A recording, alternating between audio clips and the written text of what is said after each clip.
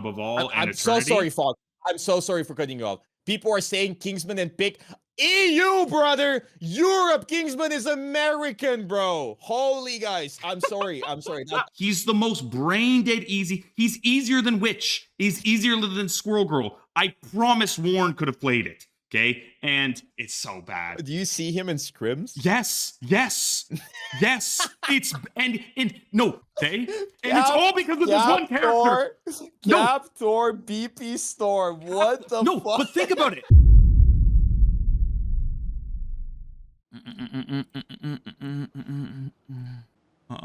Can you do a feat reveal? Restrain yourself. Can I do a feat reveal? I think Bogur's setting it up the same way. He's got the same thing. Perfect. My guy. Okay, I'm gonna call. Oh, he's calling me. Hello. Good morning. Oh, good morning. How are you, man? Oh, man. Good. Bright and early over here. So, we're having a good time. Coffee? Yeah. Did you set up? You had your flight, right? You just came back? No, I fly today. I leave today. Yeah, so it's 10 for me or 9:40 for me right now, and I fly at 5:30. So okay, I see. So we're chilling. We got plenty of time. We have plenty of time. We can do a 10-hour tier list. I'm actually in no rush. I'll be there. No rush. Okay. The airport's close. I'll be chilling. Okay, that's good. You can just walk over there, right? Exactly. Just walk. Literally. To the airport. Yeah. Oh yeah. Good. Yeah. Okay, let's make a tier list. You can quick and dirty 5-hour flight. Yeah, wait, how much? 5? 5. Yeah, I'm just going from Texas back to BC in Canada. Oh, you're Canadian? Yeah. Oh, okay. Yeah. That's good. Are you in the States or are you in EU? I'm EU, bro. I'm EU. I'm in Bulgaria. Okay. Oh, you are. It's 5 p.m. here. I thought you might have moved over temporarily just to like stream for a little bit. Gotcha. No.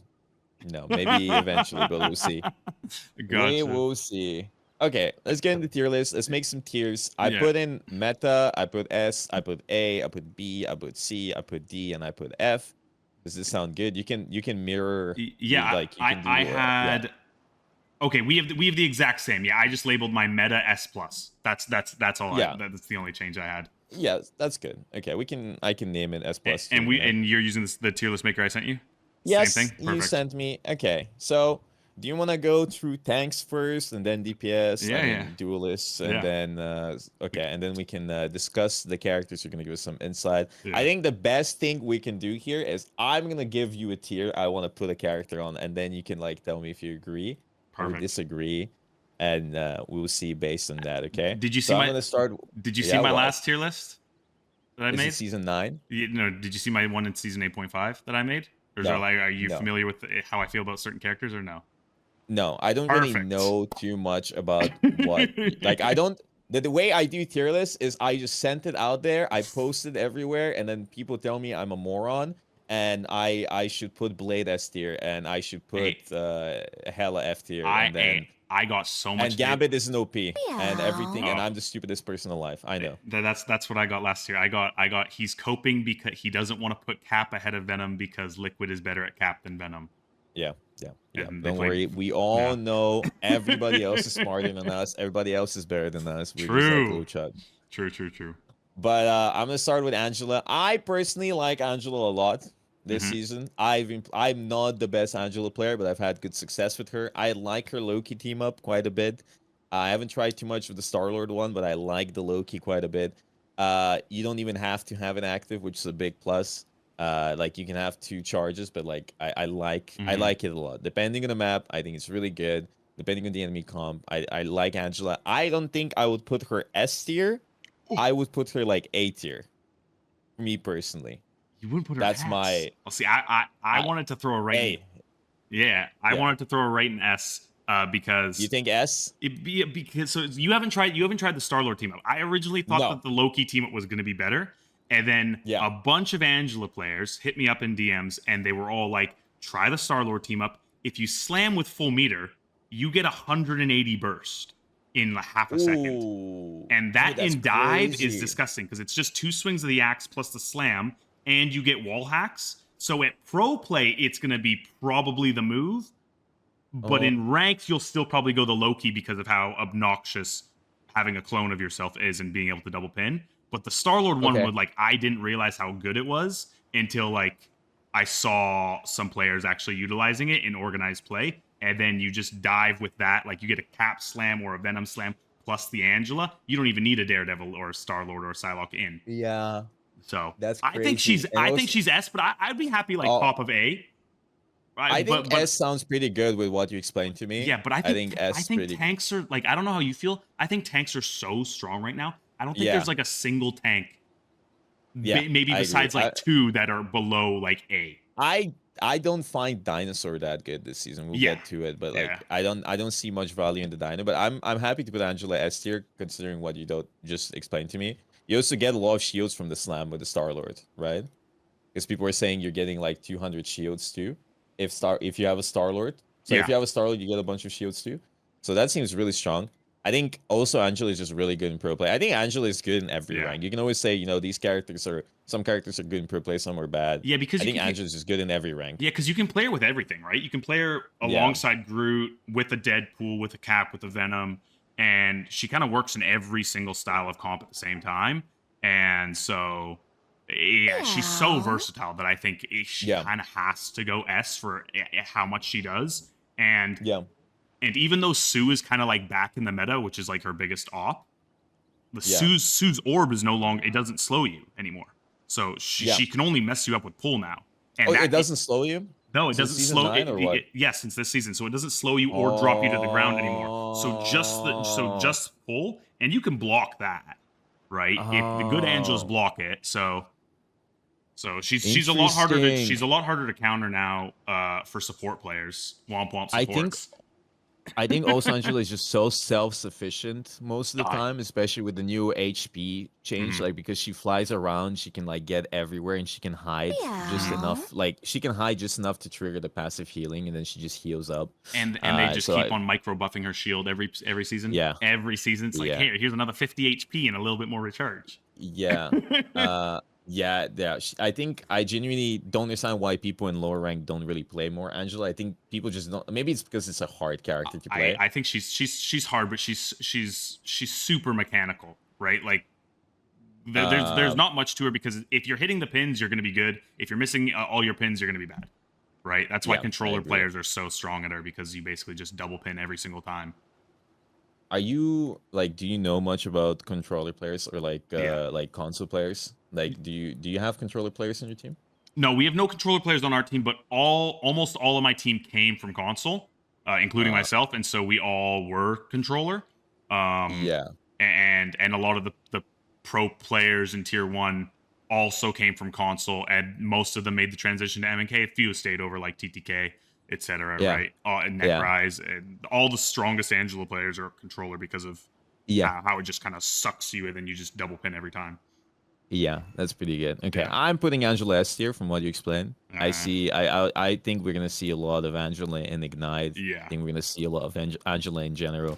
Like a good Angela is hard to deal with. Cap, do you think? Here's the thing about Cap. I personally think Cap is like still gonna be like one of the best tanks. I know how his team up is right now because I don't play Cap too much, but I think Cap's value is still the same. He's still the he hasn't gotten nerfed. He got I think his Bucky team up like 150 shields is quite strong. Is that all it is? I thought it was more than that. Is it more? I'm not sure. I thought it was more because is it 150? I think it's more than that. I thought it was 250 because when you punch 250? Yeah, because when you punch a Daredevil, you put him up to 650 HP. Wait, really? Yeah, I swear it's more than that. I might be full of shit. I might be full of it. Wait. No, somebody needs to confirm that. Yeah, hold on. Let me go down. Let me go to practice range real quick. 250 is crazy. It's 150? Okay, my chat's calling me stupid. 150. This guy coaches Swamp Gaming, by the way. No. Hey, new season. There's so much. There is. Okay, I think that team up is pretty good. I don't know about the Thor team up. What do you think about the Thor team up? Do you think it like enables him to do more damage? It feels kind of like whatever. I think it's pretty ranked. It's pretty ranked. I think the Bucky one's better in most cases. There's certain cases, like I've seen some comps where people play Cap with a Thor. If you can have it enhanced, it's pretty nice. And so I've seen some teams try Cap Thor with a storm, and that's pretty gross. It is pretty gross. So there's definitely some use cases for it. But yeah, I think the Bucky one's in most cases just going to be better. Pretty sure. Yeah. Okay. Yeah. Sounds good. Where do you want to put him though?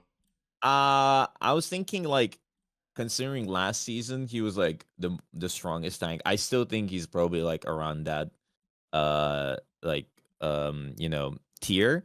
My problem here is like I don't know which tanks would be better than him. I feel like, as you said before, most tanks are just really good right now. So the question here is like, would I put him S plus or would I put him S tier, right? Because in my head, I think tank pool is really good right now. Right? Yeah. Like I feel like tank pool with Hela, in my opinion, that's like S plus tier. Okay? I think there's 3 tanks that I'd put above him. Yeah. So I would lean towards S because I would think lean towards S. Yeah. Because I think there's 3 tanks that are, I think, far and away above him that I think you'll see almost every single team lean into, unless you have like a cap specialist. Yeah. Okay. That sounds good. It sounds fair. I think his team up is good. I think some other characters just have better team ups. I think he's low-key got some of the worst. In terms of the tank team ups, I think he's kind of got one of the worst, though. Yes. Yeah. Like, I think his team ups are not that good. The worst. I think every single tank has a better team up than him. Yeah. Maybe minus Strange. Team up, maybe. The Strange is like Dino. Gamma is kind of boring. Dino is kind of bad. Dude, I can't believe what they did to your boy, man. I was so excited for Gamma. His team up is fine. Yeah, I was excited for Gamma. I don't know why they hard nerfed it, but I think Cap. Okay, we can put Cap S tier because I'm curious to see who you would put above Cap, right? Yeah. So we can just move on. Cap has been like, in general, it has been a very hot topic in the community. People have been like, "Oh, Cap is super broken." No, you guys are LARPing. Cap isn't broken. We'll see now. Oh, he's mega broken. I just think that I think Tank was by far and away the best role last patch. Besides support, like it was so strong, and that's why like you saw so many teams lean into triple. Is not because of the DPS. It's because you would just damage boost your tanks, and your tanks would just go dive and kill things by themselves.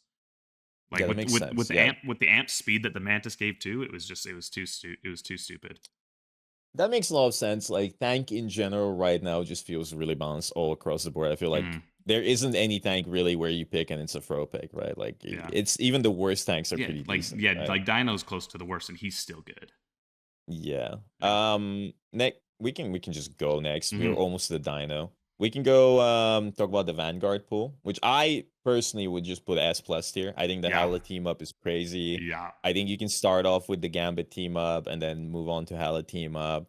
I think he provides great value. Did he get buffed? I think he got a slight buff. Maybe if I know season 9 he got a buff. I don't remember.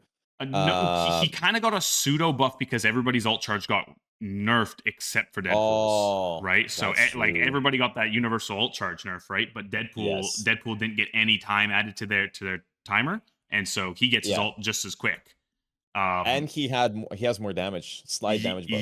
He got his guns buffed. He got his guns just straight buffed on Vanguard pool, and that's what you build, right? And then you also add in the Hela team up, which is it's just gross, right? Your sword damage becomes that of like DPS Deadpool. So I've been playing a lot of tank pool. I think S plus. Tank pool. He's S so plus easily. He's so gross. It was just so good too. Like how do you feel? I think he's like one of the hardest tanks in the game. One of the highest skill tanks in the game. So I love him being strong. He's also like Marvel's baby, so it's awesome too.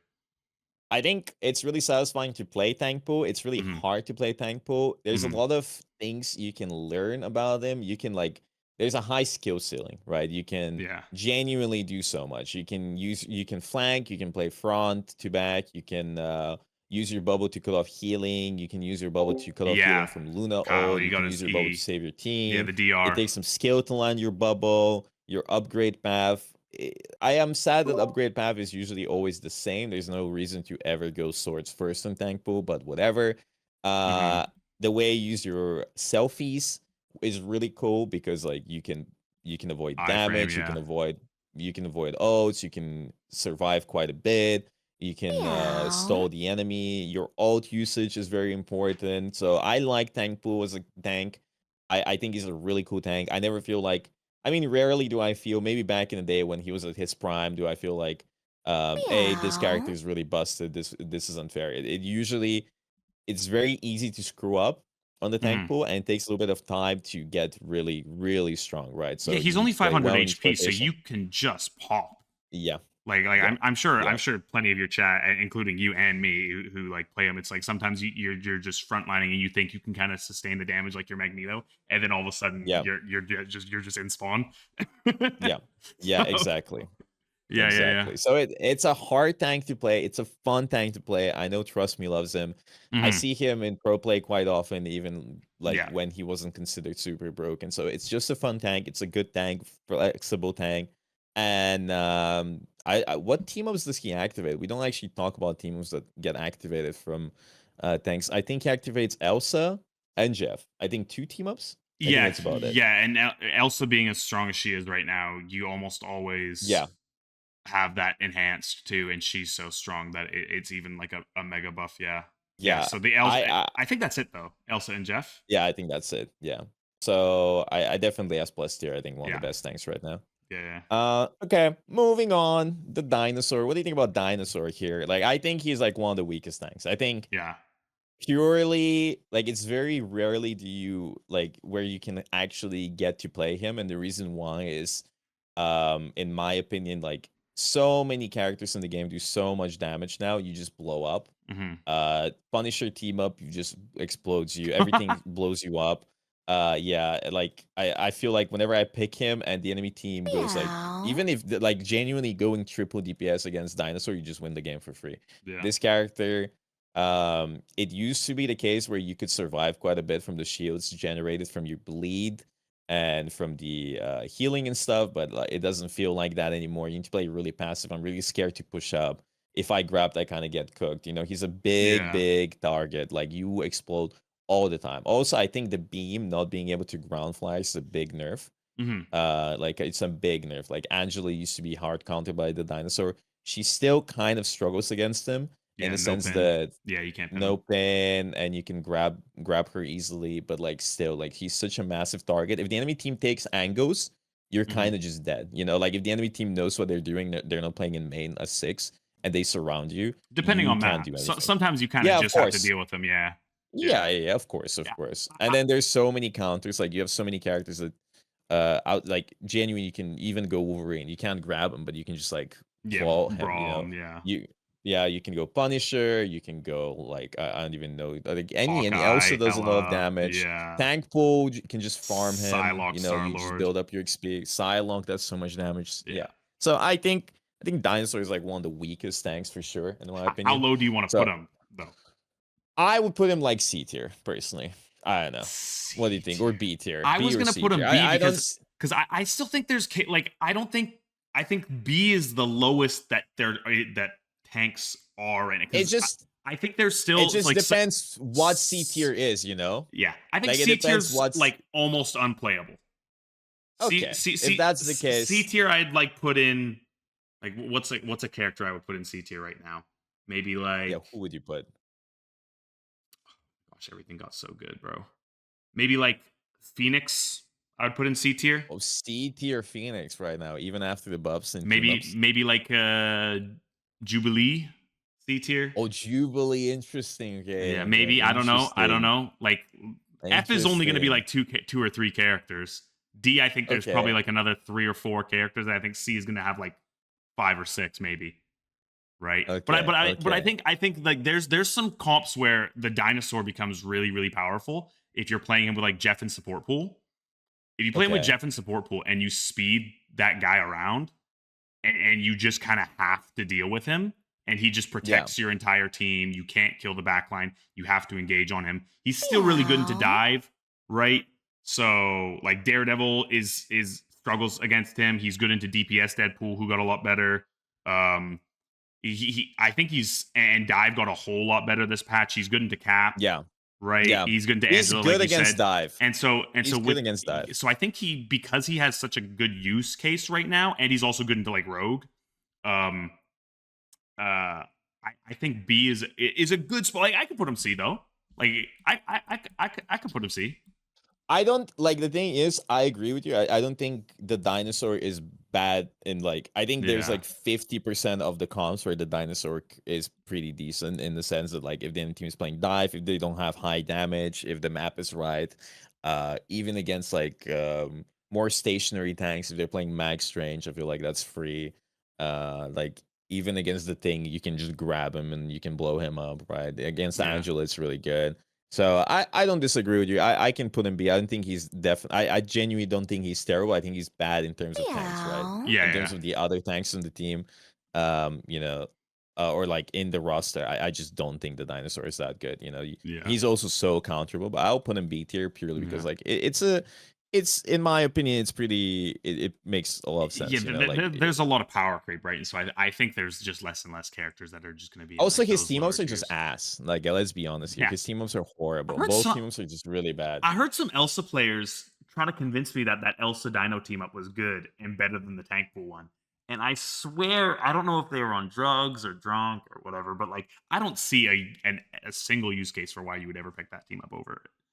But they were like convinced that the trap was so OP with the Dino team up. I mean, the trap is good, but like a 3-second dash is also pretty good. You know? Yeah, right. Yeah, maybe the dinosaur team up is pretty good against like dive. You know, like you just like set up the trap. It's AOE. Like it's not AOE. It's only one person, but like you don't need to step on it. Yeah, there's also it might be good. I think there's also just a little bit of extra like value he gets out of just having a team up with like the best DPS character in the game right now. I think so. Yeah. I agree. I think that's pretty good. Okay, Dr. Stephen Strange next up. Your baby. Where would you put him? I mean, I don't think he's that great right now in the sense that like Gamma is just ass compared to Invis team up. Invis team up is pretty decent in the sense that it's very flat stat boost. You get a bigger shield, you get shields for your E, for your Maelstrom, you get your shields. His ult can be cleansed. Even like I've been playing against Luna. Luna just cleanses my ult every time. It's tough. Dive is really strong, so Strange is kind of rough here and there. I also think like I mean the Invis team up is still really good. Like you just don't play Gamma. Yeah. It's good. It's good. You get a lot of shields, you get a lot of buffs. You don't really you have such a good ability to punish. Yeah, you have such a good ability to punish like Venoms and Angelas and I don't think Strange is bad. Like I don't think he's that insane either, but I think he's definitely better than Dinosaur, right? I think it's like he's pretty flexible. His ult is decent. Like you can hit it. Like if you hit your ult, like we've seen some crazy fight wins even in last Ignite just from the Strange, right? I wouldn't say he's like hard meta. What? Strange ult's so cool. I love it. It's cool. It's one of the most fun ults in the game. Yeah. But I think he's definitely better than the Dinosaur. I think the 1000 shield is really good. Like if we just consider this. Wait. His shield's 1000. With Invis, it's 1000. Oh, with an Invis, it's 1000. Oh, okay. Yeah. Wait, is that enhanced or is that just base? Is that? I think that's base. Somebody needs to confirm or deny this. Base? Yeah, your shield. So the thing is, that's just base. So the thing is, like Gamma team up is just really terrible because you lose 150 shields. Your E becomes 2 seconds longer cooldown. So from 6 to 8, you like if you pick Gamma, you have fall off damage on your E. You don't do more damage. The range is longer. You don't do CC with your Maelstrom. Like you don't pull them in. You don't get shields with your Maelstrom either, right? It's just the ability to hold it. Yeah. You actually just get nerfed picking Gamma. It's actually kind of insane. Yeah. Dude, it used to be the cool. Dude. Oh. Maybe it was I don't know. Maybe it was rose tinted glasses. I swear, didn't Gamma used to hit you for 180? Yes. Yeah. No, it wasn't 180. It was like 140, so you could 280 burst people. With your ults. Yeah. So that was really good. They just kind of hard nerfed Gamma because they were really scared about it. But like some other team ups are so disgusting. I don't think Gamma team up would be that crazy. Like enhanced Gamma could still do more damage. It would be still fine. Yeah.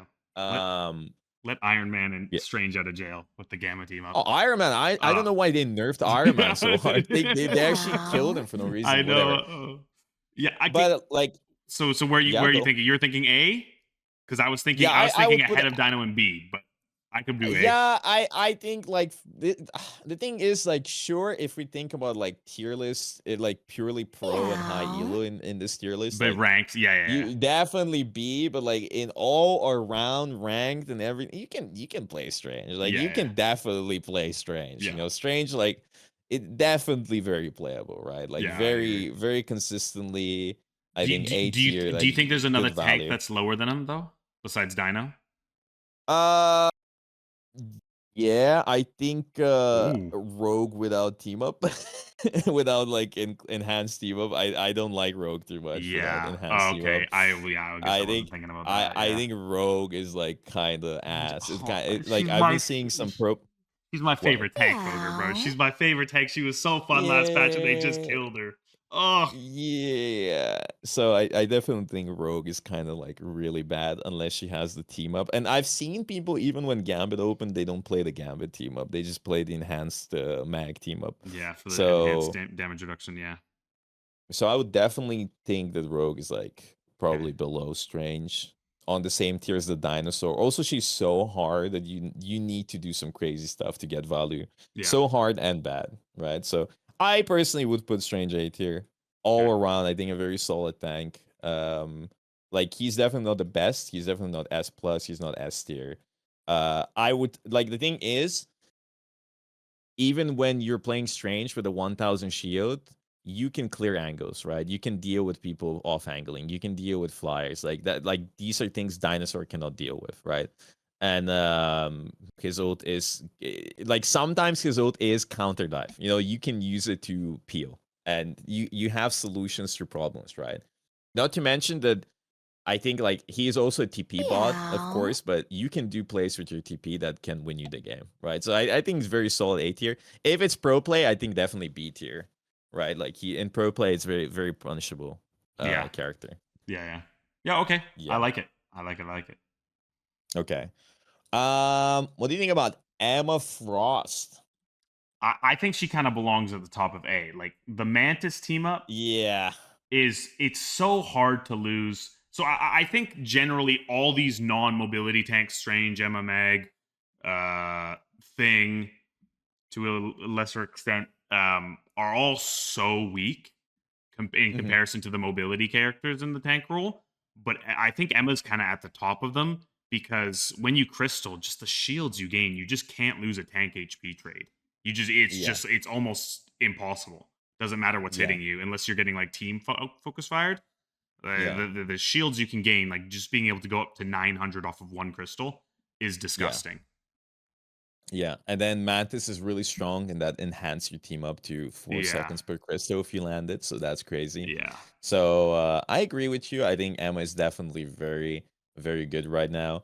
But dive is just better, right? Like I feel like if the enemy team is playing really hardcore dive, it's kind of hard to do. Yeah, sorry guys, I was muting, attempting to talk to you, but I was doing the wrong mute button. So, my bad. Chill on Bogur's chat, guys. Okay, this is a what fun do you think about thing to do. Luna team up with Emma? Do you think always pick Mantis? I saw some teams trying it because of the slow. That it gives, because for those who don't know, the Emma's beam, when you get the Luna team up, it also slows. It doesn't slow a ton, but it slows enough that it's kind of effective.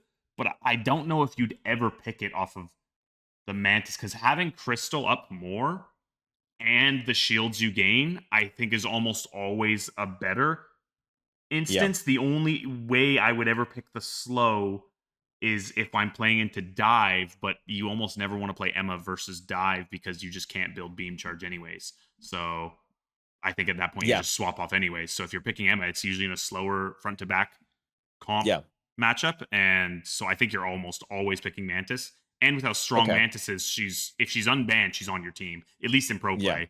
Of course. So you're almost always going to have it enhanced as well. Yeah, I agree with you. Yeah. I think I definitely agree that Emma Mantis team up is very strong. Mantis open a new team, it makes Emma a lot better. But like it's not a character I would always play on my team. I would prefer like a tank pool. I would prefer Yeah. like some other stuff. Yeah. But she's a solid. Like, would you say like she's like, um, in a sense, do you think you can play Emma, and then a second character can be like a dive character? I know a lot of people say main tank, off tank. Um. People usually play Mag and then a dive character, or like y- something else and a dive character. With Emma, like she's so squishy sometimes. It kind of feels rough to play her with a dive character, Yeah, I don't dive think you tank. can. I think you have to play her Yeah, with a Groot, or you have to play her with a like Mag, A Hulk to a lesser extent, or a Mag, Hulk.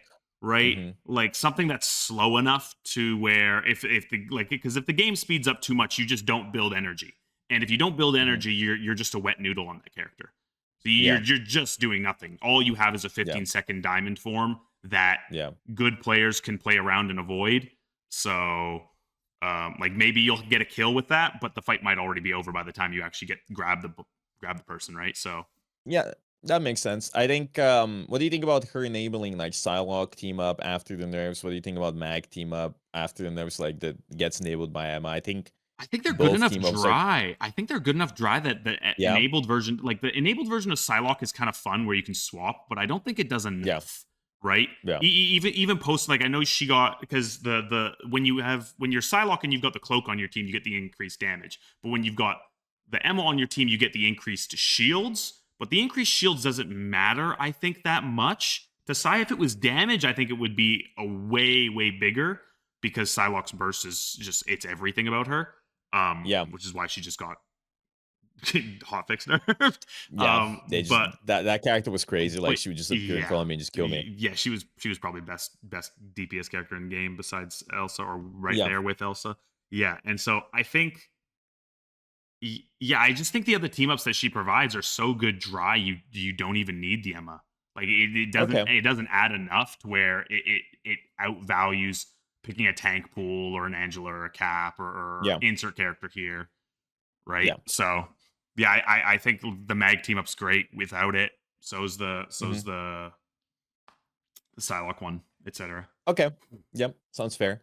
Yeah. Next up we have Groot. Now Groot is an interesting character because like I personally, some games you play against Groot, you just lose the game, right? Like if your team doesn't swap, if your team doesn't play Yeah, correctly, I agree, if your Potato. team doesn't help you, doesn't break walls, you just It's lose so, the game, right? I agree And then so some hard, games you Potato. play Groot and you just can't do anything because then your team I saw plays Energy do Punisher, some enemy fuck team shit on that though, plays which was hilarious. He Wolverine, just the totally enemy outplayed team us a breaks couple your times big with it, wall, the which is enemy team hilarious. breaks Acting all like your a clown. walls.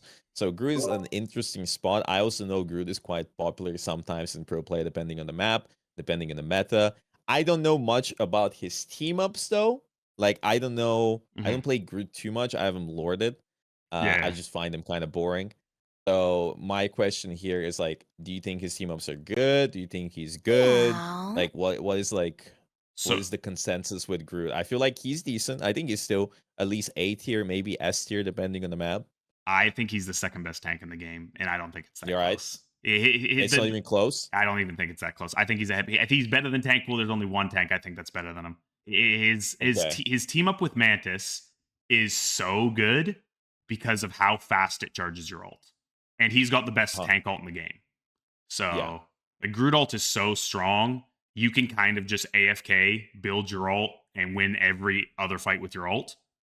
Or every fight. Like last patch, before the ult charge nerf, good Groot players would have ult almost every fight with the amount of damage you can output and the healing. Yeah. And you're just unkillable. And then this patch with, again, he's given a team up by Mantis being disgusting.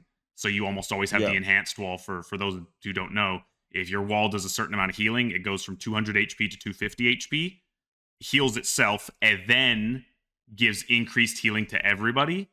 How much? Do you know the stats? I don't know the number on that, but it's enough that it, like, you can have 2K. So I was playing him in a tournament recently because Swamp was playing at DreamCon, and I had like 2,000 healing in like 5 minutes on Groot, which is a lot of ult charge. I don't know how much effective healing that is, because I'm usually placing the wall by my backline, so it's not healing me, but it's sustaining my supports. enough, and then just constantly giving me ult charge and ult charge and ult charge, and it's just it's just so good with how good his ult is, and he's what like it's so hard not to get value out of his ult that you almost are guaranteed to win the fight with it if you have a DPS that can combo with you or another tank that can combo with you. Yeah. So it's 35 seconds from 20. So 20 seconds base, 35 per second that is. So that's 20 per second, 35%. So it's like more than 50% increase. Yeah, that's pretty good. For the healing, which is pretty crazy, right? Yeah. What do you think about his counters? Do you think he's so good against dive and stuff? Like, I guess it's fine if you guys are playing like triple support or like map dependent. If your team is like peeling for each other, you're just holding the front line, you're holding back the mag. Yeah, because what a lot of times happens with dive is dive comps try and do two things. They either try and, if your front line extends too far, they try and execute your front line, which would be your mag, your Emma, your Strange, and your Groot. But Groot's the hardest to kill because he puts down a 600 HP wall, has an 850 HP on top of that, and then can also place small walls to defend himself as well, and does an insane amount of damage with like 22 meter M1 range. So he's really good at fighting back. He's not great at peeling the dive off, but he's good at just living as himself. And then if you don't kill the back line because of triple support or whatever, or the cloak and daggers ice blocking and then bubbling and then ice blocking again and then bubbling again, right? He's gonna build ult fast enough to where he'll just ult your dive, and then your dive's dead, and your Trank's not gonna get into the back line to ult your Captain America and DD. They're just gonna die in the Groot ult, right? So I think he's good enough into dive, because again, you saw him played in grand finals almost permanently by Liquid, who beat us, and he's just so hard to deal with. He's so hard to deal with. Like, the only really good counter to him is Wolf. You don't think Punisher with team up and stuff is a good counter? Like, you think that's just whatever? No, because you're just gonna build ult charge. You're just gonna build ult charge for your supports, right? Like, that's another thing. Like, you just farm support ults. Yeah, I don't think you're actually gonna kill a good Groot player, or even like a serviceable Groot player with Punisher team up. If they're playing around cover, playing with their supports, or they have a Loki on their team, you're just gonna lamp it, and then you're on the, like, how long is the infinite ammo team up? 25 seconds. Like, you're on almost the same cooldown as lamps, right? So it's kind of like inconsequential, and then you just farm support ults, and then you just build support ult faster.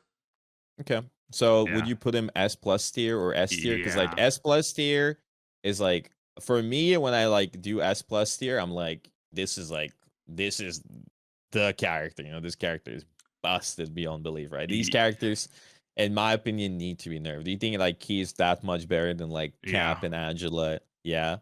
Well, the thing is you can play the Cap and the Angela with the Groot. Like, he works with all these good. Like, you can play him with the tank pool or with the Angela or with the Cap, right? But you can kind of always keep the Groot, and then whatever you're playing against, you can swap the tank that he's paired with, right? And so if you're going against another Groot, you can play the Venom. If you're going against a dive comp, you can play an Angela to mark the DD or whatever. If you're going against lots of hit scan, or you can pick a tank pool or the Angie or the Cap, right? And so you can always kind of function around that. But the value he gets at just existing, kind of like what Dino was in Dino meta, where you kind of just have to deal with him because he's so overstated. And then unlike Dino, then he actually has a good ult, right? I think he's just so good. Okay. So, yeah, sounds good. We're putting him S plus tier. Okay. Groot, I just find him boring personally. Yeah, that's fair. That character broke. But like, a good Groot player just runs lobbies. It's so annoying to play against a good Groot. Next up we have Hulk. I think Hulk isn't that bad. Okay, I've been playing Hulk. I've been playing against Hulk. I think a good Hulk can get good value. I think his team ups are good. I don't know much about his Cap team up. I think his Wolf team up is good. I think another thing about Hulk that I really like is when you ult and then you transform back into your normal Hulk from Monster Hulk, you gain all of your green shields back. Yeah. So even if you were low HP when you ulted, I think it's dependent on how much HP you had before you transform. Once you transform, you gain like a bonus 300 HP, like from the get-go, right? Yeah. So I it's kind of hard to determine what I would put Hulk. I feel like Hulk is pretty decent. I think his Wolverine team up is also pretty decent. I think his because it gives you unstoppable, lets you throw the Wolf around, and Wolf doesn't even need to pick that team up. I don't know much about the Cap team up. I think maybe it's okay if you have Cap on your team because you can make people vulnerable. So you don't need the Cap. Like if you don't have a Wolf, you almost always pick the Cap because it lets you do a ton of burst, and it does CD reduction. Oh yes, that's true. Yeah, and so it's so good because of you can just nuke a support with it. If you have any amount of help, that thing is dying.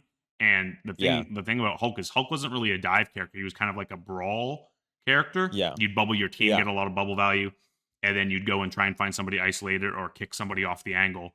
But now you can kind of dive with him and really threaten backline.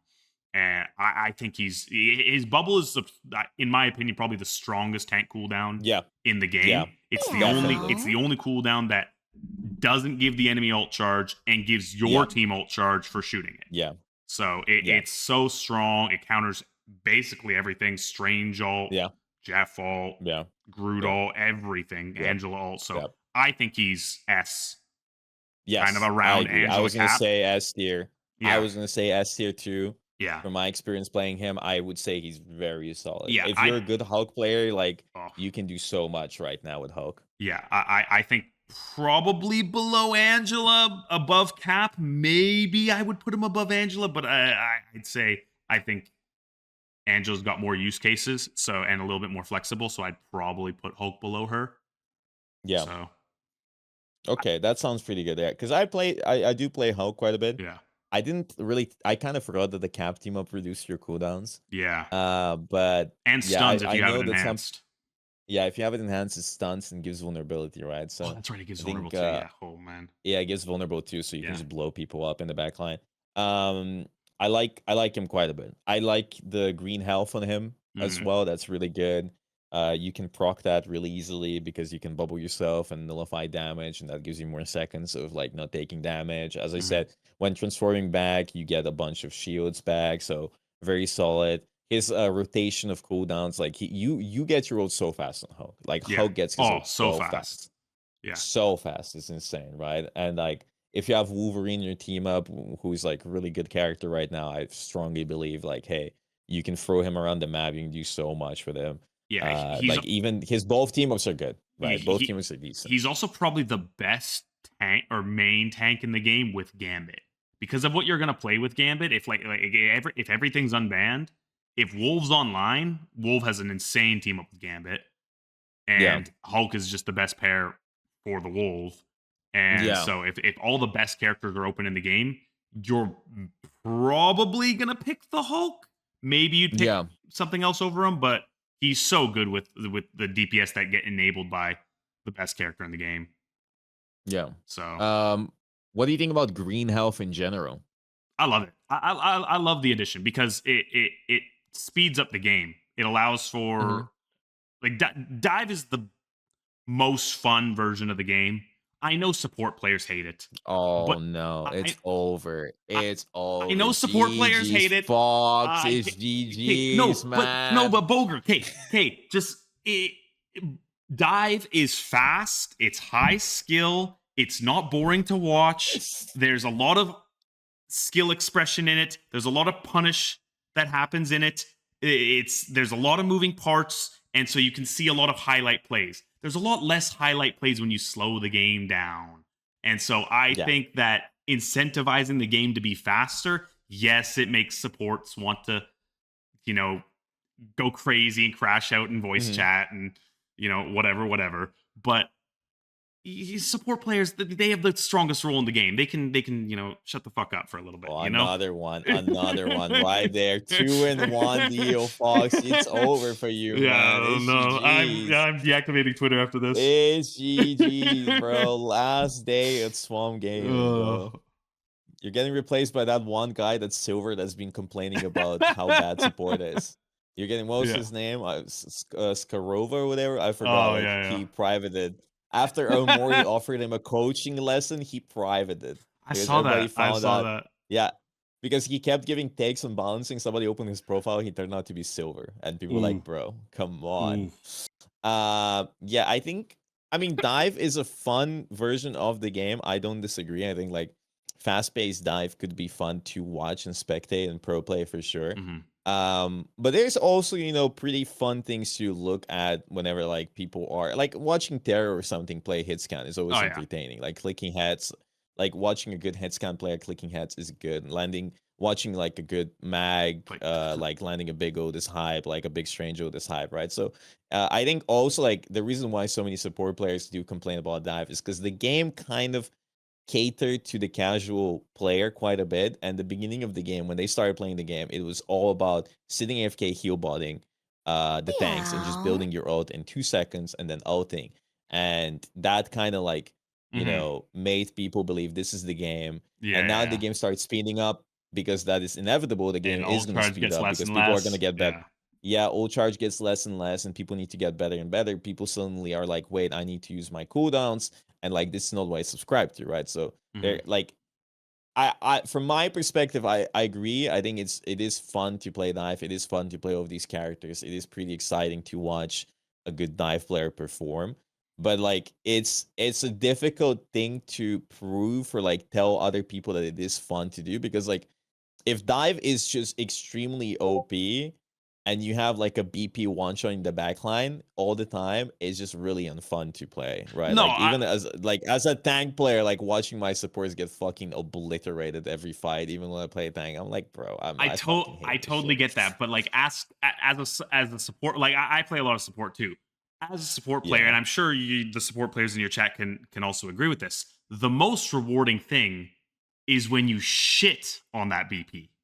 When you're the Luna and you freeze that guy and then you one tap him, or the Spider-Man comes to try and get you and you snipe him out of the air or whatever, or the insert character here and you pull them on Sue and punish them. That is that is the best feeling, is living against the dive and then killing them after. Because yes, it feels good to not die and live in like poke games and front to back games, and where there's not a lot of pressure on you and it's on the tanks first before it gets to you. But dive also makes you better as a support player. And so I think I get that. And the other thing about dive is usually it's stronger at the higher ends of skill and then weaker at the lower ends. So even if it's strong at pro and eternity and one above all, it's not going to be as strong in the other metal ranks, etc. And so I think, but there's certain characters that are definitely issues, like Black Panther. I think one thing about Rivals and why dive can work so well compared to Overwatch, because I came from Overwatch, having dive characters in that game is very demonic, like having oppressive dive characters, and that's because you don't really have solutions. I think Rivals has so many solutions to dive. You have even Peni, you have Namor, you have the Thing, right? You have Cloak and Dagger, so triple support, Cloak and Dagger, right? So you have so many solutions. I know it's frustrating for a lot of people to play against dive. The thing is, support has you guys have solutions sometimes. Like sometimes you don't. Sometimes I play Rocket Raccoon and I get one shot by BP. I saw that. I saw that TikTok. Oh, that TikTok was fire, by the way. Oh my gosh, I didn't know what was happening on your screen. I'm watching and I was just like, wait, how did you just die? No, that care and that's the other thing. It's like it's dive players, and there needs to be some rationality and logic with these dive players. Then this is why like Light makes me so frustrated, because they don't understand what makes the game so unfun for casuals, which is dive characters like BP, where you just don't see it coming and then you're just gone. That's why I like characters, and forgive me, chat, you probably won't like this, like Daredevil, because although Daredevil's hard to kill, he doesn't just one-shot you. And there's a lot of opportunity to fight back. Yes, he kind of stays on you, and it's very annoying to kind of deal with him. But there's a lot of interaction there that where you can fight and kill the Daredevil. And in that, but with the Black Panther, it's just like, do you see him coming? Yes or no? If you don't, you're dead. If you do, maybe you're alive. Probably not with this BP, but on previous patches, yeah. And so that's why I think dive players need to kind of make sure that they're vouching for the right kind of dive characters, because Black Cat Prime Black Cat and BP are not fun for anybody. Like when I'm playing tank and I see my black backline just get obliterated by a Black Panther, it's the worst feeling in the world, right? Like what can I do? I agree. You know, Nothing. so it's just some characters, some dive characters in this game are just way better designed than others. Like Black Cat is just insufferable to play against a good Black Cat because the thing doesn't really counter her, right? Like she can like play around the wall, she can like cleanse her CC, like she can go invisible, and then and then iframes are crazy, and then BP just one shot people. Like he is either horrible or like he just one shots everything. I think DD is a good example of a healthy dive character, right? But enough yapping about. Okay, Magik also. I think Magik being more playable is good. Like she is a demon in rank, but like in pro play, I think we'll be hyped to watch Magik. But either way, enough yapping about dive. Mag, I love Magneto. Okay, me too. I don't know if you know that about me. I love Mag. I genuinely love playing Mag. At the start of the game, when the game just launched, I hated Mag. I thought that character was super boring. He grew on me. I love Mag. I love Mag so much. I love playing him. I like his base kit. I like the bubbles. You have so much skill expression with your bubbles, with your shield, with your ult. Like I genuinely believe you can do so much in him. You can even flank sometimes and like insta kill the backline if you hit your shots. He's so fun to me, right?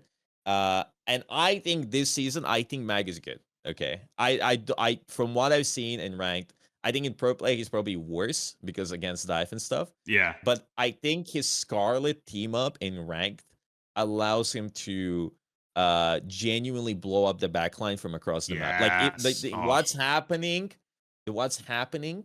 is like my team is playing dive, my Venom is playing dive with Daredevil. They dive the enemy Cloak. If I have a line of sight the Cloak, I Scarlet team up, I hit one shot, she's dead. Yeah. Right? I love it. I love it too. I think it's really cool. Another thing that I really like doing is hitting my left click, left click into Scarlet team up. That makes it shorter. Thank you for the Prime Dark Star. You're the best, brother. Thank you very much. And I can one shot 300 HP. Sorry guys, I'm not talking to chat as much. I'm trying to have a good interaction with Bogur here. Team up. It's a short cooldown. I'm reading everything you guys are saying though. More, I appreciate all the chats. Keep coming. You can be so much more aggressive. And I've done 5Ks on Mag with the team up, like solo basically. Like I hit my Mag ult, I hit my combos, I do my team up, I clean up the fight. Impossible before because your time to actually play the game was much shorter in the sense that your left click took so much time to recharge, your right click took so much to recharge. With the team up, you kind of eat up that time. That zone time, I would call it, like the time where like you can't do anything. No, what is wrong with you left people? Click is recharging. You have to reload. The reload is so long, or right click is charging. That kind of is gone with the team up, and you can constantly be aggressive. You can constantly be proactive. So I think that's really fun. Way more engaging. I also think the downtime is the perfect word I was looking for. I was thinking the Emma team up is quite good with Emma on the team because you get double the bubbles, double the shield. You can save your team. You can hit your right click. I think it's a little bit wonky though because he kind of just does whatever your illusion. Like he just goes in a random path sometimes. Like even if you go into a corner and you combine the two Magnetos, the other mag sometimes just fucks off somewhere, right? He just fucks off. Like it's really wonky. But AI fail. You can keep him safe, and he's still gonna function as a clone that gives you a second bubble. Like there's no reason to ever there is no reason to let him die. Like I feel like you can use him for extra HP, but I also feel like if you have that extra mag just tucked away safely, that's still an extra bubble, right? Maybe he's playing around your back. Like there's a lot of things to actually think about when using your second clone that has 600 HP with the Emma team up and provides passive damage, more cooldowns, or like more bubbles, more shield. It's good. It's fun. Both team ups are good. The only caveat is that the Scarlet team up fully upgraded is bad. It's worse than the base one. Yeah. It's worse. They'll buff it. They'll fix it. NetEase is pretty good at that stuff. But they have to. And the reason why it's bad, and I talked about it earlier, is because you lose your knockback. Yeah. You need to charge your right click. You can't do left click, right click, left click. That's not possible. It doesn't right? even make the time to kill faster. Yeah. It doesn't make it faster. You do more damage, but you sacrifice so much, so it's just not worth it, right? Yeah. So I think Mag is like probably one of the better main tanks to have all around, in the sense that like he's worse than Groot for sure. I do think depending on the map and the situation, he's better than Emma. Right, like Emma does deal with Mag quite a bit better, because like she can grab him, she can crystal him, whatever. But Mag has a better time against Poke that takes angles, because you can hit them with your sword, you can hit them with your right click, you have a easier time peeling and helping your DPS take angles with your bubbles. Like he can control the space a little bit more, while Emma, in my opinion, is way better at the front to back. And Mag is like more open maps, like he's better because like his range is really long. If you hit your left click, right click, left click, that flanker is dead. Like that guy is dead. Yeah. Like if you hit your right click on a diving character, that guy's dead, right? So very difficult to do sometimes. But if you're good at Mag, I feel like there's definitely value to be had. I don't know how he is in pro play. I think pro play doesn't really like playing Mag too often. He's very versatile, right? So exactly what you're saying, right? Emma kind of only functions in that front to back, but Mag you can make work and dive, right? We've experimented with them. The double bubble is so good, because usually when you press bubble, like Zarya back on Overwatch, that's your, when you press bubble, that's your enemy team you can kill me now button. But now you have two of them, right? And your damage is just better because of the team ups. Yeah, the Emma one is really, really good. Everything that you were saying, the versatility of his kit with how much value you can get out of ult and ally bubble and self bubble, and you can enable dive. You can bubble your divers. Starlord, you're really good at enabling Starlord, who's super strong, and other things like that, or Fist, or Magik, or DPS Pool, or Wolf. Right, and so you're such a good enabler. And then the other thing is, you're also one of the only tanks in the game that actually fights flankers pretty well. Yes, he's so good at fighting flankers. Psylocke last patch, you were one of the only tanks that can actually deal with her, because she's only 250, and you can hit. And she's actually really easy to. She's one of the easier characters to just combo, because she's not expecting the burst to come out of you almost always. And so you hit that left click, right click, left click on her, and she's just gone kaput, right? So I agree with you. I think he's top of A, better than Emma. Emma definitely wins the matchup between them, but there's way more use cases for Mag that I think he's just better. Is there a universe where you put him S tier? Is there a universe where I put him S tier?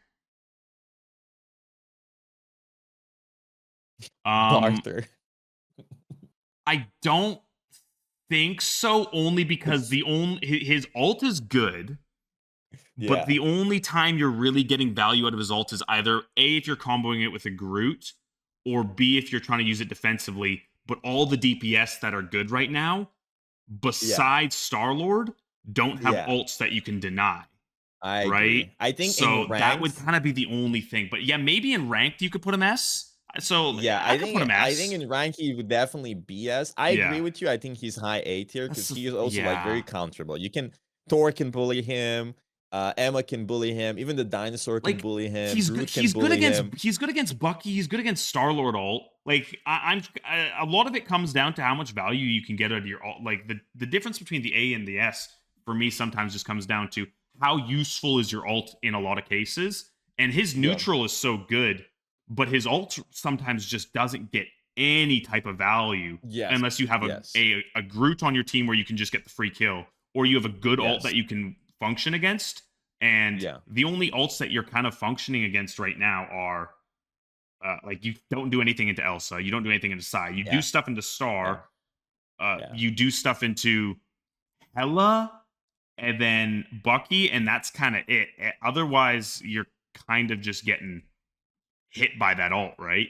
And you're looking to combo it, or you're using it to live. So I think that's the only reason why I would probably keep him A, but I could put him S. I think high A tier is I think high A tier is pretty fair. All things considered. Like I think he can work, he's very consistent, he's very solid, but like there's better tanks that you can play to carry your games with, right? Like way more proactive characters like Groot and Thankpool and Angela, even Hulk, like even Emma, I feel like might have more carry potential than Mag, depending on the Oh yeah, situation, right? So almost always in solo queue, Emma's a better character to solo carry with. yeah, yeah, But in organized play, Mag is almost always better, especially with the double bubble. yes, I agree. Unless you're I in like agree. just a pure group mirror on like Midtown or something. Yeah, I agree. Yeah. Okay, moving on. Peni is an interesting character. We've seen I want to her know where you played put in her. Ignite a I little want to bit. know where you put her. I think crazy thing to come out of my mouth. I think Penny's quite good right now. I think it's a crazy thing for me to say it because we already saw her on Ignite. I think depending on the map, I think she's decent. I think especially in ranked, she's quite good. I think in pro play, some of the maps I've seen Navi and VP play her and who hold each other, which is funny. It's just hard to deal with a good Penny Parker on the enemy team with good lineups, especially on it wasn't Midtown. I think it wasn't. It was the Dracula map. It wasn't called. Was it called Midtown? The one like Central Park. Central Park, right? Yeah. So that one demonic for Penny. Some other closed off maps like the one with Kingpin is like very good for the Penny first point, right? Yeah. I've seen Finzi play her. So like I also think like if you take her all like if you take into account how strong Dive is, right? And you take into account how she has two minds now, and she also has the BP team up, and she kind of also enables Spider-Man in a good way, which I don't like. It's an interesting topic because you like Spider-Man, whether or not he's good is kind of interesting. I personally, with a crazy like I know it's a crazy thing for me to say. I think she's better than Dinosaur. I will put her A tier. Okay. Okay. I have her an S. You have her S tier. I think you can play Penny everywhere. We went to a scrim, and okay, for a different reason than you do. Her team up with Ultron. First of all, that character needs to get shot. It is disgusting. It Ultron? is the unhealthiest character in the game. Like Bogur. Even after the nerf of the team up? It doesn't matter. Bogur, you're from God. Overwatch just like me. You know what AoE healing does to a game. He has 3 drones. He doesn't have to aim that just attach to teammates that are close to 3 drones? 3. He has 2. He has 2 though. He doesn't have 3. No. That he has 2 regular drones. Petey. His team up with Penny gives him a cooldown that attaches 3 drones to his closest allies. Yeah, but doesn't that last for like 2 seconds? How long is a dive hit? Okay, 2 seconds, right? And then when you have it enhanced, and you right click, all of them get the overhealth and the damage boost. It's disgusting. So I put Penny in S simply because what she does for triple support. I saw a team in scrims just spamming her with Ultron. It was disgusing on every maps that you think are bad for her, not getting any nest value at all, just existing and denying map space with the BP team up. It's just stupid. Like, it's so stupid. She's been the highest ranked tank win rate character forever because of her area denial, her little niche stupid spots where she'll place mines, right? But she was never S tier. She was never S tier, but now they just gave her a shield and a hit scan gun with a tank pool E, and then you're also enabling the most cancer triple support character in the game that does all the damage for you. So I could probably put her in A. I don't think I could put her in B. She's so good. That Black Panther team up, unupgraded, not enhanced, is gross. It turns her into a true. You calling them main tanks? Well, I'll just say main tanks, right? Like the big issue with Penny previously is she didn't have any self-sustain, any way to block incoming damage. She now does, and it gives her a snippet of lethality too. And then she has all the area denial of the mines. Yes, her ult is still terrible, but I don't know. I think Penny's gross. You think? Okay, the thing is, Penny is such an interesting character put on the tier list. Because you could honestly put her anywhere. No, I'm not going to complain no, if you want to put her. But the thing is, she is especially good in lower ranks. Oh right? yeah, So it's like 64% win rate. If she's good in pro play and high tier, she's definitely OP in lower ranks. She needs to get taken out back. Like Ji-young needs to take a hammer to this little girl's head, bro. I heard. No, like we need to commit a crime. We need to commit a crime to get this character out of the game, bro. Do you just pick the BP team up, or do you pick the double nine? Always the BP? No, so you'll probably pick the double nest for like a first point convergence, or like a first point convoy to just like hold space, right? But then once you get kicked off that and you're retaking, just swap to the BP team up, right? Yeah. So it's a good setup, right? Clintar first point, Midtown first point, Museum first point, right? When you're playing defense and you want a Central Park first point, when you want to hold down some space and kind of get locked down and go for like a full hold, she's very good with the Rocket team up. But the second you get that blown out and you die, just swap to the BP team up and become a real tank. And so like that's what makes it so strong, is you have a really good, really hard character to deal with attacking into. But then once you get her off the attacking and she has to retake into you, now she swaps her team up and now she's actually a real character. So I think she's good. Okay. And I never, like, even when you saw her getting played at pro play, I had her lower than everybody. I think with the team up, the BP team up does so much for her. Plus the fact that you can swap off it and into it. I think she's one of the biggest beneficiaries of the team up system and how it works right now. Okay, I'm putting her S tier because it's gonna be hilarious to watch her, buddy. And you kind of made a good point. I think Penny, if the enemy team is playing, is like really good. Like if they have a really good Penny player on certain maps, like genuinely unholdable, like unpushable. That is, I can't do shit. Bogur, I've banned her in. I haven't finished my placements yet. I've played 8 placements games. I've banned her 8 times. I don't want to see it. It's so gross. That character. Now, the other thing is, it's for the metal rank players, she's one of the only things that's good against Black Panther. Like, she's one of the only tanks where it's just like, sit your back line in the nest. Oh, yeah. So she's so good against dive. She's good against Dino. She's good against dive. She's good against. Thank gosh, there's no rank protects. Oh my goodness. She's good. She's even good against the thing. Like, Yo, Lemur, thank you so much for the sub. And, by the way, guys, there's new sub badges, really chat. So if you sub, you get one of my cool new sub badges. I know how strong Ting is, but like, thank you very much. Appreciate that. Like, she is good at a lot of things you might be encountering, right? Yeah. And I've played Penny sometimes in high elo EU lobbies against pro players, and I've won just purely never dying. Like, I've won by just sitting AFK in my nest, placing mines on point, and then people running into the mines, like pro players running into mines, just losing. I don't play that character. I think it's my least played tank. Right. That's good. So yeah, I think she's definitely okay. I'm gonna play. Bad human beings play Penny Parker. Bad human beings. I am the worst. If you have, I am lording Penny Parker this season. Okay? I am lording Penny Parker. I was gonna say W character development with the Mag glow up. You know, you hated Mag, now you love Mag. It was good character development. It's all you're throwing it all away for Penny Parker, huh? No, just for some SR. Oh. What? Yes. I'm locking in, bro. I'm locking in.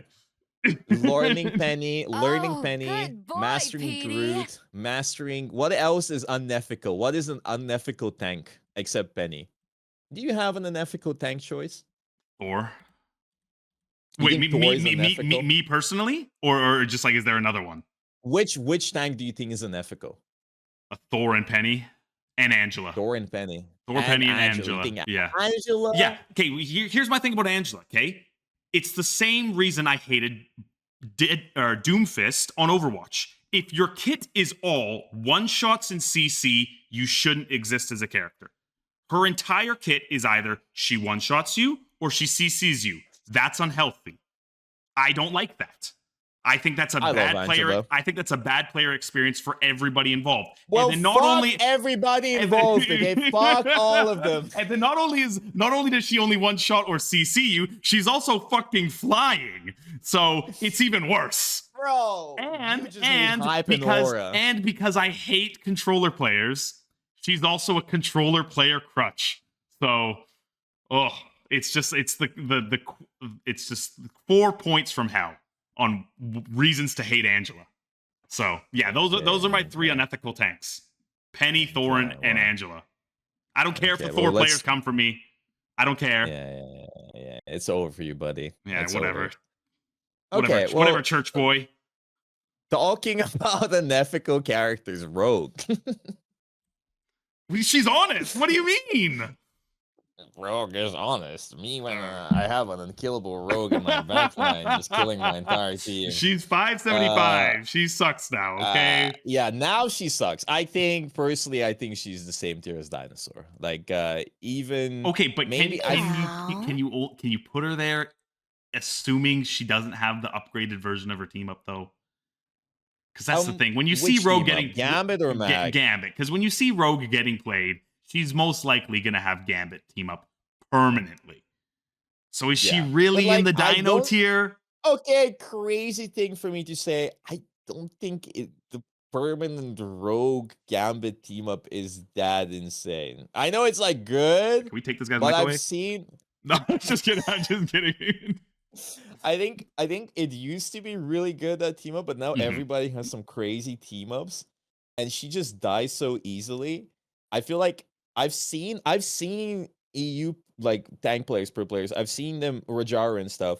I've seen them play the Mag team up over the Gambit. But that's because there's no offense to EU, there's no good Rogue players in EU. None. Trust me. He's bad. He's terrible. He's terrible, Bogur. He couldn't shine the seventh best Rogue player in NA's shoes. We've got like 10 Rogue players that are all better than Trust Me at Rogue. Okay, he's Cringe Alarm. Do you know Cringe Alarm? I know Cringe Alarm. Cringe Alarm's your one shining hope. Okay, somebody put me onto Cringe Alarm. I didn't know who he was until like 2 weeks ago, and then somebody said, "Go watch Cringe Alarm," and I went and watched Cringe Alarm, and Cringe Alarm's got some sauce. But like even the teams that didn't qualify for LAN in Americas, almost all of them have a better Rogue player than Trust Me and Rajaro. And like, I love Trust Me and Rajaro as players. I rate them super highly. EU is so behind on how good Rogue is. Americas has all the Rogue talent. It's insane. It's like we monopolized it. You guys just didn't want to pick that character. Yeah. And even when Gambit was open, when she had Prime team up and Rogue went unbanned, Finzi would pick like Magneto. It was like a crime. I would crash out on stream watching it, and Finzi would be in my chat rage baiting me, and I'd ban him every time. It pissed me off. Yeah. So I can't put her B. I can put her A. I can't put her B. You can put her A. Okay. You think she's solid? Like you think you think so? Okay. Yeah. Because she has the most. She has just a kill confirm. She just grabs you. And you're just dead. Yeah. It doesn't matter if she's 575. If she grabs you and you're a squishy character, you just die. You're almost always dead. Because you don't get to your character. When you get control of your character again, it's like a second before you get to when the enemy team can shoot you. And you just need one of your teammates looking at the person that you grabbed, and you're dead. You just need one, and it doesn't even need to be a DPS. It can be a stinking support, and you're just dead. So I think Rogue confirmed she's one of the best characters at peeling off dives, because if she grabs the Daredevil's dead. If she grabs the Mag in a bad spot, the Mag's just dead. So the grab is so OP. Not only do you gain HP from it, you get their cooldown, but they just don't get to play their character. You can't block it, you can't deflect it. You can bubble it and diamond form it, and that's about it. But it's so strong. She's good into everything. And then the permanent Gambit team up, yes, it's so much worse, but you still get to heal your entire team. It's kind of gross when you're diving with it or peeling with it. Like if you good Angela players, if their team is getting dove first, like the enemy team gets to die first, because they have map control or whatever, the Angela goes back and fights the people on top of her supports, and she's a third support now. So the healing didn't get reduced at all. The damage did, but the healing on that is still insane. So.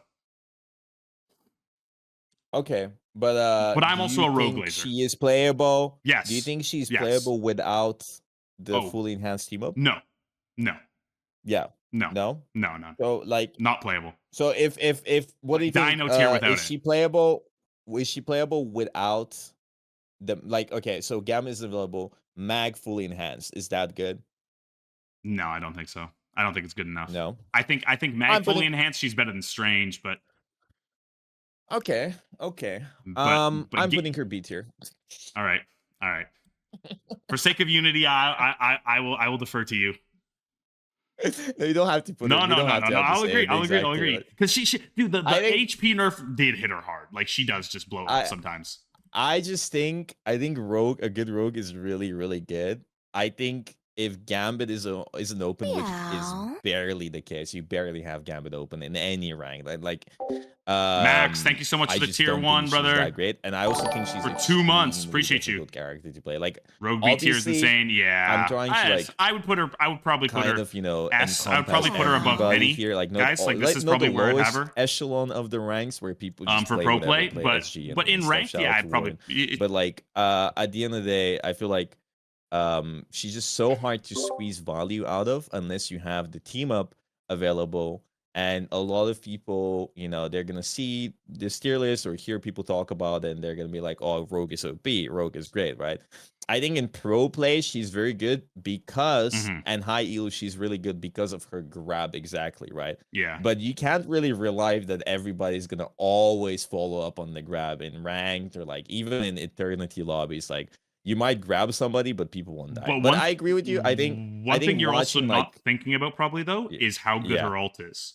Because you know how support players just always ult right after each other, and especially when triple support's strong. When you get the Lunas who are support ulting on top of each other, popping their ults, and then the Rogue presses Q on top of the Luna, and now you're getting the Mantis ult out, so you don't get to stack your support ults on top of each other. You totally ruin their entire ult economy. So Rogue ult's also insanely disgusting when support ults get online. So, because you don't even need to steal the first one. You let the first one get off, you force it, and then you steal the second and the third, so you kill them right after the first one ends. And your team will get the second, right? So your team gets to live, and if you guys are getting pressured, you get the support ult off, but they don't get to, or they have to double. So, that's why I think it's... I agree. Strong. Yeah. I agree. I think if they slightly buff her HP and stuff, I think she's definitely going to be S tier probably. I think she's going to be quite crazy if they a little bit revert some of the changes they did to her. I think the HP nerf is crazy. That HP nerf is insane. She needs she is 575. If she gets 20, if she just gets up to 600, I think she's fine. Honestly, I don't think she needs that much more. Because she was so impossible to kill last batch, which is awesome. Yeah. All right, the hood. Okay, moving on. Hood. The hood? No way. I moved the hood towards plus for that voice line. Hood, oh man, yeah, that voice line was awesome. I guess. The thing though, what do you think? I think Thing is just unkillable. Yeah. Right. I feel like both of his team ups make him unkillable. His Torch team up does a lot of damage. It's quite. I think Thing at least in ranked is really good. Okay, depending on the comp that the enemy team is playing, in my personal experience, especially because they changed how his shift interacts with some divers, in the sense that before you would slam with your shift, and if you landed on top of somebody, they would get launched up in the air. That would nullify your grounded effect. Now that's no longer the case because it's much higher. It reaches much higher. So you're always grounding people. I think his Torch team up is very good. That's a lot of damage. That's a lot of health for you. You are unkillable unless the enemy team is trying to actively counterplay you. So much shield. So much shield. I think, considering the fact that dive is so OP in ranked, especially, the Thing counters a lot of the dive picks, a lot of the dive tanks as well. He's good against Angela if the enemy team plays Angela. He's good against BP, definitely, right? Like he's a very good character to have on your team if your team is struggling. Like one of the few tanks that actively is probably shutting down 90% of the dive characters. And I personally think, like all around, I feel like the thing has a very solid place in the beta of the. I don't think he's a S tier. I think he's S plus tier. I think he's definitely probably like A tier or something. That is my opinion because he was also good against Strange Mag, like double shield comms. He's good against, as I said, dive. He throws against more poke heavy stuff, but if they don't play poke, it's kind of like really easy to just stay alive on card forever and just hold right click, right? So I know what you think about the thing. I know he's not too popular in pro play, but that kind of makes sense most of the time because he's a terrorist people know how to control. Though. He's a terrorist in ranked, right? Yeah. He's a terrorist in ranked. In pro play, people know how to not stack together all the time. They know how to shoot the same tank. They use Terror Cape, for example, and they just blow up the thing. He's also like Groot's #1 victim. Yeah, he just dies to victim Groot of choice. You know, he can't go over the walls, can't really break them. Yeah, so I know what you think about the thing, like overall. Like I think he's kind of a ranked terrorist most of the time. Yeah. Do you think he's like bad? Do you think he's like B tier? Do you think he's A tier? I think the stats they gave him on the right click, the 150 overhealth per right click, is so gross. Like that's an insane amount of sustain. I think he's probably A. Like I would put him ahead of Strange. Like I think Strange and Dino are the two worst. And I would put him below Emma because I think Emma's Diamond Crystal with the Mantis team up, he can never win the HP trade, even with the shields he gets. Yes, even if he's got the Torch team up, enhanced or whatever. But the Torch team up is seriously good damage. So if he's got a good matchup, like if you're playing Thing into Rogue, Thing into Strange, Thing into Dino, Thing into even Tank Pool, I think you put in a decent amount of work. Yeah, I agree. I think in ranked, in any rank, I mean, maybe not one above all or eternity. Like I genuinely think you can get away. Thank you, Princess. No issues. I appreciate and I think you. You can just win your games if you're not an idiot. Like I see a lot. Yeah, of I'm enjoying the conversation, guys.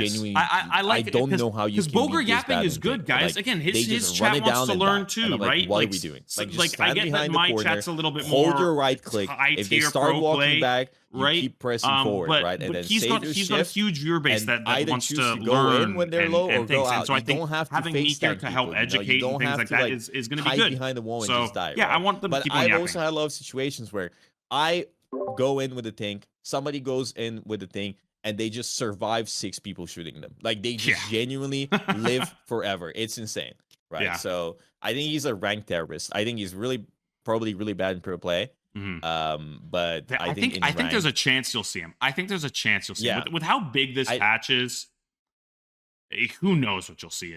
Who knows what you'll see at mid-season playoffs? But there's definitely I mean, there was a moment where people would play Groot and Thing. Yeah, like I know TTK liked that. You could probably play it together because if you know there's some teams that are playing just some fuck shit comp with DPS Deadpool, Black Cat, or BP or something.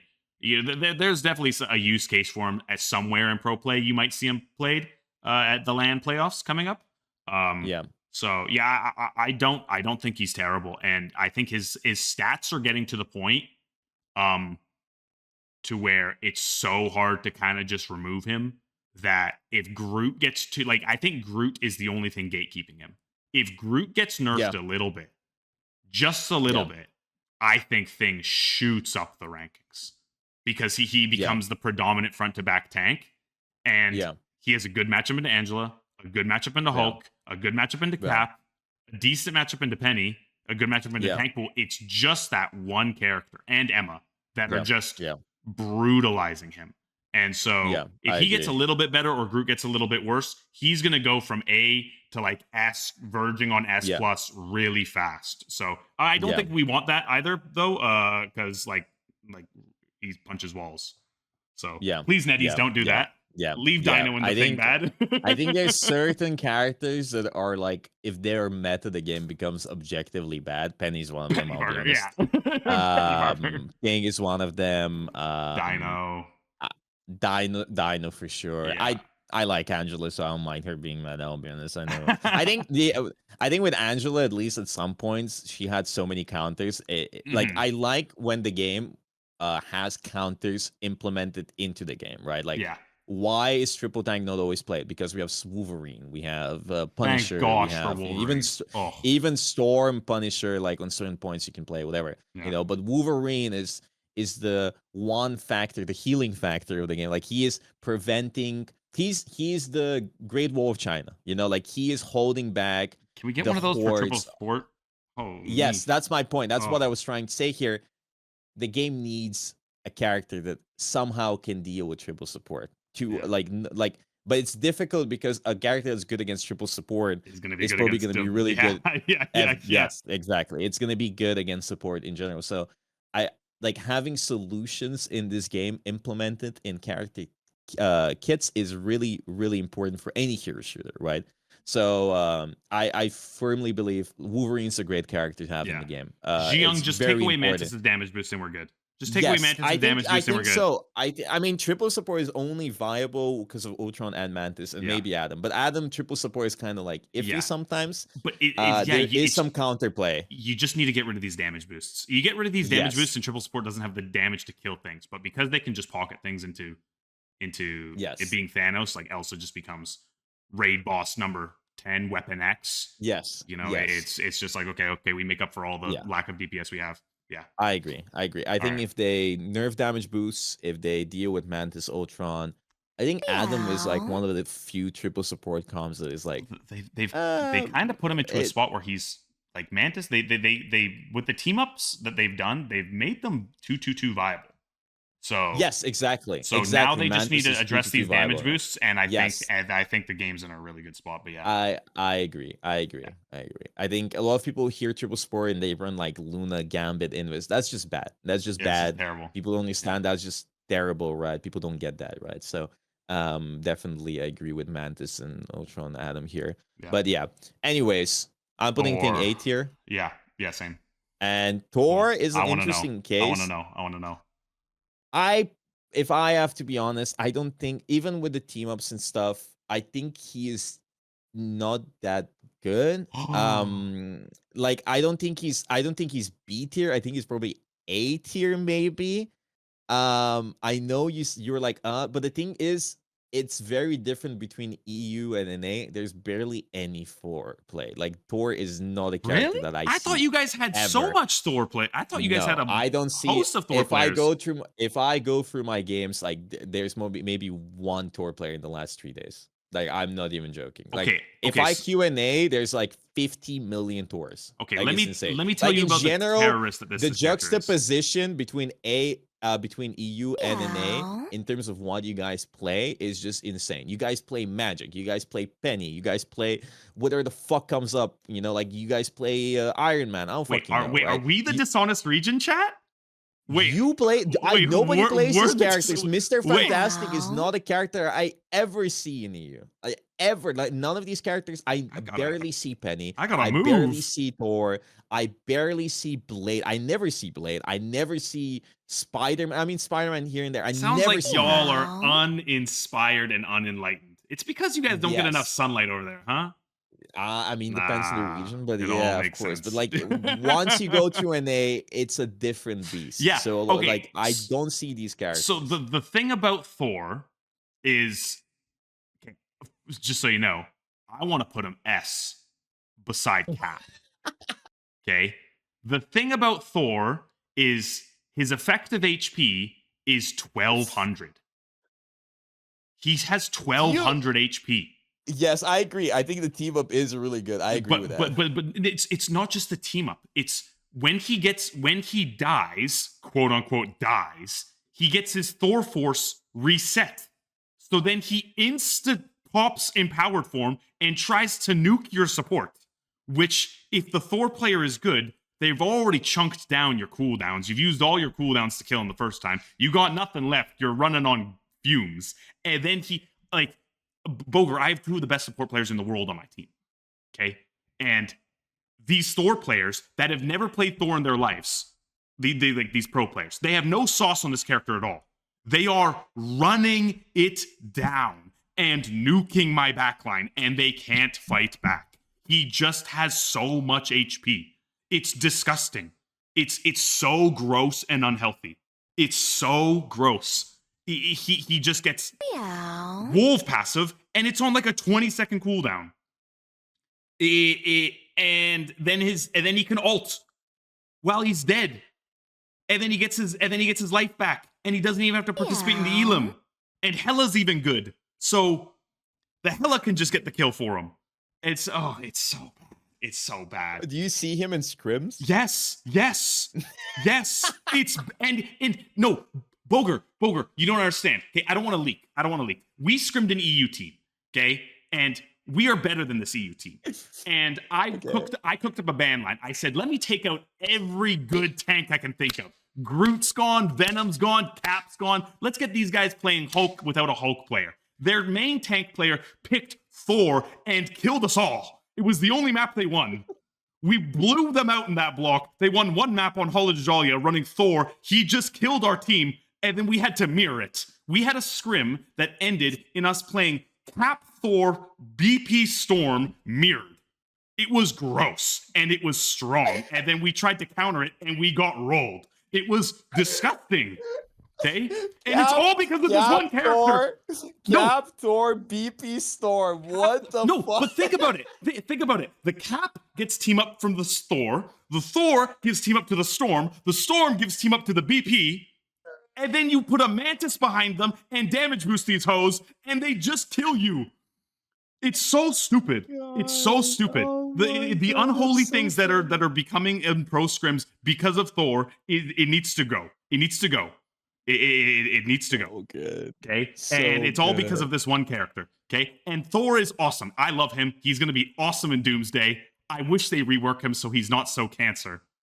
But okay, so you have convinced me. I'm putting Thor S tier. It's just so funny to imagine a Thor running around in scrims. My player just hopped in chat. You want to know what else is disgusting? He can get cap ult in his dead mode, and he doesn't die. So that's the other thing. He dies. He loses all of his HP. It goes down to 0. But he gets the cap ult shields, so he doesn't die. Oh my god! So he's not even 1200 HP. He's like 2000 HP. Oh my! Same with Raccoon ult. Oh my god, that's disgusting. Yeah, and then you kill him, and he gets Rocket Wrist, or he gets Atom Wrist. And then the Devil's back. Satan's alive again. Oh my god! Okay, putting S tier Thor. Yeah, I know. I'm actually my cortisol level is maxed out. I have to go see my. Yeah, the thing is, I just don't see Thor. Like Thor is not a thing. Like I genuinely play in pretty high elo lobbies in the year, like always pro players and stuff. Never Thor. I haven't seen Enzo or anybody. I know we don't have good Thor players. That's the thing. We don't have good rogue players. Sounds like EU doesn't have a lot. What does EU have good? What is EU good at?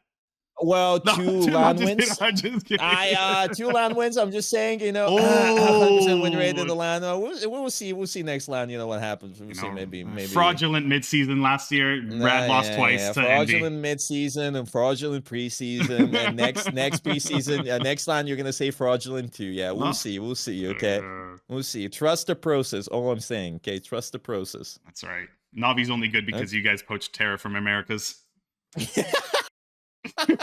Hey, listen. It's the Terra honest decided truth. to come, okay? Terra decided to come over here, okay? Terra is quite the demon himself. Terra is definitely a demon. Yeah. All right. Okay, moving on. Venom. I think Venom is probably like best tank in the game. Okay. Okay. Explain your thought process here. He doesn't die. He actually has just 2000 effective HP. He's got the best tank ult to kill supports in the game. The Blade team up makes it so that you basically almost always hit the one shot, even without damage boost, even on 275. It takes a village to kick this guy out of your backline. He doesn't leave. Then he leaves for 5 seconds. He's back in there. It's just he keeps on getting micro buffed. What has he got? 22 buffs since release. Yeah. He just doesn't leave. He has 2 good team ups. So which team up do you prefer? Blade. The Blade or the Phoenix? Blade. Yeah, Blade. Yeah. Yeah. It's always because you can one-shot 275. You can one-shot 275 with your ult.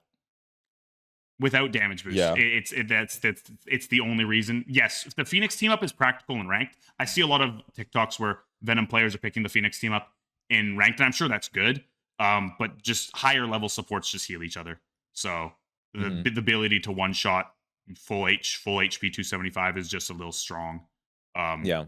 And then you get lifesteal on top of that. And you already have 2000 HP. And you can play him with anything. You can play him with Groot. You can play him with Tank Pool. He pairs good with all of them. He can still card forever. Yeah, and he's the only. Even if you're losing the game, and you're getting stomped and you're 1 in 10, you can still win the game purely off of him sitting on card. Yeah, and then like the DPS that are strong, you think that they're good at countering him, but they're just better at countering the characters like Cap and Angela that have less HP, right? Like Elsa kicks out Cap and Angela way faster than she kicks out the Venom. Same with Wolf. Yeah. Your only hope is to just chain CC this guy into hell. But if you mess that up just a little bit, he pops his E's 1,000 extra HP, and then he shifts out and he's back in 5 seconds. So his uptime is just insane, and it's so hard to kick him out. You need your entire team to kick him out, and good Venoms are everybody's worst nightmare. They're awful. Yeah, I agree. Okay, I can easily put him S plus tier here. This is a very interesting tier list here. We have Peni and Thor S tier, which never happens in any of my tier lists. They are always like lowest. Season 9, Grin. Not Thor. Groot, Venom being high is pretty normal. Emma thing seems pretty normal. Dinosaur, everything except Thor, Peni. I mean, Venom S plus tier. Venom is always insanely OP. Yeah, it's always insanely OP, that character. But yeah, sounds good. Next up, I think it's time for us to move on to DPS. Yeah, Duelists, and we have Black Cat over here. Do you think Black Cat is the thing is I do play DPS here and there. But Matt. Another thing again, we don't have. Thank you for the 5 gifted, Matt. You're the best, brother. Right? And I don't know. Thank you so much, man. There's some characters that just genuinely terrorize the backline.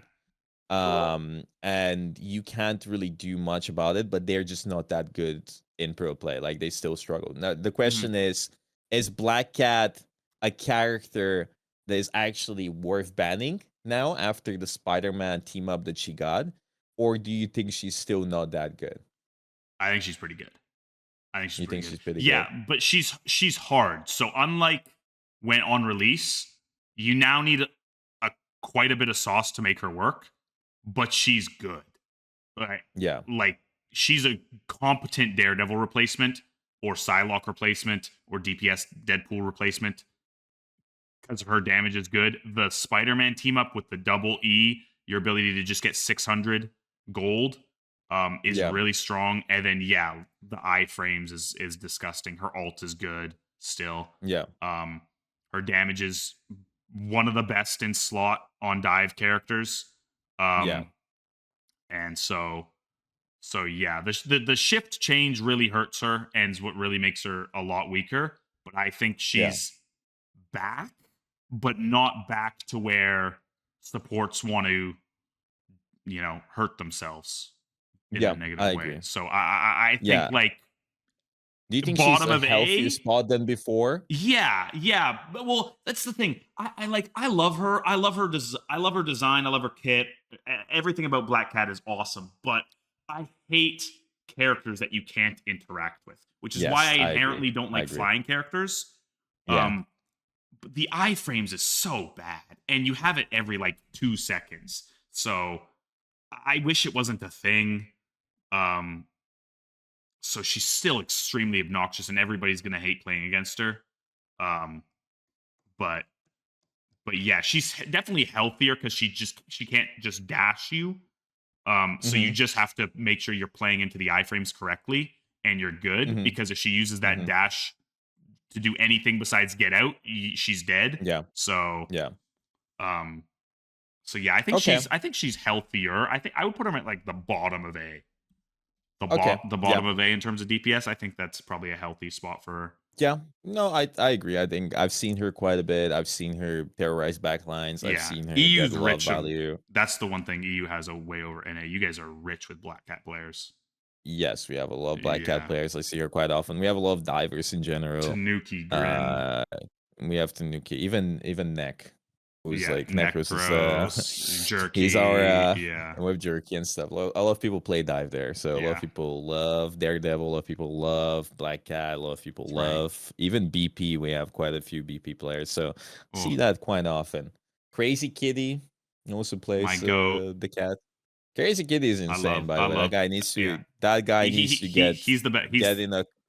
He's the best. I think he's the best flex DPS in EU. He is insane. I think he's the best. Insane. Yeah. Like his Wolverine is insane. His everything. Like every time I watch him play, he's so consistent on everything. It's ridiculous. Yeah, he just hard carry. Rad. Yeah. Land. Yeah. My goat. Next up, BP. Oh fuck.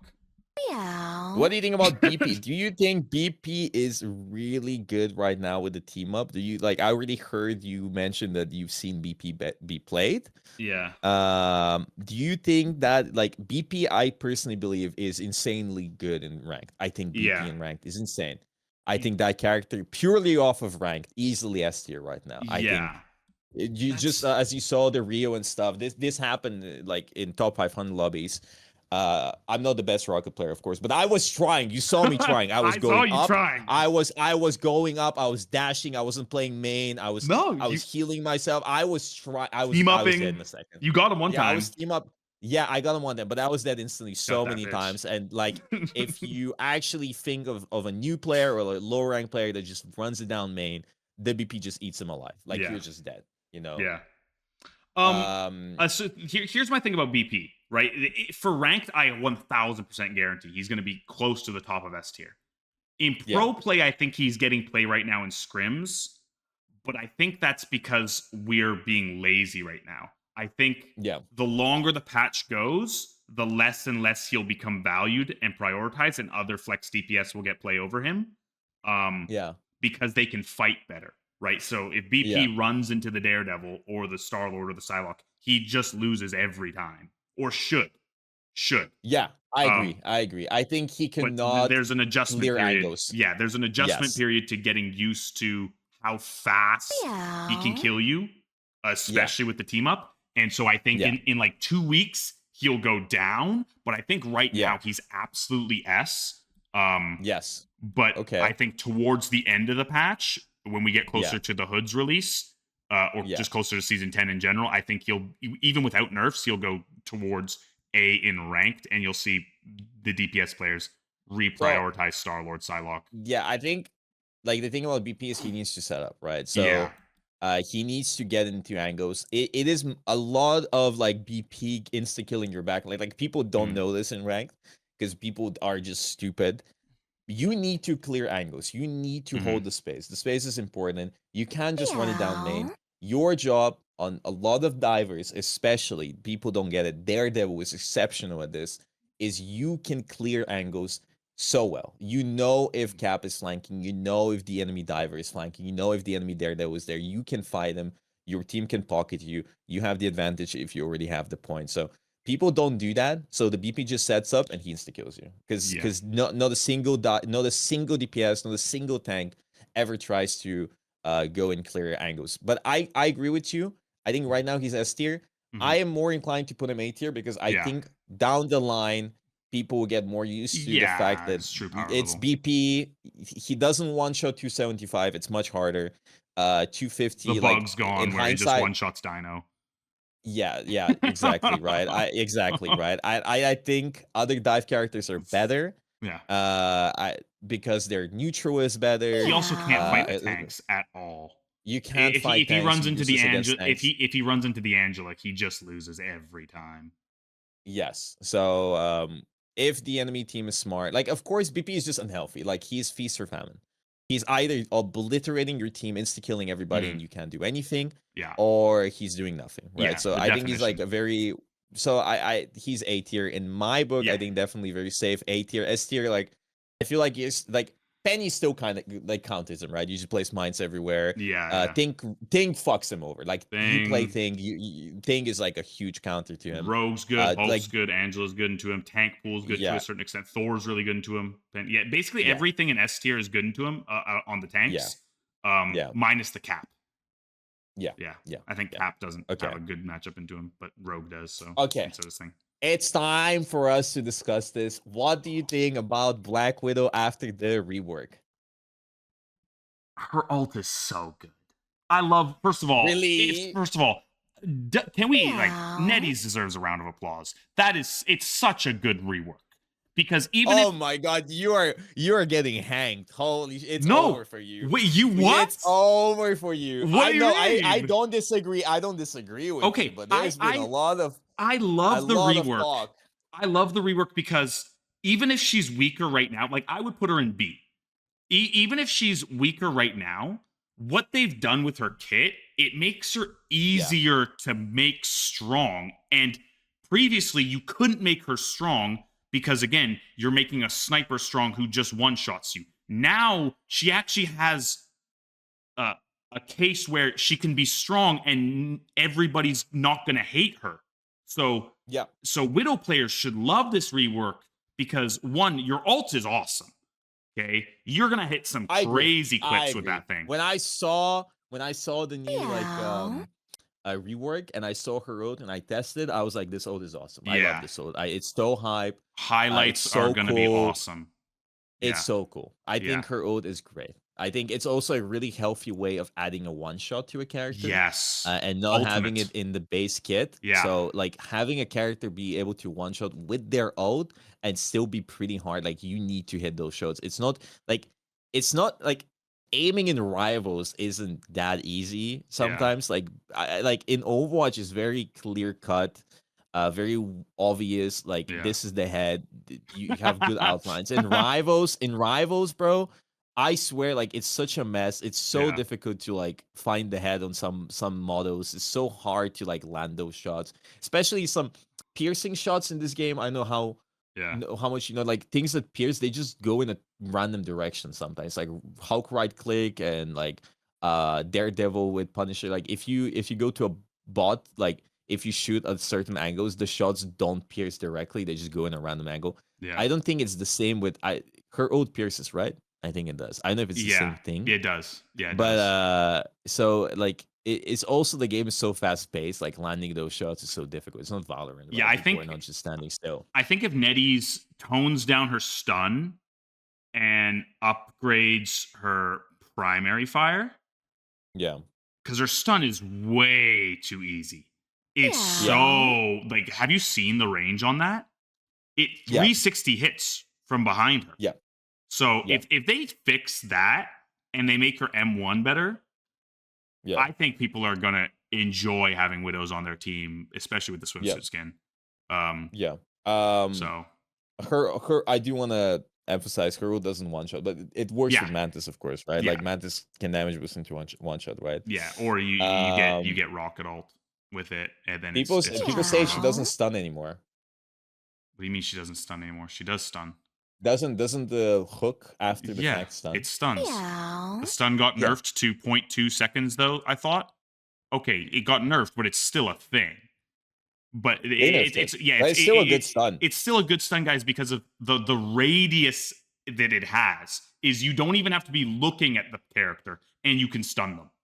So you can kind of just run at divers. It's just insane. So that's the one thing that needs to get toned down, and then I think you can buff the other elements of her kit, and then everybody, I think, will be happier with that version of her. Okay, so people are saying it only stuns, the final kick only stuns, and the pull, but like the thing is, the pull is all like it doesn't fully stun the pull, but like it pulls you, like you're not playing the game there, like you can't run away, you're getting dragged, like I'm getting Roadhog. You can use abilities. You're getting Roadhog hooked. Yeah, you're not like it's still kind of stuff, like especially if it's a melee character and stuff, like you're just getting cooked, Yeah. Like it's not a full stun maybe, but like still it's pretty annoying. Yeah. Yeah, it's a CC, right? Okay, Blade. so where would you put Black Widow? Do you think like B tier? B. B tier, I think right? she's gonna Yeah, be I better think than so. some hit scans that your chat probably thinks are a lot better, though. We'll see. We'll see. Yeah. I think a lot of people. I know you're a Phoenix hater Oh, personally. But you did call it out. You said Phoenix isn't that good, and then last you didn't double see her elimination get break. I think it's the any preseason and stuff. play. No Phoenix. No Phoenix. Yeah. Nobody played Phoenix, right? So I tend to trust you a bit more than Timmy from chat who's plat. Okay. Shout out Timmy. Yeah. Little Timmy, I'm sorry, bro. I'm sorry, Timmy. You might have a little bit less experience. I bullied that guy. Yeah, but I agree. Widow is an interesting character right now. I think she's, for me personally, I think maybe people dislike her rework because they're used to the previous character, and I get it. She was very niche, and like she had a certain play style, but like that here would have always been F tier. Like that here would have been F tier, and then maybe they buff her, and then she would have become the most broken, annoying character in the game. It would have been like Widowmaker in Overwatch. Yeah, you would be getting one shot across the map. You believe me, you don't want it. You don't want that, right? So you would have her. Yeah, so she would either have to be F tier or S+ tier. Yeah. And that was impossible to balance. And I believe a rework was necessary. Yeah. Yeah. Yeah. I agree. Moving on from here. Blade. I know you're a big Blade fan. Do you think Blade is good right now? I thought he got worse. You think he got worse? I think he was better last patch because the meta was slower. So when the patch, because Blade's issue is that his gun is wonky. It's okay at fighting certain DPS. And he benefits from slower tanks being stronger. Yeah. And he has a good matchup into like Cap specifically. But the other tanks just cook him. Basically, every single tank in S tier above just cooks him, besides Cap. And the DPS that got better really make him have a hard time. Bucky eats him alive. Elsa eats him alive. And Cyclops he was really good into. And so he was kind of a Wolf alternate last patch. I was praising him because last patch because their dive wasn't good enough to be competitive, and so there was it was a lot of front to back. And when Wolf gets banned, he's the next best, right? But now dive is so online that he's kind of just phased out. Not that he got worse statistically or anything. He obviously got better with the team ups, but the meta's just kind of outpaced him, and it's kind of just outgrowing him. He doesn't need buffs, Netties. Please don't buff him. This is the dinosaur character of the DPS role. If you buff him, he becomes unkillable, and then nobody has fun.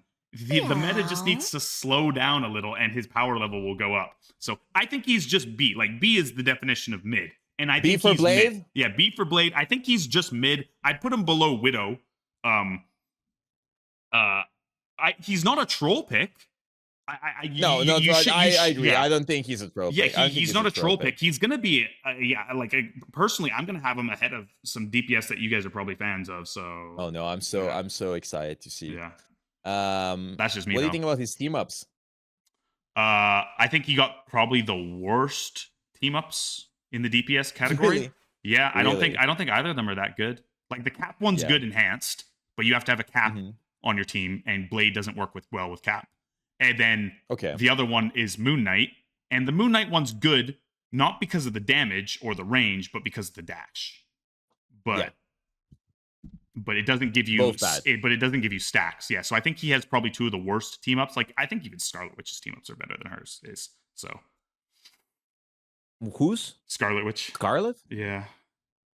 Crazy statement. Well, the right click change is just nice for her. It's just a straight. It's just a better version of like the use. Guys, you heard it here. Scarlet is meta now. Everybody pull up. Everybody play Scarlet. Approved by Bogur. Yeah. No, not me, Fauwkz. It's by you. I didn't say anything. Do not play Scarlet, okay? Do not play Scarlet. Okay. Play Scarlet in Bogur's games. Q Snipe and Bandit Angela. No. Well, okay, we didn't talk about it, but what do you think Black Widow, BP, and Black Cat team ups? I think Cat always Spider-Man. I think BP always Storm. And I think Widow, I don't know about Widow really. I think like both can work. Widow, I think you're almost always picking Hawkeye.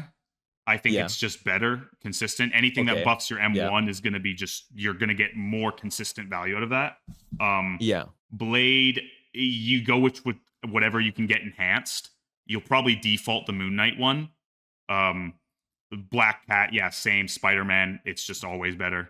And then BP, I think the Storm, always better. Yeah, I'm sorry. Yeah. Okay, makes sense. Yeah, I think it's pretty clear cut. Yeah. Okay, moving on. We can do Cyclops now. What do you think about Cyclops? I think his damage nerfs were pretty big. I don't know how good he is right now. I think his ult let me is guess so here. Bad. What? His ult is so bad. His ult? It's so bad. I was gonna say I think his ult, especially right now with dive being so dominant, I think his ult is just bad. I think people have learned don't stand in it. So hard to land it. It's so hard to do anything with it. It doesn't even kill with Groot ult. It doesn't even kill. No, it doesn't kill with Yeah. Groot ult. Yeah, at the beginning that ult was the most broken thing ever. But then people adapted and people learn. Yeah. I think his ult is kind of whack. I think his damage got nerfed significantly. I don't know how good he is against dive right now. I don't think he's that good, right? I think he has a decent team up with Phoenix though, maybe. I don't know what you think about him really. It's kind of difficult to say. I don't think he's that great. I don't think he's that good in pro play. You're gonna put him in C tier, really? In C. I think he's unplayable. I unplayable. Unplayable. I like. Oh, that's a crazy Bogur, statement. Here's the thing, right? Is he doesn't do anything good. He even when he was busted strong on release, the thing that he did the worst out of every other hit scan that was being played is he did not do damage to tanks. His tank damage is so bad. He does not pick out tanks well, and they nerfed his damage. So and the tanks that are good right now have so much HP. So you just never kick out tanks. But you don't die, but now you don't even kill things because your damage just got worse. And he also has two, let's just say, useless team ups. They're just neither of them are good. You don't like the Phoenix team up? No. I like the Gambit enhanced. I like the Gambit enhanced one because of the attack speed on the M1. But I think these team ups would have been good if he was like his numbers were better. Like if he had better numbers, those team ups are insane. The Gambit team up and the Phoenix team up, 100%. They would go crazy. Yeah, but he did such a bad job at tank shred, and again, all I've been talking about is how strong tanks are right now because they're just so strong, and he can't pick out any of them. The only tank he has like a half decent matchup into is Dino because he can't miss headshots. But Dino's terrible. And there's like 10 DPS that do a better job at kicking out the Dino or just insta-killing the Dino. So, and his ult, like if you compare his ult to the other hit scan ults, I'm using that term loosely, right? Like Bucky, Peni, Elsa, Hela, like his ult is just worse than every single one of them. Yeah. Even Namor Whale, it's just better. Right? I'll be honest, I don't think Namor Whale is that. Like, I think Namor Whale's good because Cloak and Dagger got better. Yeah, it's good. Cloak and Dagger got better. Good.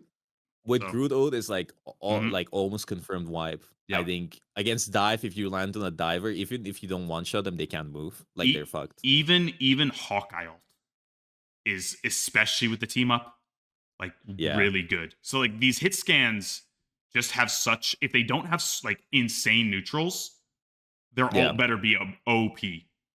And he's got neither. So I think he's unplayable. Yeah, like Widow. The reason I like Widow over him is Widow has a really good ult. So she might not do anything in the neutral besides. But you're still gonna get kills with it. But you'll still get kills with the ult. Oh yeah. So also with like rocket ult and Widow ult, you're just wiping the team. Yep. You know, in good aim. Yep. You're just dead. Cleave. Yeah. Disgusting. So Cyclops C tier, Blade B tier, Black Widow B tier. I've noticed a pattern. I've got Black. What do you? Oh yeah, I guess so. Black Widow B tier, Blade B tier, and then Cyclops C tier. What's next? Daredevil D tier. Hell no. Daredevil's up there. Daredevil's up there. Okay. Cyclops, it makes sense that he's C tier. Thank you for the sub. Daredevil, I think he's probably really appreciate good. it, He's man. probably like S tier. Thank you, man. Thank you for the 3 months, brother. My opinion. Yeah. I think Daredevil, one of his like he's unkillable. His team ups are decent. He has good damage. I also think, like, as I said before, I think his wall hacks is so vital. So OP. You always see, like, especially in pro play and high level of play, you always know who's flanking. You always know who's taking an angle. I think you can win most 1v1s, like against any flanker, against any hit scan. He's got a good team up. Yes, so he has a good team up. The Widow team up is good. Yeah, he provides so much value for his team at clearing up annoying pesky divers and flankers, at diving. Like, he's so flexible. He doesn't need to always go for kills, but he can stall the enemy team. His ult is really good. Yeah, his ult either wipes or gets a trank out. Yeah. So I definitely would put Daredevil like S tier. In my honest opinion, I think Daredevil, and honestly, like, Daredevil is like one of the healthier dive characters to have. That is good. You know, like, I feel like there needs to be a balance between poke and dive, where, like, you don't want to have one composition to be predominant. Like, you don't want the game to be only dive. I know you do. I know Light does. No, I don't. I like dive to be the strongest version, but I don't. That doesn't mean I want it to be the only version. I like Groot flow comps being online. I even like triple comps to even have a little bit of viability. I want everything to have its use cases, but I think dive should always, at the highest level, be best in slot. Is my thought. But I want, like, I don't want to see dive on Midtown. That's just awful. Yeah. So yeah. I want to see Groot on Midtown. I want to see a variety of comps on Heart of Heaven. I want to see like Hela, Namor, and maybe not Angela, but Pope. Yeah. Yeah, makes sense. So I think Daredevil is just, maybe he's really strong, maybe he needs some nerfs, but I think he's like, if we need to have dive characters be meta, we definitely want more characters like Daredevil instead of DP. We don't want characters that just one shot and are like kind of cheesy. Daredevil, like, I still think Daredevil, you could back in the day when he was really OP, just mash your head against the keyboard, but now you kind of need to be a little bit smarter with him. Like, you don't always get away with diving and killing the backline. Sometimes your gameplay loop is completely different. Sometimes you do different stuff, right? There's some versatility. Sometimes you pull the tanks towards your team, There's things to do. It's a cool character once you get to know him a little bit, right? So definitely. No, guys, the Median was doing some fuck shit. As I said before, healthier than a lot of the other pesky dive characters. But what was his team ups? It was what team ups did he have? He had Black Widow. Widow and Iron Fist. Widow and Iron Fist. Iron Fist. Which one's better? The Widow one's better. The Widow one's better. It just gives you another combo.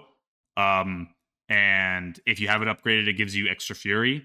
But having another Righteous Cross, that's another dash, so it's more mobility. Yep. It's also it's really good burst, another way for you to win duels without expending fury.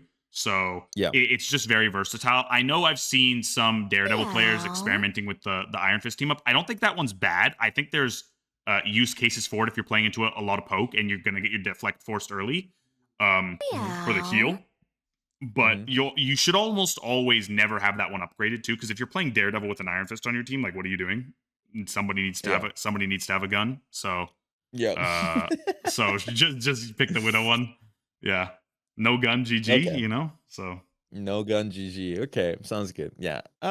We can just move on to DPS pool. That's an interesting one. What do you think? I want to hear your thoughts. DPS pool is. I think the Hela team up for DPS pool might be really good, right? I think the swords with Hela team up, like, you don't even need Hela really. Yeah. The Hela is kind of meaningless because rarely do you upgrade that much. I think I've played a little bit here and there on my DPS account in GM. I've seen Necros play him quite a bit. He can get value. Like, maybe against the best teams in the world, maybe it's gonna be more tough. Maybe now it's gonna be easier because he's getting He's he has a good really good against team triple up. support. He's Yeah. so good against triple support. So why though? Because they don't have the damage to kick him out, and he's so fast. He's so Yeah. fast. Like, that's the thing is, Daredevil's slow enough moving and easier to hit, like Mantis sleeps on. You can't hit a Mantis sleep on this guy just jumping on your head 20 times in a fight. So he just stays in, and his damage is higher than Daredevil. Once he gets that 4th upgrade, which at this point, the 4th upgrade is the Hela swords, he just kills you instantly. Like, it's close to like Black Panther levels. Not actually there, but it's really gross. So yeah, he's still a wet noodle before he gets his 3rd upgrade. But once he gets his 3rd upgrade, once he gets his 3rd upgrade, he's probably better than Daredevil. Oh my god, that's crazy. Like, or better. Sorry, once he gets his Hela upgrade, he's probably better than Daredevil. Yeah, is it that crazy to upgrade? You can also start off with Gambit. Yeah, and then that's what you do for all the Deadpool players. You should always start with Gambit until you get to 4 upgrades. Once you get to 4 upgrades, jump off the map. Doesn't matter if it's mid fight, and then go swap and spawn. No, not actually, but you want that Hela upgrade once you can get it, and number 4 is when you can. Whether you're tank pool upgrading your guns, or your support Deadpool or DPS Deadpool upgrading your swords, start with Gambit, then swap to Hela. So, the sword upgrade on him is you kill so fast. It's gross. So he's kind of a triple support killer. This patch, assuming Ultron's not in the game. What do you upgrade first on this DPS pool? I know tank pool, but like,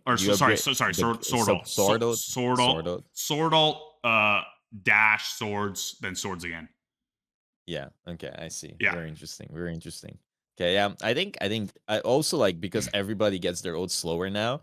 He didn't get affected by it. Like, exactly. The pools, all the Deadpools are so much better this patch. Yeah. Did they buff him? Did they also buff DPS? Did they buff DPS? No, they didn't. They buffed Tank Pool's damage reduction. They buffed Tank Pool's guns. I don't think Deadpool got any DPS. Deadpool got any buffs. He didn't need them either. Once he got that team up, it was Yeah, I think that team backlines are not. I like the team up. Yeah, I love it. I like the Hela team up. I love it. Also, that skin is so good. How good are the Battle Pass skins? Oh, amazing. Where are my creator codes? Yeah, give me a creator code, please. Me too. Me too, everybody. Moving on. Elsa, I personally think Elsa is S+ tier. I said it before the patch even hit. I thought Elsa was really good. I thought to myself, Elsa is already good. We saw Terra dominating. I think her ult is really good. Her mobility is really good. Her damage number is so good. When Mantis damage boost is so good. She's the biggest beneficiary of hit scans that get damage boosted by Mantis. She's the biggest beneficiary. Why? Because her damage is chunk and burst damage without it being like ranged, and so you're effectively hitting all your pellets on your elephant gun. Plus, you actually benefit from the speed boost, unlike the other hit scans that are not mobile like her. So the tank shred you have on Elsa once you get boosted is disgusting. You kick tanks out in half in a second and a half. So makes sense.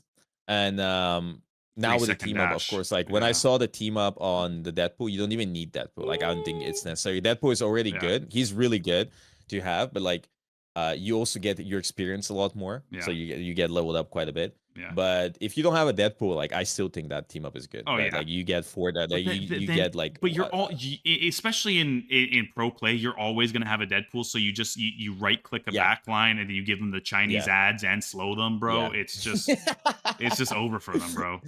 Then you elephant gun them from across the map.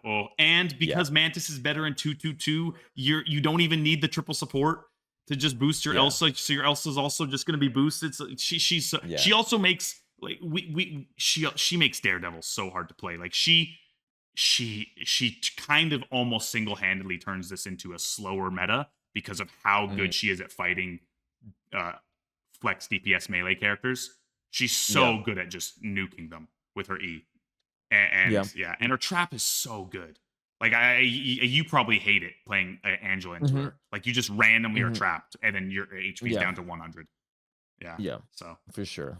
Yeah. So good. And if you have trouble with dive, you can always like if you don't care about the Deadpool. I think the other team up is quite decent against dive. Like if in ranked, not pro play, but in ranked, I think like you have like some cloak and dagger animated lore that like is drinking their matcha and doesn't give a shit, and like it happens. Like I'm not flaming them. You don't care. I care. Whatever. I'm flaming them. Yeah, I mean, I only flame people in ranked if they're being really annoying. Like because sometimes I flame somebody and they come to my stream, they said, "I'm so sorry, I played bad," and I was like, I don't care that much. Okay, so relax. So like I'm just annoyed at the game. But like if you are talking shit in game and if you're starting to argue with me when you're playing like shit, I'm pissed off. You are getting flamed, right? Yeah, you come into my chat after a performance like that, just insta banned. I don't even look at the unban request. But I definitely agree. I think Elsa is super strong right now, and she was strong. I think she's stronger now. And for all the hit scan haters like Light, right? She's one of the healthiest DPS to be strong in the game. She's got mobility. She doesn't one shot you across the map. Her ult has counterplay, and she doesn't have infinite range, so she's especially good into tanks.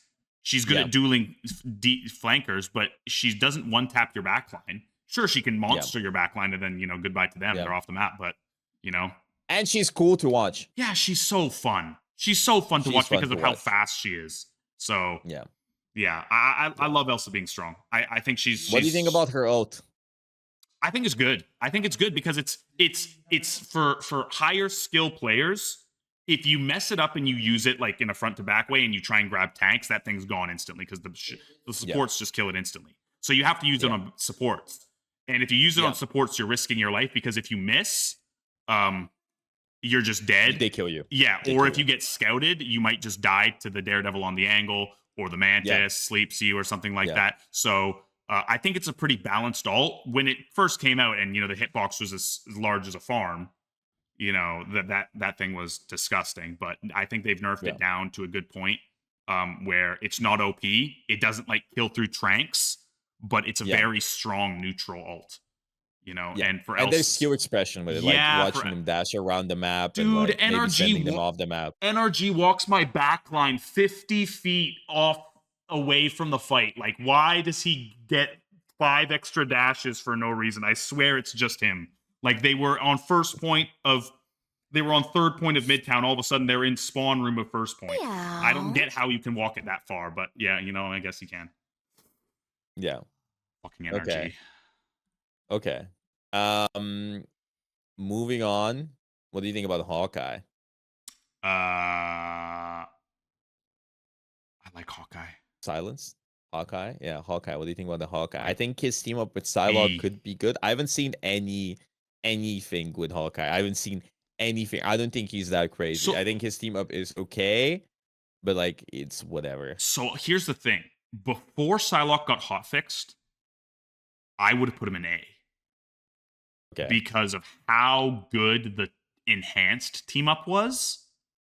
But now I don't. But well, I'm sorry for cutting you off. People, Jeremy, the Thor player, is upset that we put Thor in S tier. Jeremy, I want your character to get shot in the head 20 times over so that we never have to see him in ranked. And when we see you in ranked, we ban your Thor so we still don't have to play it because we don't want you throwing our games. Fuck Thor players. Sorry. Okay, yeah, moving on to whatever, Hawkeye. Jeremy. No, yes. Before Psylocke got hotfix nerfed, I thought Hawkeye was really good because the Psylocke enhanced arrows were so strong. You had like the best hit scan ult in the game. Like his ult was an insta fight win. Tranks couldn't counter it. Luna ult couldn't stop it. Sue ult couldn't stop it. You just kill everything. So it's still that way because he didn't get nerfed, but Psylocke's going to be picked a lot less. So I would probably put him B because his ult is still really, really, really good with that team up. And you'll still see a lot of Psylocke because she is better. with the Emma team up, but you'll see less. So I would probably put him B, like below Blade, below Widow. Is where I kind of see him right now. But if Psylocke gets a little better and you start seeing more Psylocke, like if Psylocke's picked in your ranked games and you're a hit scan player, Hawkeye is online. Like that, if you're not useless and can hit the headshots every other fight, one, you just win the fight for your team. But if you build your ult fast enough, the ult is disgusting with the enhanced arrows. It's so gross. Like, have you seen the TikToks of it? Oh, it's gross. No, but I know it is disgusting. When I was doing the early testing, I would just like we would just die in Hawkeye and even without that, like I would because I think she's hard, Wada. I think she's hard, and so I think you need some sauce. And it has pretty long range, realistically. Like it's not like the shotgun arrows, like they're not that close range. You can throw them pretty far, like pretty decent. So and still like the spread is still pretty on point. So B tier. But do you think his base kit is good enough for B tier? Like I feel like that character kind of gets bullied by Dive. Yeah, I think he does get bullied by Dive a little bit, but I think he gets bullied by like You're muted. Oh, whoops. Oh, sorry. Yeah, I think he does get bullied by Dive a little bit, but I think he gets bullied by the Dive characters that are not the strongest. So like Psylocke still eats him up.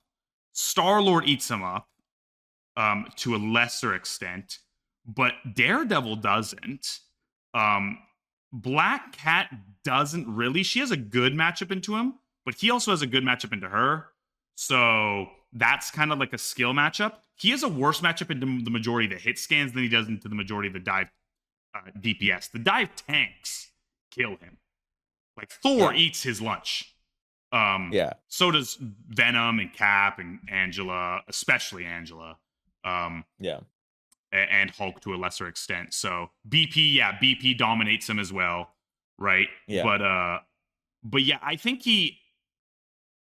he's hard to make work, but in his spots he's really strong, and I think he's got a lane in this meta because of the enhanced arrows, where previously obviously those were the worst things ever. You would just use them to break natural cover, but now that they're a real tool to kill. So I because of how strong his ult is and his neutral is okay, I think B like mid, like he's the definition of mid. You can make him work sometimes and he's unplayable some other times.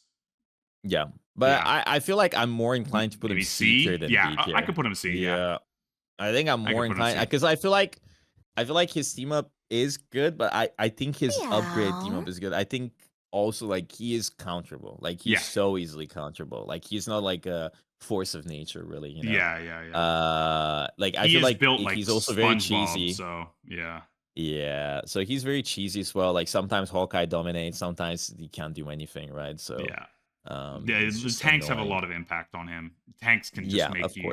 Tanks can just erase you. So of course. Next up, we have Hela. I think Hela is really good right now. I think it's like one of the better hit scan. I think the bird change is big. I think I would even put her. I would definitely. In my opinion, I would put her like S tier in terms of hit scan and stuff, because her bird is really good. Her stun is really good. Her team ups are really good. Both team ups are really good. I'll be honest. The Venom team up is good. The Squid one is good. Her ult in this meta seems really good. Now it's hard to break it. It's hard to break it. Yes. I also believe because she's an anchor for 4 team ups that are all amazing. Maybe the Deadpool one isn't that important because you rarely get to upgrade both. But the team ups are good that she provides. The team ups she has are good. The damage she does is good. Her ult is decent, and her bird, like the bird change, is phenomenal. The bird change I've had fun playing Hela.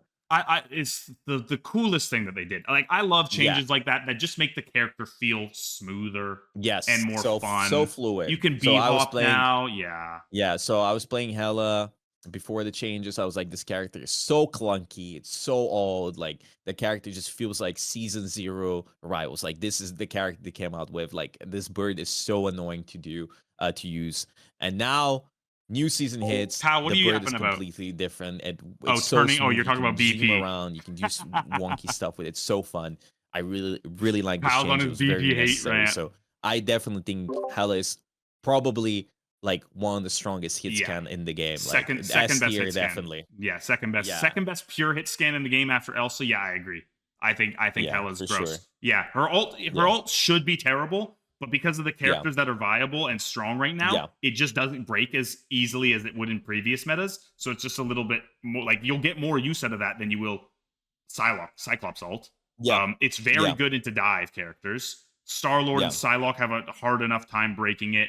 Elsa doesn't shred it like certain characters like Peni does.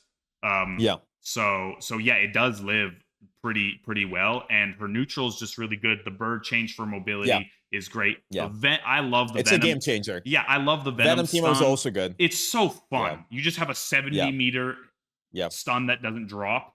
And she just feels so clean. I've always loved Hela. Even when Hela was like OP in season 0, I was on like the Hela defending train. Like, guys, this is a good character for the game. Like, I don't know why everybody's hating it. And we get, No, she is. I like now that I got to play a little bit of DPS, I realized this character is fun. Like this character, her shots feel so rewarding. heavy, and so rewarding. Like landing them just feels satisfying, right? Dinks, landing your stuns, the dinks are great. Landing your stun into your left click, it's good. You're counterable. People can win 1v1s against you. You can win 1v1s against them. Like this character, it's fun to play, right? And she hasn't been that meta for a while, so people like it's a little bit more refreshing now that she's back, and better. Like it doesn't feel as oppressive. It would have been annoying if she was meta the entire time, but now she's been down. Now she's back up, so very very solid character. Okay, next up, Torch. I think. You think A tier Torch? Right around Black Cat, I think. I think both his team ups are. I was sleeping on the Jubilee team up. It's actually pretty good. The Storm team up's good as well. Both of them just make it easier to one shot with your dive bomb. I think his mobility's good. Insane. His ult's good.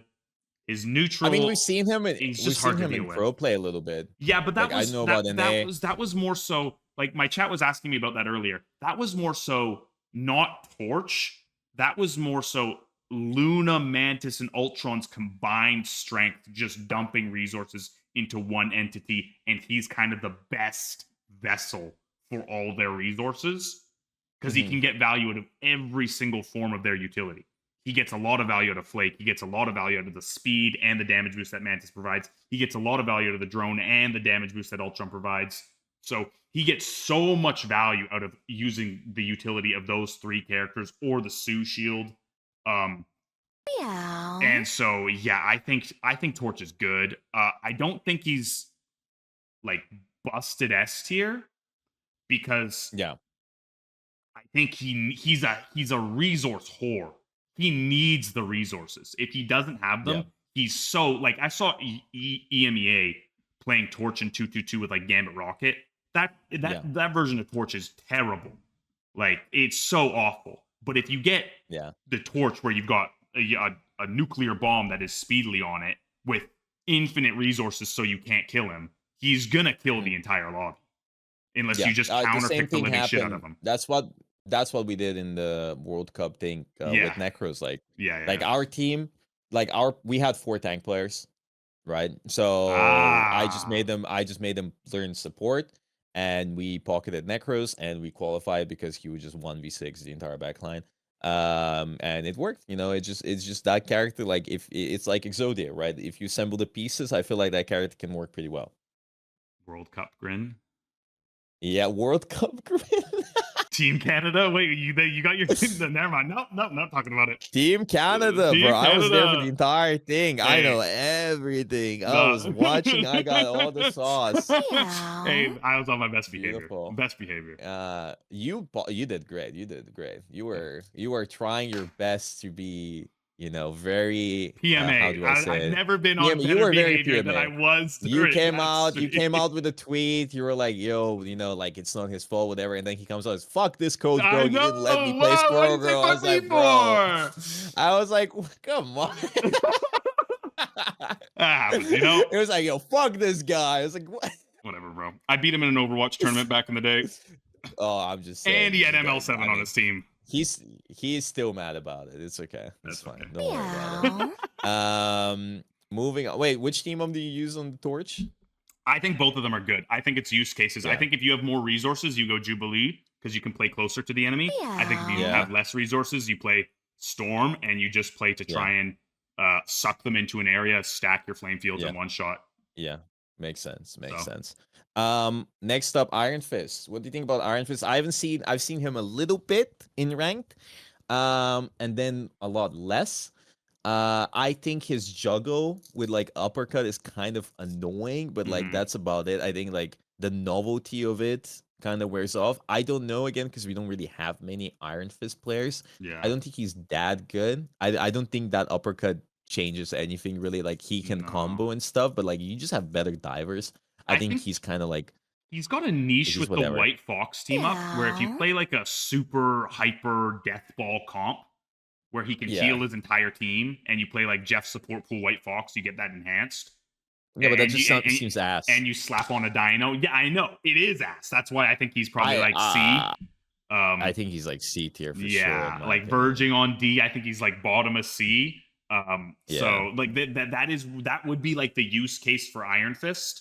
But yeah, I agree with you. The thing team up's fun. It's a little annoying. I don't think it's that good. The White Fauwkz team up's pretty underwhelming, but you could make it functional if you build an entire comp around it.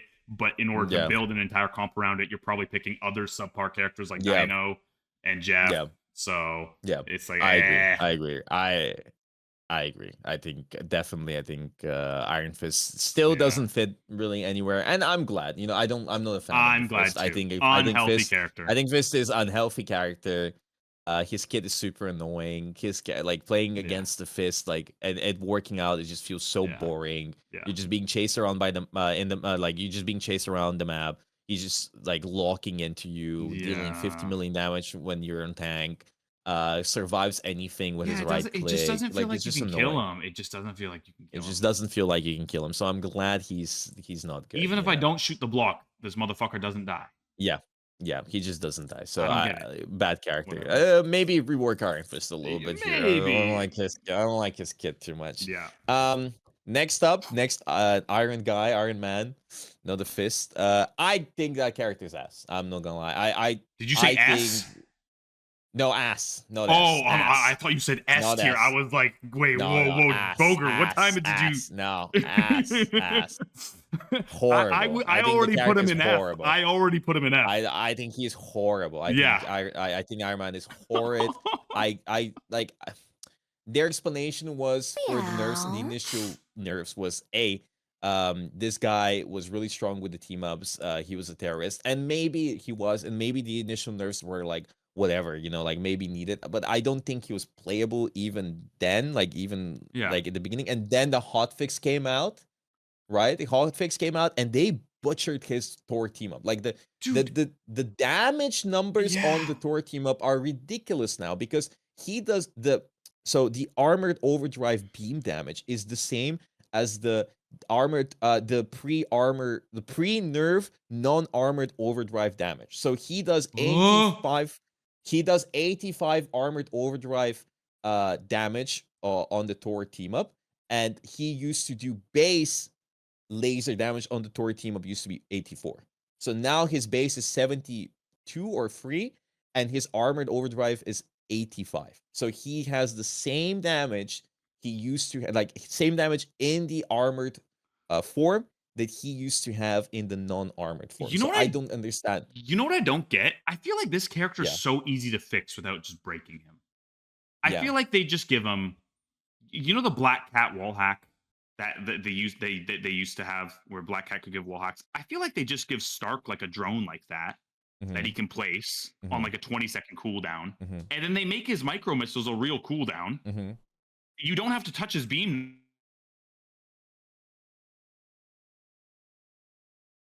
Are you cut off? Functional somehow. Yeah. And you make him a little less clunky. Yeah. You don't even have to touch his beam numbers ever again. Yeah. Because his damage is actually fine. I agree. he just doesn't have anything else. I Like if agree. you give him some other utility, I think he becomes. I think he's a nice little thing. He's too clunky. Like he's too big. He's Yeah. a victim of. He was designed during a different time for this game, right? And during that time, sure, he was more playable. But now with the addition of all of these hit scan and all of these new tanks, the flying tanks, flying characters, like you are just a victim. Like your ult is also useless because of Mag's existence alone just nullifies your ult. Like you can't do anything, right? And I like your hitbox is so big. Right? He's so big. He's so easy to hit. He's so clunky. One of his abilities doesn't even work. He's very one-dimensional, right? I would like for them to remove or reduce significantly the shift, the into shift and the out of shift animation, and then almost. You're offline, by the way. Your stream died. Oh, my stream died? Oh, what the heck? Yeah. It's coming. Okay, it's back up. It just randomly crashed. Weird. Oh, yeah. Whatever. Well, it's back up, but thank you for that. I didn't notice. Yeah, but yeah, no. If they just basically remove the animation or heavily reduce the animation for getting into shift, getting out of shift, and the overdrive, they can even lower his damage numbers if they kind of resolve those two other cooldowns. You know, maybe give him a drone and or fix the micro missiles. And I think he's fun. And then I think he's fun. I like Iron Man. I like him as a character. I don't think he's cancer either because his hitbox is so bad. His ult is so funny. His ult is so funny. It's like hitting a big Iron Man ult is so funny. Yeah, but it's so good. The other thing is he's not even cancer because like the other flying characters in the game, like Angela and Torch, they move so fast that they're hard to interact with. But he moves so slow and has such a big ass hitbox that even if he becomes better, I don't think he becomes as unhealthy as those other flying characters. No, he doesn't. So, like, he's like, way healthier than Storm, Torch, and Angela for the game, in my opinion. Maybe. But, like, I think he is I think base design of Iron Man is good. Like, they just need to buff him up, like, change some of his abilities a little bit. And, like, I don't find it too annoying. You know, I like Iron Man as an idea. I wish he was more playable. Yeah. He is never playable. He was horrible for the longest time. He still is. So, like, I just don't understand the logic of, hey, this character might be really OP now, but we're not going to let you test. We're going to preemptively nerf him, a character that was already F tier. And then one day into the season, we're going to nerf him again. Like, I haven't even seen anyone play Iron Man. Like, and also, I wouldn't complain. Crying, bro. I wouldn't be annoyed if we saw a little bit of Iron Man. Like, we didn't get any chance to test him. We didn't get any chance to play around with him. Like, why do we have so many other characters in the game that come up with these insane team-ups on day one, not getting nerfed, not being touched at all, and then, like, characters that have been meta for the longest time, and then Iron Man comes out with maybe 1%, like with small chances he's finally going to be playable. I was so excited about Gamma. Nuked. I was so excited about Gamma doing 210 DPS.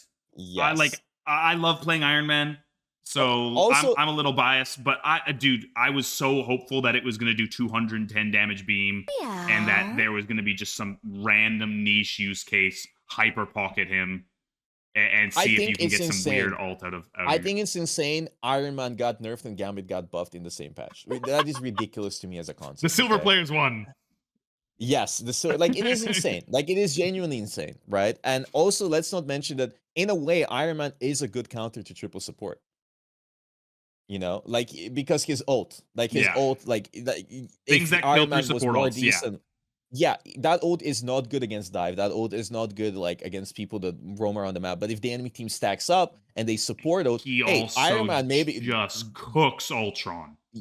Yes. Yeah. So maybe Iron Man needs to be brought back. Maybe this character is our saving grace to like triple support. Maybe he is the solution. Could also be a triple support enabler merchant too. Yeah, like if he gets all the resources, maybe he's a little too strong. He gets a Sue shield in front of his face, Mantis damage boost, so he moves faster, and then an Ultron drone. Oh, maybe not. Maybe not, now that I'm thinking about it. But, yeah. Yeah. So I have him an F. Yeah. Yeah, okay, F tier. I was gonna ask about F tier. I was like, it's kind of empty in there. Yeah, It's kind of empty. In there. We're getting there. We're getting there. There's some characters coming up. There. I see two. I see two characters that'll be in here. It's gonna be a small home, but it's gonna be a home. Okay. Yeah, I think. I mean, they're getting better at like making the trash characters less trash. Yeah, which I think is good. With how fast they release characters, they can only do it so fast. I think if they want to keep on having good release characters, so yeah. So I'm okay with it. Okay, Magik. I never see Magik, as I said before. We never see Magik in pro play. Huh? She's a I never see that Magik in pro play. Maybe in ranked. I'm ranked all the time. In pro play, no. In ranked, I also never see Magik. There's not a single Magik player in here. Nobody plays Magik. No, I only see it in NA. Only if I queue up in NA, that's when I see it. EU, never. Nobody plays Magik. I think she's better than Torch. You think he's better than Torch? You think she's A tier?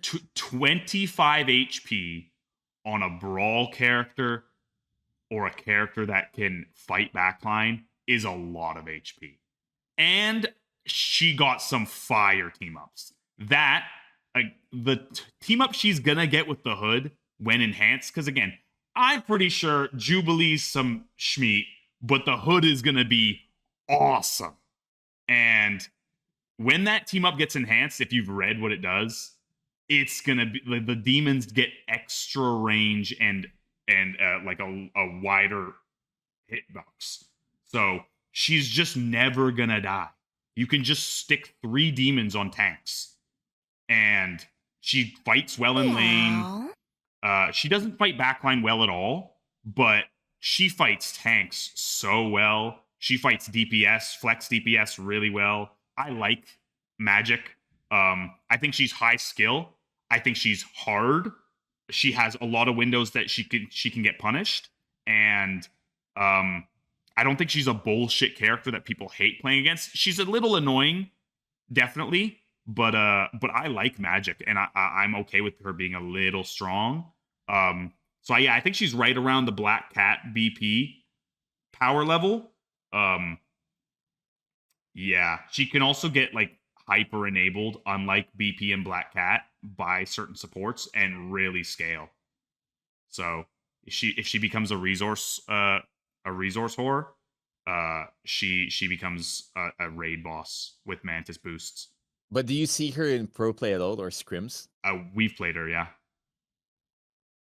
You played her, yeah. You think she's good even in that? Scenario.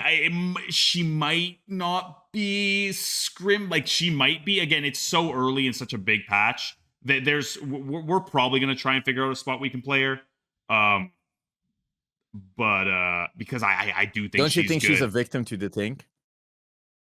Who the hell plays Thing victim? Yeah, but who the fuck plays the thing in pro play? I mean, if you're running Magik and that's your main comp, like, and you're playing around the Magik, like, you just play the thing. And I can just swap off the Magik though. If you're swapping for the Magik off of, like, I assume you're swapping off an S tier tank to the thing. I'm kind of winning at that point. Yeah, but he can always swap back, you know. Sure, like, but I also think with the Hood team up, I don't think the thing shits on her as bad as other people think, because I think her range is actually pretty good. And playing around just one thing cooldown is pretty easy when you have an Elsa just blasting his asshole. So, okay, yeah, makes sense. I mean, I'm inclined to put her A tier because like she is pretty good in all ranks. Like there was a chatter who was like arguing to me, being like, "Oh, I see her in EU." I can go to my list, like I can go through all of my games replays. Not a single Magik in 3 days of ranked C2. What I'll just say is nobody plays Magik. I don't know. Like, I'm sorry, this guy was like, "I'm C2 in EU. I see Magik all the time." I don't know in what universe you play. Not as there. You can people in chat can agree. Nobody has played Magik in any of my games. The thing that I would say is a character that has a 55 win rate in every single elo, including One Above All. I'm so sorry, Fauwkz. I'm so sorry for cutting you off. People are saying Kingsman and Pick. EU, brother! Europe! Kingsman is American, bro! Holy guys, I'm sorry. That was no, that's so a valid crash out. That's a valid crash out. Typing Kingsman, I'm talking about Europe, bro. These people are American. I'm sorry, please. No, dude, all the Timmies came to your chat to type Kingsman. Holy. No, I would have Yes, crashed thank out you. too. No, Thank no, you. I think a character that has as high of a win rate as Magik does across every single elo, when she gets as important of a buff as 25 HP is to DPS characters, Yes. um, and the supports Meow. that are good benefit her a lot. I think she's good. Even if we haven't found the exact niche for her, I think when you see her in ranks, you're gonna feel the impact. Yeah, Yeah. I think in rank definitely Eventually, she's more of yeah. a demon. Console, she's a demon. Oh, And all ranks in NA especially, she's a demon. Kingsman gets a lot of success with her. I think her team ups are definitely good. What do you think about the strange team up upgrade, like chaining them all together? Or do you think it's always the hood? No, I think if you're trying to play, here's the thing. Magik, I think Magik is a misunderstood character. The character does not fight supports at all because Okay, interesting. she has one tool to get out, which is her E, but that's her tool to Yeah. kill people. And so she's much better at chunking tanks down and winning space in the mid lane and then going to off lane, because if you engage from the off lane, you can't use your E, you have to save it to get out unless you're all inning. And if you're all inning, you're really risking your life. So I don't think Magik's a dive character at all, but she can fight well. She's like Blade. I would compare her to Blade. I think she's a better version of Blade right now. She Really? Yeah, that's what I think she is. She has a better ult than Blade. Because she can kill through Trank. She fights tanks very well. Unlike Blade, she actually fights duelists really well as well that are not just hit scan. Like Blade can fight hit scans decently well. She can fight like flankers as well, because of the life steal, or not the life steal, but the overhealth. So yeah, I like Magik a lot. I think you'll see her at midseason. I think you will. I don't know. Maybe you won't. I'm excited to see some Magik. But dude, I don't know. Maybe OUG, our first round opponent, whips it out. Who knows? Okay. Yeah, maybe not. I don't know. People might just rely on comfort. Like there's a few flex She's DPS good at breaking that are higher spawn than us. camps, like spawn holds. Yeah, like spawn hold but with composition. Yeah, but good. some of the team ups kind of just insta do that for you. Like Adam with Storm, damage boost to your entire team plus Storm amp. Yeah, that's a little too strong. So I think spawn holds are dead, like dead. So I don't think you'll see one spawn hold. Okay. Yeah. We'll see. I know EU loves to do spawn hold, so we'll see. Yeah, Genji tried that shit. It did not work. So you think Magik very solid A tier? Yeah. I think like low A tier, right around where Torch is. Like a character, she's a character that needs resources to work, but she's strong enough that if she gets the resources, she can kill your team. So above Torch, below Torch, somewhere around there. Okay, I'll put her below because I'll put her below Torch. So. I mean, it's fair. It's fair because like how dominant she is especially in rank, like, and now you say like you can play her around, like you can play her in pro play if she gets resources. I'm excited to see pro play. Like I feel like there's gonna be a lot of wacky stuff happening. I was kind of tired of the same thing over and over again. But yeah, I'm excited. Magik is a cool character to see. Next up, Mr. Fantastic. I think that character is horrid still, maybe. And that's my I think his team up with the thing is horrible. I'm gonna straight up be honest with you. I think his team up with Rocket is okay. Like it gives you a lot of versatility. You can like do stuff with it. Like you can choose when you want to enlarge, you can choose when to you can stack up your elasticity. You get more elasticity when you ult, like you get max charge, it's cool. You can leave the form. It's fine, whatever. But I still think that character is not good. I don't believe the character is good.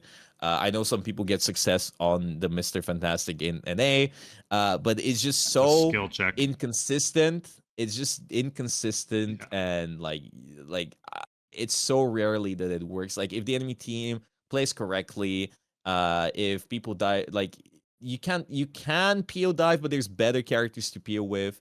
If you cannot get close to the enemy, you're just kind of useless. You kind of victim. You also cannot PO dive if there's like a full dive composition, the enemy team just running it down. You can hump your backline though. You can hump your backline, yeah. You can't really do anything at support those, like you're just existing. They did remove the slow though, so they actually made humping your backline even worse. Yeah. So I mean, Yeah. So like D tier. I think he's better Yeah, than Iron D Man. tier. Yeah, I think I got nothing else to add. He's terrible. Yeah, it's just whatever. He's He's better. terrible. Like his He's better than Iron Man, but yeah, he's terrible. he's bad. Like I don't like that character. Like sure you're gonna ban that character when playing against a Mr. Fantastic player and stuff, and some people are terrorists, but like so far in Bro, between, like it's I so want hard. them. Yeah, no, dude. You want them? Quackley. If Quackley's on the enemy team, I'm letting him pick Fantastic. That character sucks. That character sucks. Okay. I agree. They're actively trying to gaslight everybody into making everybody think that the Thing team up is OP and that his time to kill went way down. It didn't. His time to kill is like the exact same whether you click the button or not. It's horrible. It's horrible. I saw some TikTok where it's like so bad. his one shot combo. Right click, press H, swap characters. Yeah, it's like no, this character sucks. All right. Oh my god. Moon Knight. I agree.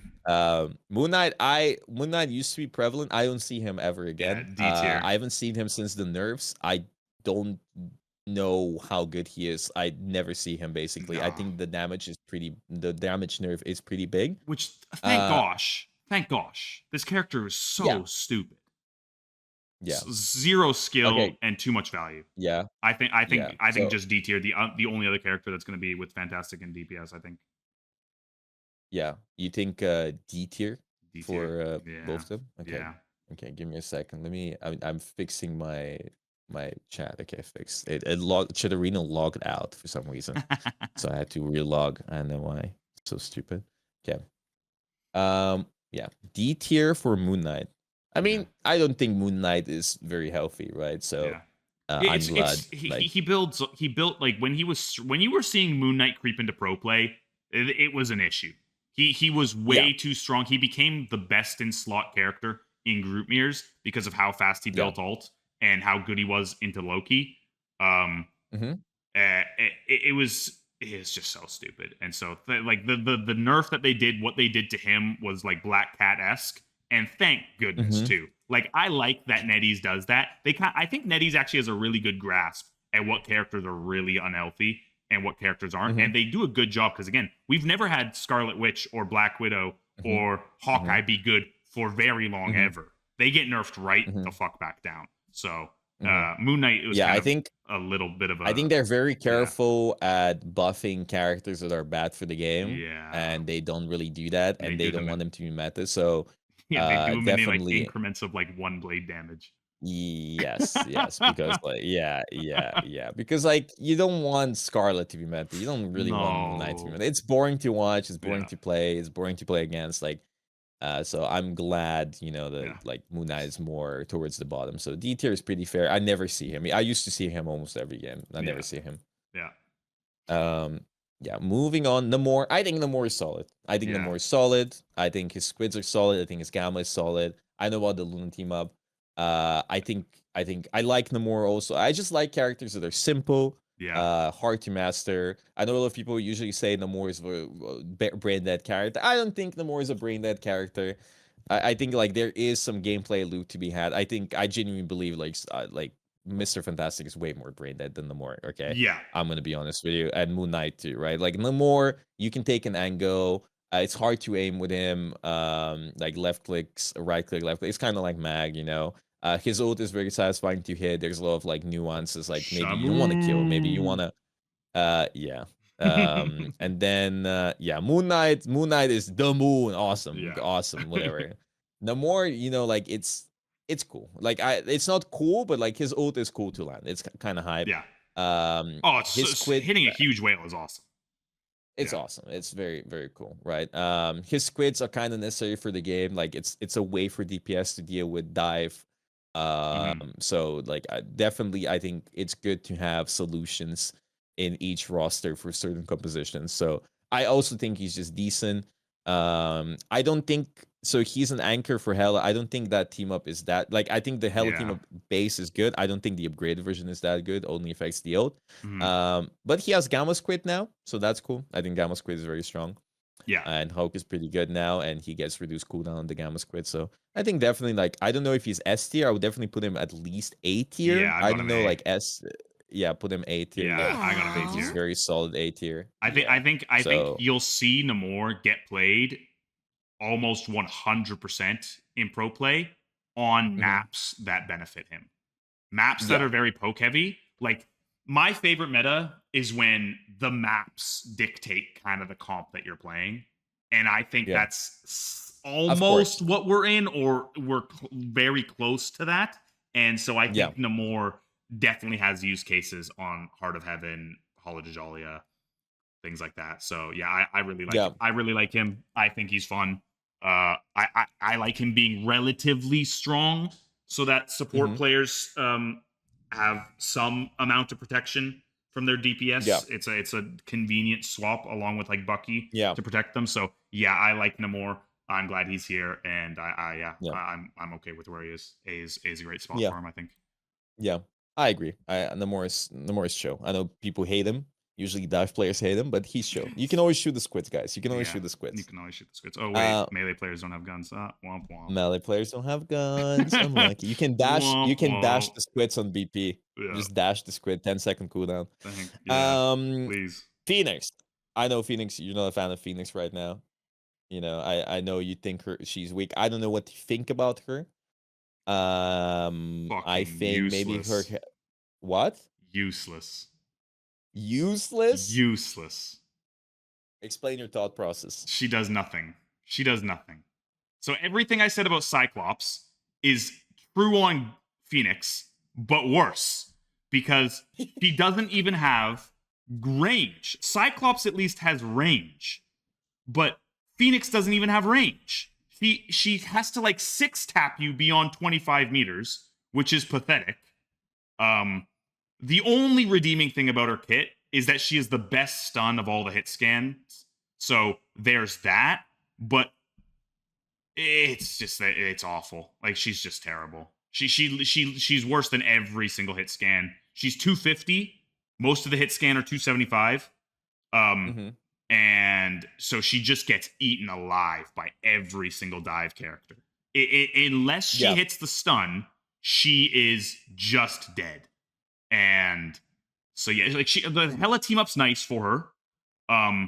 It's a good team up. It vulnerables. It does a lot of damage, etc., etc. You get that on a backline, it can do some damage. Unfortunately, you get that on a backline, that's probably all the damage you're doing to it because your M1 does no damage. So, yeah, I think she's fucking useless. I would put her C tier. Yeah, I have her at the bottom of C. Same tier as Mr. Fantastic. Yeah, I have her at the bottom of C. Yeah, I can't. Bogur, I wanted to put her D so bad. I want to put her D so bad. I want to, but I can't. I want to. I'm too honest to put her D. I have so she's C. She is not D tier, bro. She is. I see your points. I think. Yeah.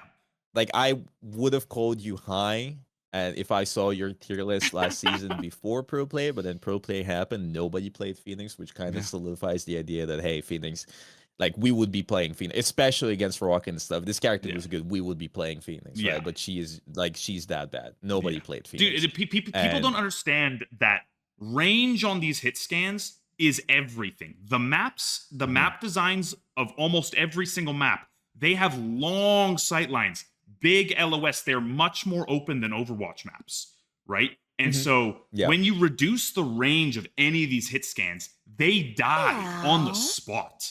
Like, Release Phoenix was bad, besides the melee tech. If she didn't have the melee tech, she was not good. Because her ult was like 300 HP. Her range was terrible, but her melees added sparks, and so you could go into melee range and light up a backline. So my favorite dive character. Yeah, exactly. No, Vision terrorized us doing that. And so once they removed that, they gave her range, and then they gave her 275, and then they buffed her ult. But now she's back to 250, and now she doesn't have range, and she doesn't have the melee tech. So she's just terrible. The only redeeming thing is her ult, if it lands, can maybe kill a support. Yeah. But you probably just break it. Almost every single tank that's good can break her ult just with their body. So yeah, I don't see that ever landing against good teams. Whenever I see somebody pick Phoenix in ranked, I'm just like, yo, Might as well just pick Scarlet Witch, bro. I hate that character. I mean, you can play Black Widow now better than Phoenix. Yeah. No, dude, the only reason I hate her is because the community glazes her so much like she's actually good, but she's just terrible. Like, if the community actually just understood where she was, I wouldn't hate her as much as I do. But I hate her because the community thinks she's good whenever she's terrible. Yeah. And, yeah, makes sense. I Like blame Light. you see a lot of hitscan players. Yeah. You see a lot of hitscan players still play Phoenix. Yeah. And like a lot of people are probably like, yeah. I mean, there's definitely better picks, especially now. Like there was a moment where Phoenix was exceptionally good. Yeah. But like, but now it's like whatever. You know, Hela is much better. Like Elsa is much better. Namor is better, and like definitely 100% all of these characters are better. Yeah. Starlord, Starlord definitely definitely right. So yeah, I agree with you. Like it does make a lot of sense now that you explained it. And you explained last time too, and I saw in pro play, it made a lot of sense that hey, Phoenix doesn't have range, right? So that character is just not that good. And even like people might disagree with it and be like, oh, you know, like she's good in my rank. Believe me, in your rank, BP and Magik are way better than Phoenix. You know what I mean? Like BP is probably S plus tier. Iron Man's like good my in your point rank. here is let's relax. Yeah, so my point here is like there's even in your ranks there's characters that just do way more than Phoenix. Like even characters that are like Daredevil and stuff, like these characters will do so much more in your rank. Yeah. So Phoenix, it makes sense to put her seat here. Yeah. Psylocke, character that was the strongest DPS and instantly nerfed. Do you think she's S plus tier? Do you think she's S tier? I think she's probably S tier right now after the nerfs. Or do you think she's Yeah, I think she's S tier. I think she's probably above DPS Deadpool. She does a lot of damage still. The Emma team up's so good for her. She's very good. And the other thing is because of the DD nerf, the 20-meter dash on his F to the 12, that's a huge buff to Psy. Because previously the DDs would just run at you and you would just die. But now you can kind of space him well enough. And if he's not in dash range, but he's like on the edge of it, that's your effective range on Psylocke. So you just fuck him up. So it's a skill matchup now, which is good. So yeah, she was probably best in slot, either her or Elsa, and now she's probably just a tier below, but she's still very good. Yeah, her ult is makes sense. Her ult's still so good right now. It just seems like it always kills for some reason. I feel like it should, but it always does. Yeah. What do you think about the C&D team up? Do you think it's good? It's the flat damage is nice, but unfortunately, the damage that you get for like Psylocke does her hit and hits, right? You shoot the tanks, you get your cooldowns, you invis, go try and kill something. Then you dash out. And it's just a loop. You just do that again and again and again and again and again. And so the damage really only matters when you're going for that one shot. But when you're going for that one shot, you have your Emma team up back. Because your Emma team up also gets cooldown reduction from shooting tanks. So every time you go for that hit, you're just going to do more damage with the Emma team up than you would with the flat damage boost from the side. So I don't think you'll ever pick them.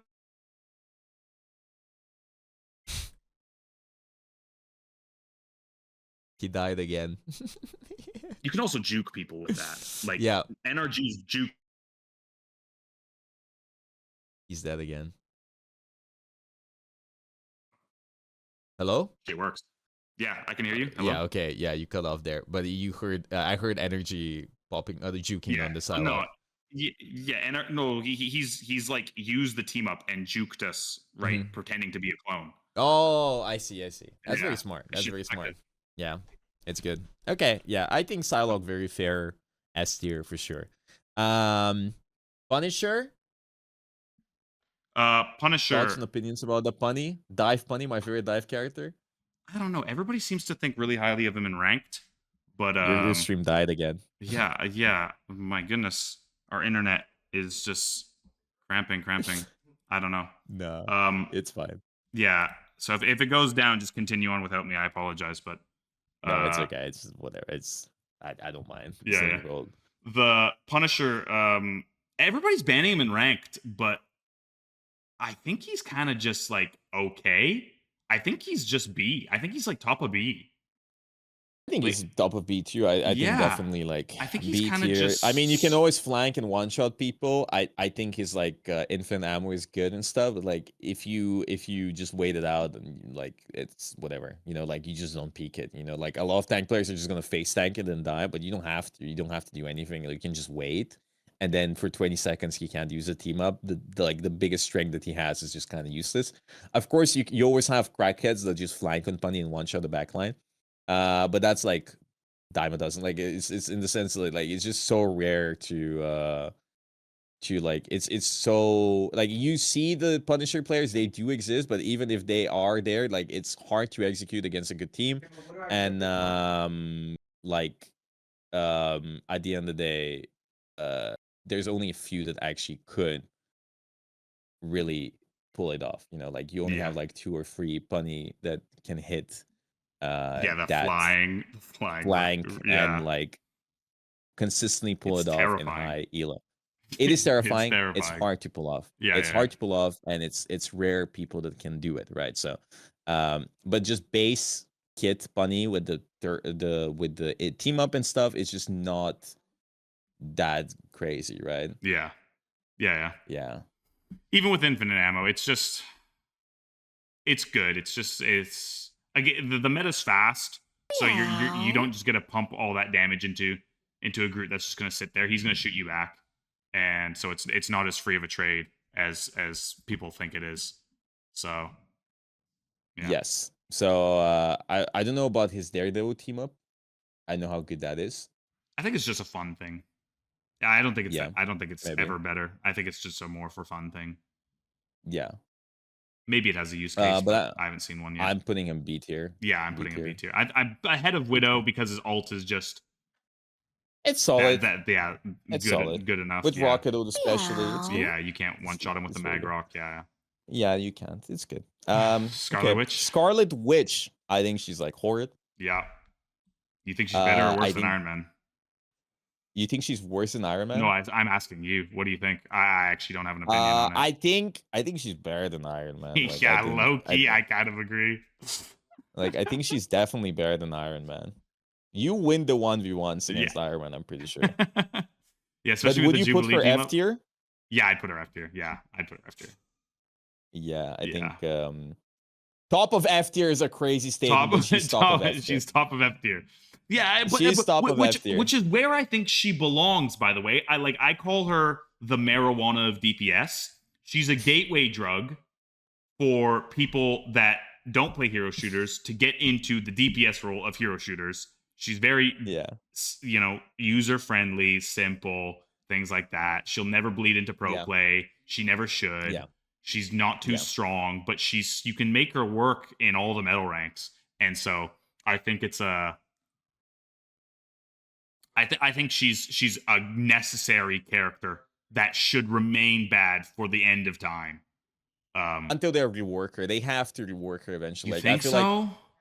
I think like I don't think they do. I think they're okay just leaving her the way she is. Maybe, but like I feel like Wanda in Marvel in general is such a hype character for a lot of people. The strongest character in the universe. Yeah, it just kind of sucks to have this amazing character that a lot of people really like, and like she is deep and she has her story and backstory and tragic backstory and whatever, and she's so strong in the lore, and she's just ass in this game, right? Yeah. So like I think that kind of sucks for a lot of people. But you can rework her, make her more playable, and still have her as the marijuana of DPS, right? Yeah, I guess so. I also think her team ups like aren't too crazy. Like her strange team up is okay. Like it makes her a lot better, and then I think the other team up is just kind of whatever. Like it's the Jubilee one is you don't want that over the strange one, right? Yeah. Agree. So yeah, I think she's definitely her ult is really bad still. Like her damage is really bad. Of course you can win in any rank with this character, but like at the end of the day, like you just pick something else and you'll win more. Yeah, learn something else and you're gonna be more consistent. You know what I mean? Like it's about consistency. You know, Scarlet can win, but like you won't be consistently winning, especially in higher elo. And there's going to be a lot of situations where you just get countered and you were useless. You know, you can farm damage numbers, but these damage numbers don't really mean much. And yeah, you are going to get outmaneuvered by all the other characters. Like Hela is just going to two-shot you the moment you fly up in the sky to suck off the supports, you know, like you just die, you know? Yeah. But yeah, whatever, like Scarlet F tier. Yeah. Spidey. What do you think about the Spidey? I think Spidey is like such a interesting character. I think I've seen the Peni team up be used quite a bit, and people say it's quite like it's better than the Venom one. Yeah, the Peni one's definitely better. The Peni one is definitely better. Yeah, Peni being playable, you get shields and stuff. So I know what you think about Spidey. I wish we would see Spidey in pro play, except Jitward, of course. Hell no, you don't like it? You think Spidey's dishonest? I think he's as dishonest as you can get on DPS because the thing is most of he's too fast to interact with, for one. So if he ever gets to the point where he's strong in pro play, that means he's way too strong at every other rank. Because his mobility is off the charts. I think Armory had a really good take on Spider-Man that his speed level warrants him being weak enough here, everything else wise. Because if he gets too strong, then his damage is too high, his speed is too high, and then everything's just wrong. And so I think this is kind of where Spidey belongs. Is you can get value out of him. He's a character that has a learning curve to him. He's not unplayable. He's strong enough. I think he's kind of just B. I think he's B. And I think he should stay B. I was a little worried that they were going to give him too strong of a team up because I don't want to see this character anywhere near pro play. I don't think other people do as well. Yes, it might be fun watching pro players play Spidey, but if you're watching pro players play Spidey, that means that the Spider-Mans in your elo are going to go up like tenfold. Listen. You just don't play ranked and just watch pro players get rolled by like a Spider-Man one trick. That's gonna be hilarious. No, like my thing about him is it's the same thing as Black Panther, right? It's just you don't interact with him. If you don't interact with the character, it's just not healthy. Because he's off your screen, all of a sudden you get hit with the tracer, then he one-shots you. What about that was fun? So especially for lower, like I try and be like pretty self-aware of the lower ranks and how they will perceive the game. And I know characters like him and Black Panther and Iron Fist are just the worst for them. And so I don't want to see those characters to get buffed. I want to see them get nerfed and more and more and more, right? Because they have way too high win rates in those elos because the support players and DPS players can't hit them, can't aim and track them. And so yeah. Yeah, that's my thing on Spider-Man. I also like it's fun. It's hard to do. It's fun to hit. It's fun to be hit by the pool of the map. Exactly. Like that on tank is it's so annoying. You're just losing the game to the pool of the map. Like it's really hype to hit. It's cool clips. Holy shit, is it annoying? Like you are losing the game because like you decide to push up on tank and you're off the map. Because he hit it and it's GG's, you know, like some games like the Spidey is on crack. He took like shit ton of Adderall and he just keeps pulling you off the map. Oh my gosh. And you can't play the game. Or into his team. Really Sticky hit a clip on me where he B-hopped on Celestial Husk on the inside map from his spawn, hit the uppercut, passed me, did another web back to his team and pulled me to his spawn on Groot because I didn't have my big wall down. Around like 3 different objects, my character model went, and I'm just in their backline. And I'm just like, where was the mistake that I made? How am I here? And then I died. Should have placed your wall early, bro. I guess so. That's why you're a coach. Okay? That's why you're a coach. It's fine. Not everybody's born talented, okay? It's fine. Don't worry about it. Never mind. Yeah? No. I'm listening. Bogur, what's your rank right now? C2. Oh, we're the same. Oh, look at that. Yeah. What do you think, bro? What do you think I'm this low? Walk in. I just fucking with you. No, you're higher I than me. just don't. I'm C3. I I'm don't have. C3. I don't have the. I don't have the. I don't have Yeah. genuinely. When I play rank too much, I become an insufferable human being. So like I've decided that I'm not gonna be. Me too. I'm not gonna be doing the same thing I did with Overwatch, where I just grinded for top 10 every season because I just become miserable and I lose all humanity. And also Q times are insane. The moment I hit like eternity, like 100 points or something, my Q times are unbearable. So like it's just pointless. Max range. It's just annoying, No, right? no. All right, Squirrel Girl. But Squirrel Girl, I'm sure you have a lot of things to say. I think she's horrible FTR. Nothing to say. I'm PMA. Nothing to say. Nothing to say. Worst character in the game. I think horrible. If you play Squirrel Girl, guys, I recommend picking up Ultron. I am saying, that's what I'm saying, bro. If you play SG, I recommend you to learn Ultron is what I'm saying. That character is horrible. That character is massive hitbox.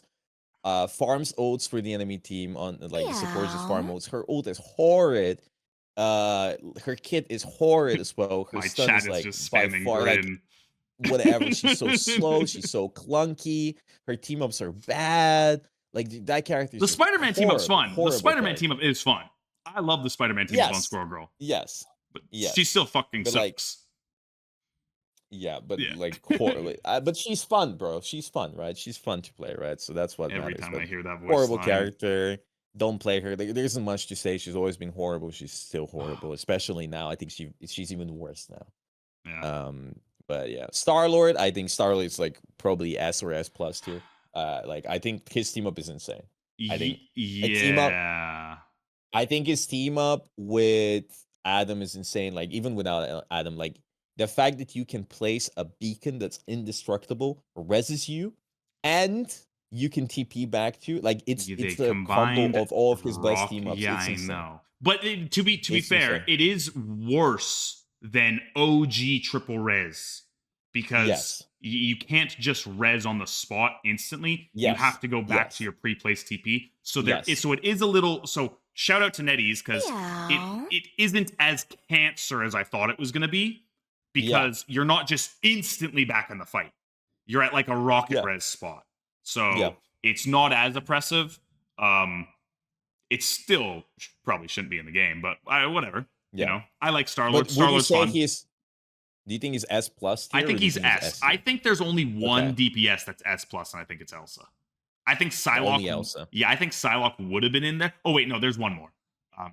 But I think Wolverine. Yeah, Psylocke would have been in there, but Hotfix Grin. Yeah, makes sense. Makes sense. Yeah, I think Starlord is a fun character. Like a lot of people are like, oh, he's so broken. His ult is auto aim, but like you can not sit in the open when he, like there is things to do against. Like there is ways to counteract. Like especially better players. You see like the tanks try to sit in front of the support so they absorb damage. You can mag ult it. You can support it, ult it. You can hide away from it, whatever. I think he's a little bit annoying because he becomes like, because of his little spins, because the spin at the end of the day, it makes you invulnerable. Balls and all. Thank you very much for the prime. Thank you guys for all the watch streaks. Smash, thanks for the grin. Emma ult can do something about it as well, right? So I think Starlord, I also think Starlord is just kind of a hard character to play that's kind of fun to play. It's fun to watch. Yeah. So like I don't mind him being strong too much because even though he's strong, I feel like you don't really see him in lower ranks too much because of how hard it is to play. Yeah, right? there's a super high skill ceiling with his movement and mobility. The having the dashes on a meter is really, really cool and unique. And I think he's such a healthy character for the game because he's really hard. Yeah. He's squishy. I think they did a good job kind of balancing him. If he kept the 25 HP from his right clicks, I think he would be S plus unequivocally. But that's actually a sneaky big nerf. Because he got a lot of sustain from that. And so I think NetEase did a really good job at kind of making sure that he didn't get too out of hand after giving him 50 bullets, not letting that bleed into his ult. And so, I love Starlord. I think he's top of S. I think he's kind of the best DPS after Elsa. But yeah, I think Elsa kind of stands alone with one other. Yeah, Elsa is insane. Yeah. Yeah. Storm. I think Storm isn't that good. I really. You think she's good now? I think she's still a victim to her being super slow and stationary, and like I think she's just a victim to anything really. Her ult is really bad too. No. Kind of, but like not really, because I think the supports that are getting played, like the supports build ult slower. I think Storm becoming hit scan is an insane buff for her. An insane buff. And so I actually think she's also got a couple good team ups. Black Panther, Adam. So there's a couple good team ups that she enables and enhances that when they get enhanced become actually useful. Because again, like we've gone over some of the team ups that it doesn't really matter if they're enhanced or not. BP when enhanced is actually really good. And Adam when enhanced gives the entire team damage boost when he links, which is an insanely strong turn. So I actually think Storm has a cool little niche. I don't think she's overpowered, but I think she's right in there in B. I don't think she's unplayable. I was gonna say B tier from what you're saying. Yeah, maybe. I still fear that she is a little slow. She does. Hela. Doesn't she die? Just get exploded by Psylocke. She doesn't just die to Hela now because Hela's hits or because Storm's hit scan. She can fight back against these hit scans now. That's the thing. Right. So she's no longer just praying that the hit scan misses a shot. She can actually kill them now. And her effective range is pretty good. Her time to kill is not nothing. And because of the supports that got stronger, Sue being a main one, she benefits a lot from Sue being good. When the Sue, because Sue primarily heals Storm by right-clicking in her face, and Sue always has the torch team up activated, and so you just get that damage boost instantly, and you can really shred some people. And so she still has the most busted, unhealthy mechanic in the game, which is 6-man damage boost. So if you have a comp that can benefit from a few people getting damage boosted by her, it gets a little out of hand. Now, typically you won't play her in those types of comps now, but I think the hit scan buff is a huge thing. And the chain lightning that she gets from Thor being on the field is also really good. So do you think her healing thing is good at all? No. Like healing Cloud? No. It just does. It's just the same thing as like Dino with Jeff. It's just not a significant enough number to be anything relevant. Okay, makes sense. It's fun. I think it's cute. But I don't think there's a single use case you'd ever pick it. I think probably for Storm you have use case, especially in like payload maps on attack. Like I feel like it's probably really oppressive to play like Storm and like maybe Peni or like Elsa or anything that does a lot of damage, and you just like kind of just push through. Like the tanks can't hold the card, like they just explode all the time, right? So and if you can survive the dive, maybe even with triple support, she's really good because like Adam can 2-shot, you know, with just the link, and then Storm damage boosts the team. So maybe, you know, like I'm open. I think she's definitely better than everything below her. I think she's right around, probably lower than Spider-Man. Maybe right ahead of Black Widow. So that's probably where I'd put her. Maybe you could put her below her, but I think that's kind of a good area for her. Okay, makes sense. I love that she's hit scan now. It's a great change because that's kind of the role that's she's good. filled, so I mean, it's a good change for sure. I agree. Bucky, S. This character's OP. You think Bucky's S? Oh yeah. Which team up do you use? Elsa. I think the Elsa one's quite good. It's just. I think so too. It's so strong. I put him probably right. I probably put him above Psylocke, below Hela. He's so good. He's so good. His ult works really well with all the tank ults that are good right now. Like you can combo Bucky ult with Venom. You can combo Bucky ult with Groot ult. The best character in the game on DPS is Elsa. You benefit a lot from the enhanced team up. Elsa Bucky is it's so much pressure, and the thing is it's hard to dive Elsa Bucky too because they both fight duelists really well and shred tanks. So if you get Elsa Bucky online, it's really hard to play dive against it because they can both just run at you on Daredevil or run at you on Psylocke or Starlord and just kill you. So he's really good. I think his ult benefits a lot from the tanks that are good. and he's also one of the only characters in the game that just like nobody shreds tanks as well as him besides Elsa. So yeah, I think he's really good. And then the enchanted Elsa team up is even better. Right? Yeah, like exactly. The base one, like so. Infinite slows. I think definitely. Yeah, so I think Bucky definitely seems pretty strong. I like this little chat we're having because like so many of these characters like I barely see. I don't even see Bucky that often. I'll be honest. Like I don't he's really prevalent in scrims. You see him a lot. Yeah, makes sense. In pro play, I see him quite often. In pro play, I do see him quite often. But yeah, the moment I saw the Elsa the Elsa team, I was like, this is crazy. Like having reduced cooldown on all of your abilities is insane. Yeah. It's just ridiculous, right? Yeah. Yeah, but yeah, somebody asked me what do I see? I see a lot of Cyclops, I see a lot of Hela, I see a lot of Daredevil, I see a lot of Starlord, Namor, Cat. I see in the tanks, honestly for tanks, I see like I don't see much Thor. I see everything else really. And yeah, but I see a lot of Phoenix. People play Phoenix and Cyclops still quite a bit. But I agree. I think definitely Hela and Psylocke. I think it's just comfort. I think once they realize that there's better characters and they expand, that they'll start to win more games, etc., etc. Also, Bucky's probably pretty good against dive and stuff. Like I know he doesn't ground and stuff, but if you land your hook, dive characters. Like what HP chat? What HP does he get to with the Elsa team up with just one? 425. Is it 425? That's just I think gross, so. I think that was it. That's almost tank Deadpool HP, bro. Yeah. It's just so it's insane. It is insane. Yeah. Good luck diving. All right, Wolf. Yeah, good luck killing it. Yeah, you can't. Wolf, I think S+ tier. I think S+ tier. Insane. Yeah. I think his team ups are crazy. I think Hulk and he basically kind of has like two team ups if you have Hulk on the team because you can grab him, throw him, and then Wolf has his own team up with I think with Gambit and you almost always use the Gambit Cyclops. Yeah, exactly. you almost always pick the Gambit because of the speed boost.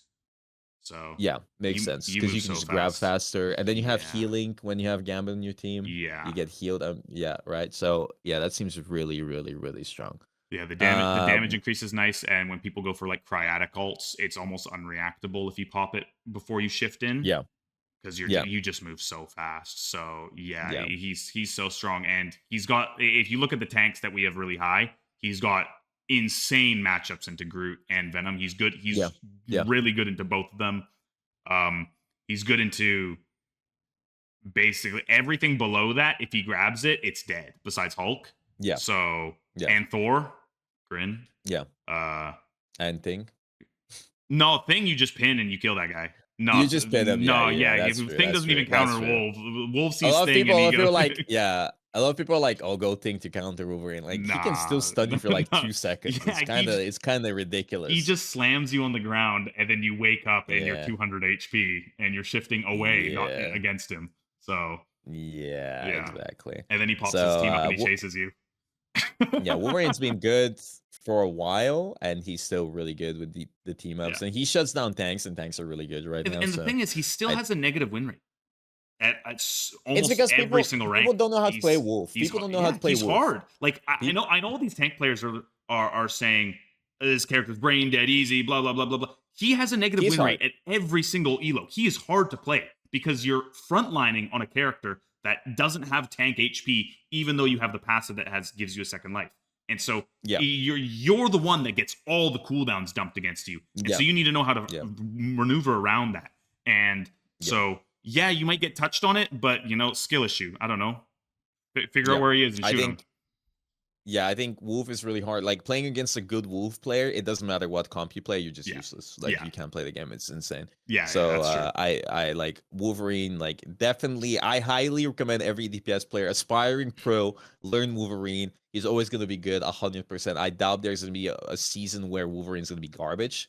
Yeah. Because they don't want Wolverine to be garbage because he counters such an annoying composition like triple tank. Like he's gatekeeping some hell from being good. Yes, he is a necessary evil. I know I hate playing against him, but I know why he exists. Yeah. Like I understand his purpose in this game. right? Yeah. So it's whatever. But we are wrapping up here the DPS category 4 hours in. How many? Yeah, 3 I hours know. in. I only have like an hour left, Uh, so no, we got yeah. this. I think Alright. we're gonna speed run the supports pretty easily. Okay. It's the least amount. But we're moving on now to strategists. Adam. I think Adam. I haven't seen too much. I see him here and there. He's I think Adam is insane. in a weird spot. But I think he's good. Yeah. I I think he's definitely at least A tier. You know, I Yeah. think at least A tier. Exactly where I want to Right. put him. Yeah. So the Ultron team up giving him the ammo makes him 2-2-2 viable. Mhm. Because he can get his snaps back. If you do Mhm. play him in triple support, the Storm team up's really good for a really strong turn. You link, everybody gets speed boost, you run at them. He's still got good damage. He's got the most annoying ult in the game. Please, Yeah. Netties, get it out. Replace it with anything You don't else. like his ult? No. Mass res is Yeah, so it is annoying. annoying. Because It if is Mass annoying. res is in the game, then Loki can copy Mass res. Yeah. And then you might have to kill 18 people to win a fight. And that's just I've seen the that in worst. pro play quite often. It's so Yeah, annoying. it's worse in scrims when people aren't trying as hard and both Yeah. teams have Mass Res online. It's like, okay, why has this fight been 3.5 minutes? Yeah. So First point fights on domination lasting 4 minutes because Adam res everybody 5 times. Yeah, but nobody liked Mercy back in the day. The Shadow is very right. Nobody liked Mass Res in Mercy. They swiftly removed it. I mean, not swiftly, 2 years in. Yeah, I think Adam definitely can use benefit like from something the like that. same Yeah, same thing. But the thing is with Adam res, I think another aspect that makes I don't think mass res by itself is the most annoying thing. I think it's how big the range is. The range is insane on the mass res. I also think it was more balanced when they weren't getting 50 gajillion shields. Like you could like actually, but now they get so much shields you can't even kill them after they get res. So it's basically a support ult, like straight up, like they get over health and they're not dying right after. I hate how big the range is, as I said. One thing I will be honest with you that I really hate. I like that when you kill Adam and he has no self res, the ult disappears. I hate that when he has self-res and uses his ult, it doesn't disappear. That makes no sense. It should always disappear if you kill Adam. That would make it 10 times more balanced, you know? Yeah. Because, like, you catching that Adam that misplayed, like, and the moment you kill him while he's rezzing, like, even if he hits it, like, it doesn't matter. If you kill him there, it should be over. The ult should be gone. Yeah, it needs to be a skill thing. If you punish him, you should be able to punish him. It's annoying that he gets away with a really dog shit ult. You kill him, but he still gets away with it, even though you punished him, even though you chase him, even though you played all your cards right. The dealer still got 21. You know, like it is insane, right? So exactly. It doesn't make sense. It needs to be. You need to be punished for it. Like you need to be punished for doing a bad res in a bad time, right? So definitely. Like, even if they want to keep the mass res, they need to change something about it. And he's also a good anchor for some team ups, right? So, and I think his Storm team up, I think it's good too. In triple support, like you get more damage, you get movement speed with your link. So he's solid. He's definitely solid. Yeah. Cloak. When I saw the patch notes, I thought not these patch notes, but in general with the team ups and stuff, I thought to myself, Cloak was affected the least in terms of like healing reductions and stuff. So I felt like Cloak is probably going to be better this season than last season. Plus she has her invulnerability team up. And to me, that's a very good way to deal with dive because you have your fate, you have your team up. So I definitely... You have Bubble. I think she's like one of the better supports if you want to play more brawly comps because you have Derek Cape, you have your Bubble, you have your healing is quite a bit, you farm your ult quite a bit because again, like every other support got their healing reduced and stuff, but Cloak didn't really get that. So she still dishes out a lot of healing. So I know if I would put her A tier, because I don't know how good she is in higher elo, like in pro play and stuff. I put her A tier, right? I put her A tier because of how, like, the meta can be very enty. Like, you just ent the enemy backline. And so being able to live for as long as Cloak can live, even if your other support dies, so many times the backlines just get traded off that being able to live is a big benefit. The only reason I wouldn't put her S is because she doesn't provide any resources to your dive. So Luna can snowflake your DD, and your DD has an advantage against their DD. but your cloak doesn't give any assistance to any of your dive DPS or really your hit scan, but she can just live. So Yeah. Living can sometimes be really beneficial, especially if you're playing something like Elsa Bucky, where you don't need to really provide resources. So, or Elsa Wolf. So sometimes living is enough. But if she had something where she could provide resources, Netties, don't give her something. But like, because she doesn't, I don't think she can be higher than A. Okay. Yeah, makes sense. Makes sense. I think her ult is also counterable. Like you can Namor ult it, you can Mag ult it. I mean, Mag ult is a little bit difficult depending on the cloak player. You can one shot it with certain characters, right? Like there's things to do while she is doing her little dashes, right? So, but I think there's definitely better supports than her. I think do you think she's pretty good against dive, right? She has 3 escape tools now. Yeah, three escape tools, and the bubble. Like if you bubble first and then cryo and then fade, you have your bubble back. So you can live for a freaking long time if you're other support. Like if you play with Sue and the Daredevil and there's no Daredevil online, your Sue can just go invis and live, and then you can be just the bait victim, getting all the aggro, and your Sue's invis watching you just get jumped, but they can't really kill you. So I agree. White woman backline's pretty strong. Yeah, makes sense. Support pool?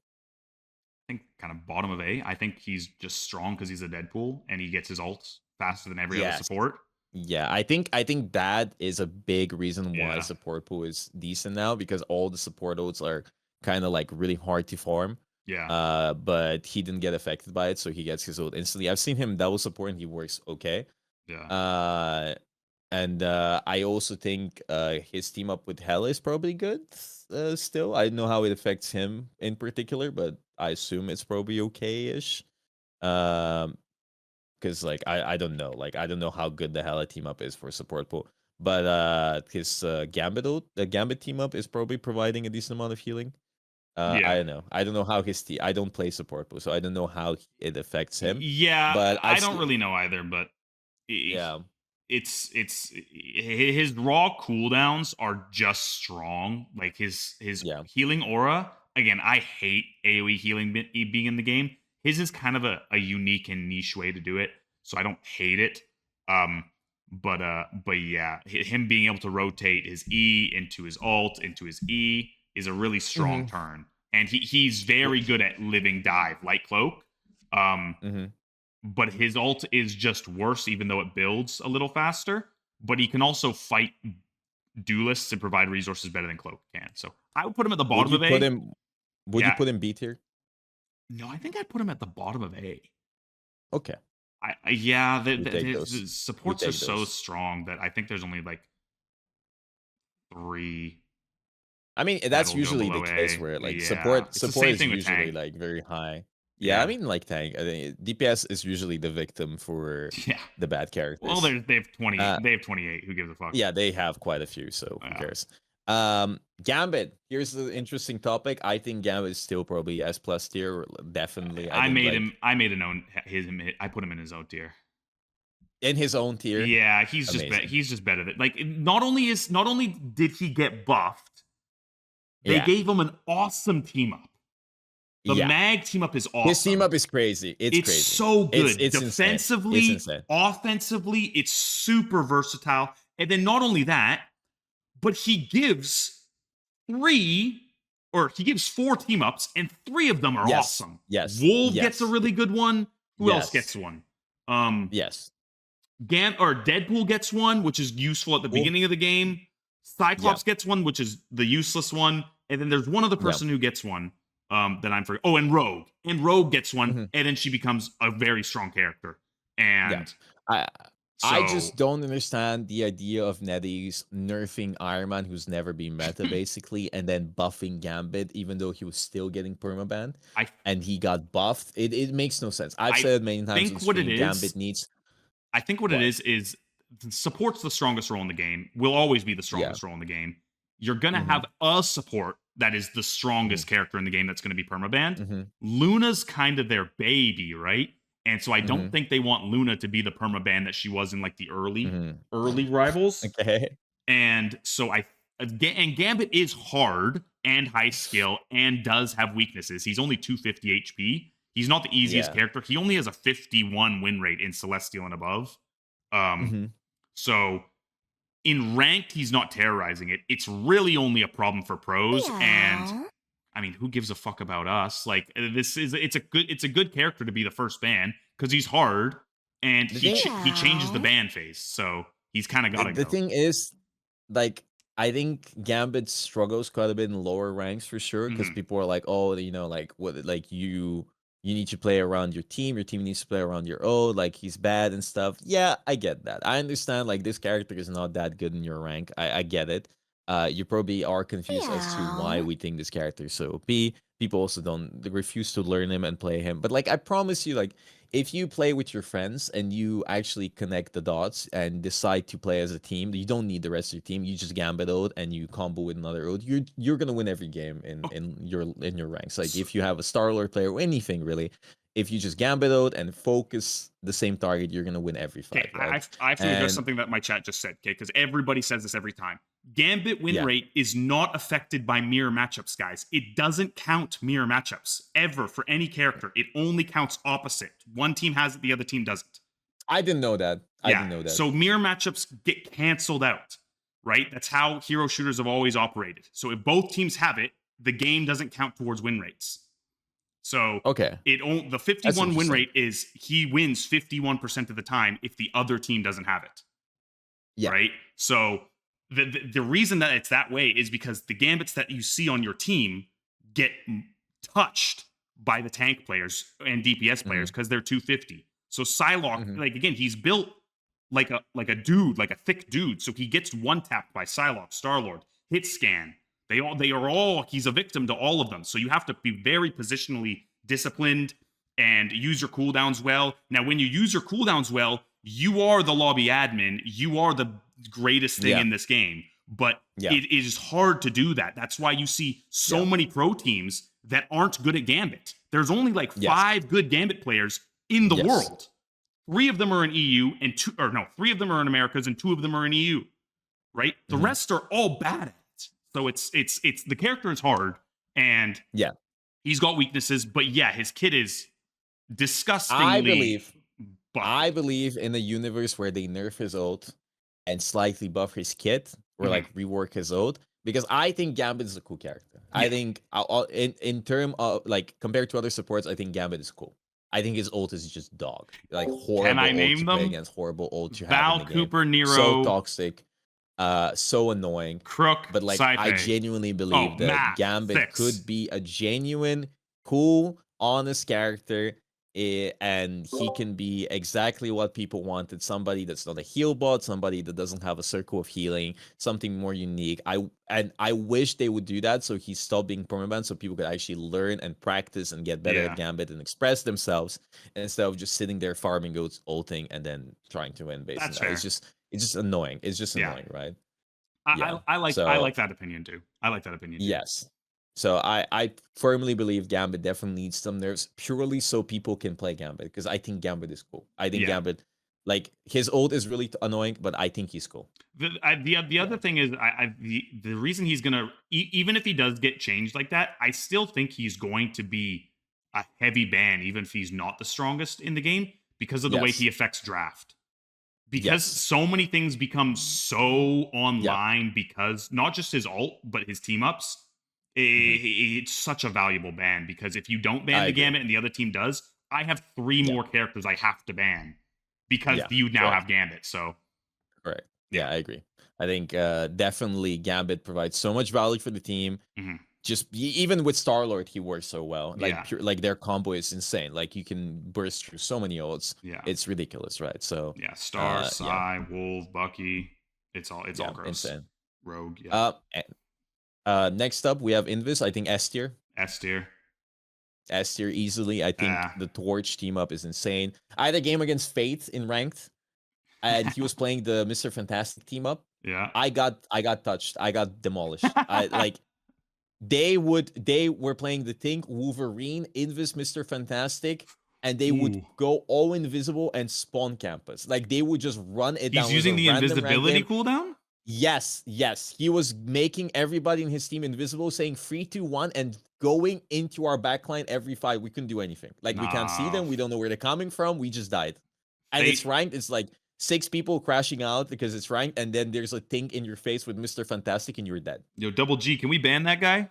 Surely that's bannable, right? Insane. Surely that's bannable, trying to coordinate your ranked teammates like that. Yo, can we get a ban on Fate so he can't show up to LAN? It was ridiculous. I bring that up as like to humor you a bit. I believe that there's a universe we might see Invis woman. Maybe Mr. Fantastic is really bad though, so that's not gonna happen. But if Mr. Fantastic wasn't that bad, there could be a universe where you all go invisible and then just like dive the enemy, jump the Luna from a weird.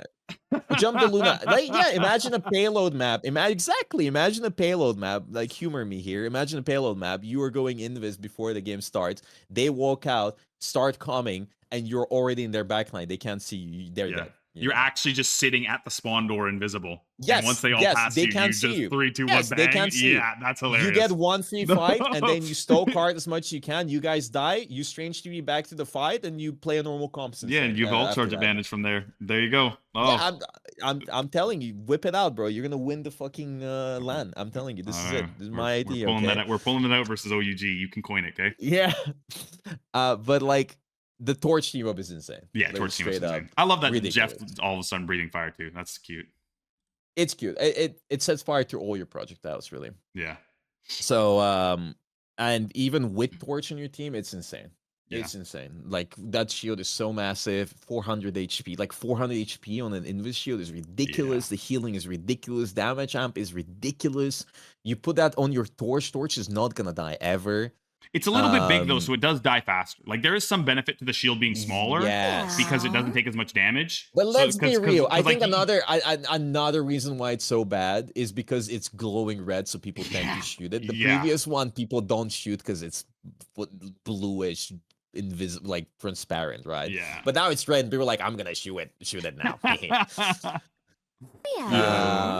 But yeah, it's really good, and I think Invis just got crazy buffs again, and she's definitely like she's one of the characters that can kind of deal with Wolverine. She's good. She's really good. I personally believe Invis, like, I know people might disagree. I think Invis like one of the healthier support characters to be playable. I think she's difficult. I think her Invis shield is bullshit. Straight up, I will say that, like, self shield bullshit.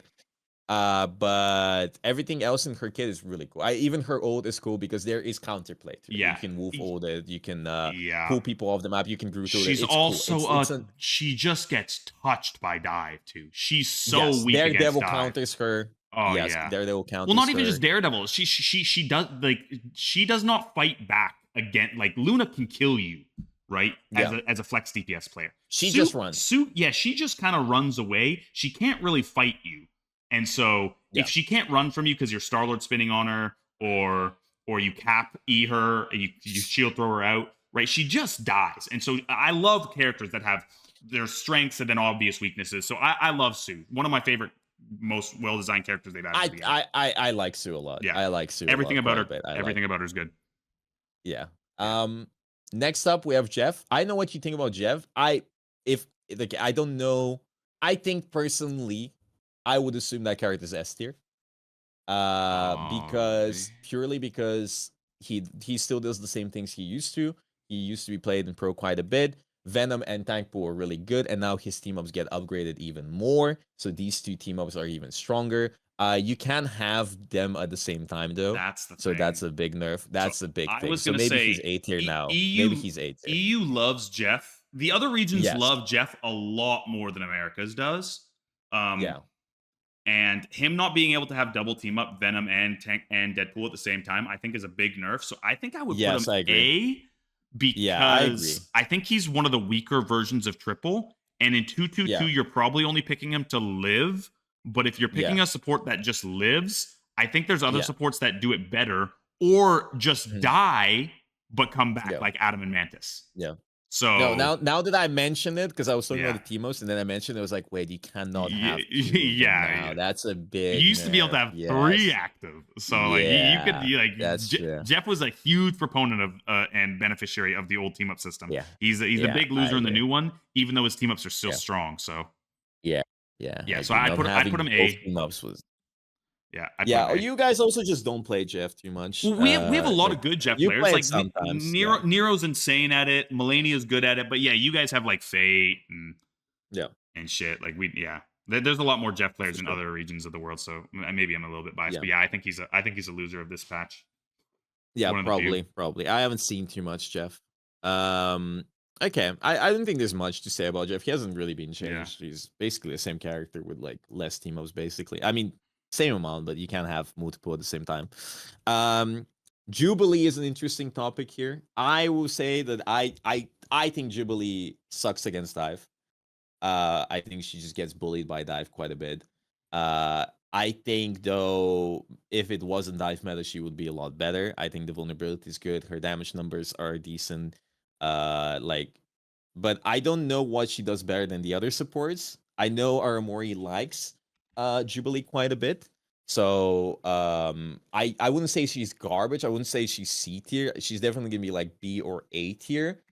I think it's going to take a little bit more time for people to realize her strengths and weaknesses because I don't think she's easy. I think she's quite difficult. I think her ult is really annoying. Like, I think her ult is super annoying to deal with, but it probably gets countered quite a bit by like Yeah. stunts and Strange ult just like explodes you or like whatever Mhm. else, right? But getting booped all the time is so annoying. I don't know what to think about her. I don't really have any also know that thoughts because I kind of banned our team from picking her in scrims until like we got good makes at her. sense. Yeah, well, because I when we pick her in scrims, I want Val to be very good at her. So if Yeah. she's a little behind on the character or doesn't exactly know exactly what to do in this situation or that situation or this situation, Yeah. then I don't want my opinion of the character to get skewed by that. So I haven't seen really any Jubilee gameplay. Mhm. We're kind of holding off on that for a second before we actually really give her a fair and honest test. So you can kind of put her wherever, and I'll trust your take on it. I've Kaiji in chat here. He's like, high B, low A. I think, like, I am inclined to trust the support player saying she's, like, Aramori thinks she's really good, and, like, Kaiji thinks she's okay. I think, like, A tier is pretty fair for Jubilee. Maybe, because she also got buffs and stuff. Mm-hmm. I don't think she's that. I don't think she's B tier. I think, like, you definitely get value off of her. Like, the blind is super annoying. The vulnerability is super annoying. The boop on her I ult haven't is been blinded annoying. yet. I think... I haven't played against Yeah, one yet. you haven't played against her? No, I've played with one, Yeah. but I've never played Yeah. against her, so I don't know what the blind It's so looks annoying. like. Okay. It's literally like Cloak Terror Cape on you. Okay. All of a sudden. Okay, gotcha. Like, yeah. So I'll put her A tier because I trust the support players because they're all like, oh, this character is good. Some people say she's really bad, but I think she's really bad right now because people don't know how to play her. Yeah. It will get better over time, but I do believe she's quite weak at against Dive. That is against Dive. Aramori propaganda says my chat. I mean, listen. I'm not the type of person to argue with people that play this character and this role. That, like, if they say this character is decent, I won't be like, no, you're wrong. Yeah. I've never played that character, but you're wrong. I don't fucking know. I am, but I haven't seen it in scrim, so I'll defer. Yeah, maybe she's bad. Maybe she's good. It's also like, it's just a hard character to play. I firmly believe it's a hard character to play. Yeah. So it's hard to determine whether or not she's good right now. Yeah, right? exactly. We need more time. She has some obvious weaknesses too. Yeah. Yeah. All right. Loki. I think S. Loki S tier. Yeah, I think so. I think the Mantis team up that he gets is so strong. I think bottom of S.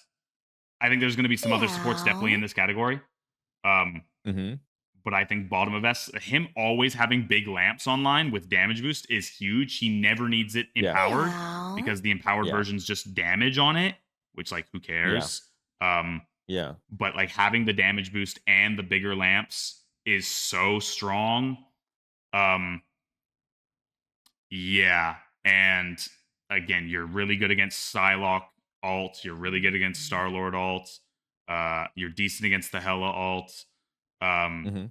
You're good against the Venom. You're good against the Groot, and with the Groot, you're weak into the Angela and the tank pool. But I think it's a good meta for him to kind of settle in. And he's a huge beneficiary of the team up.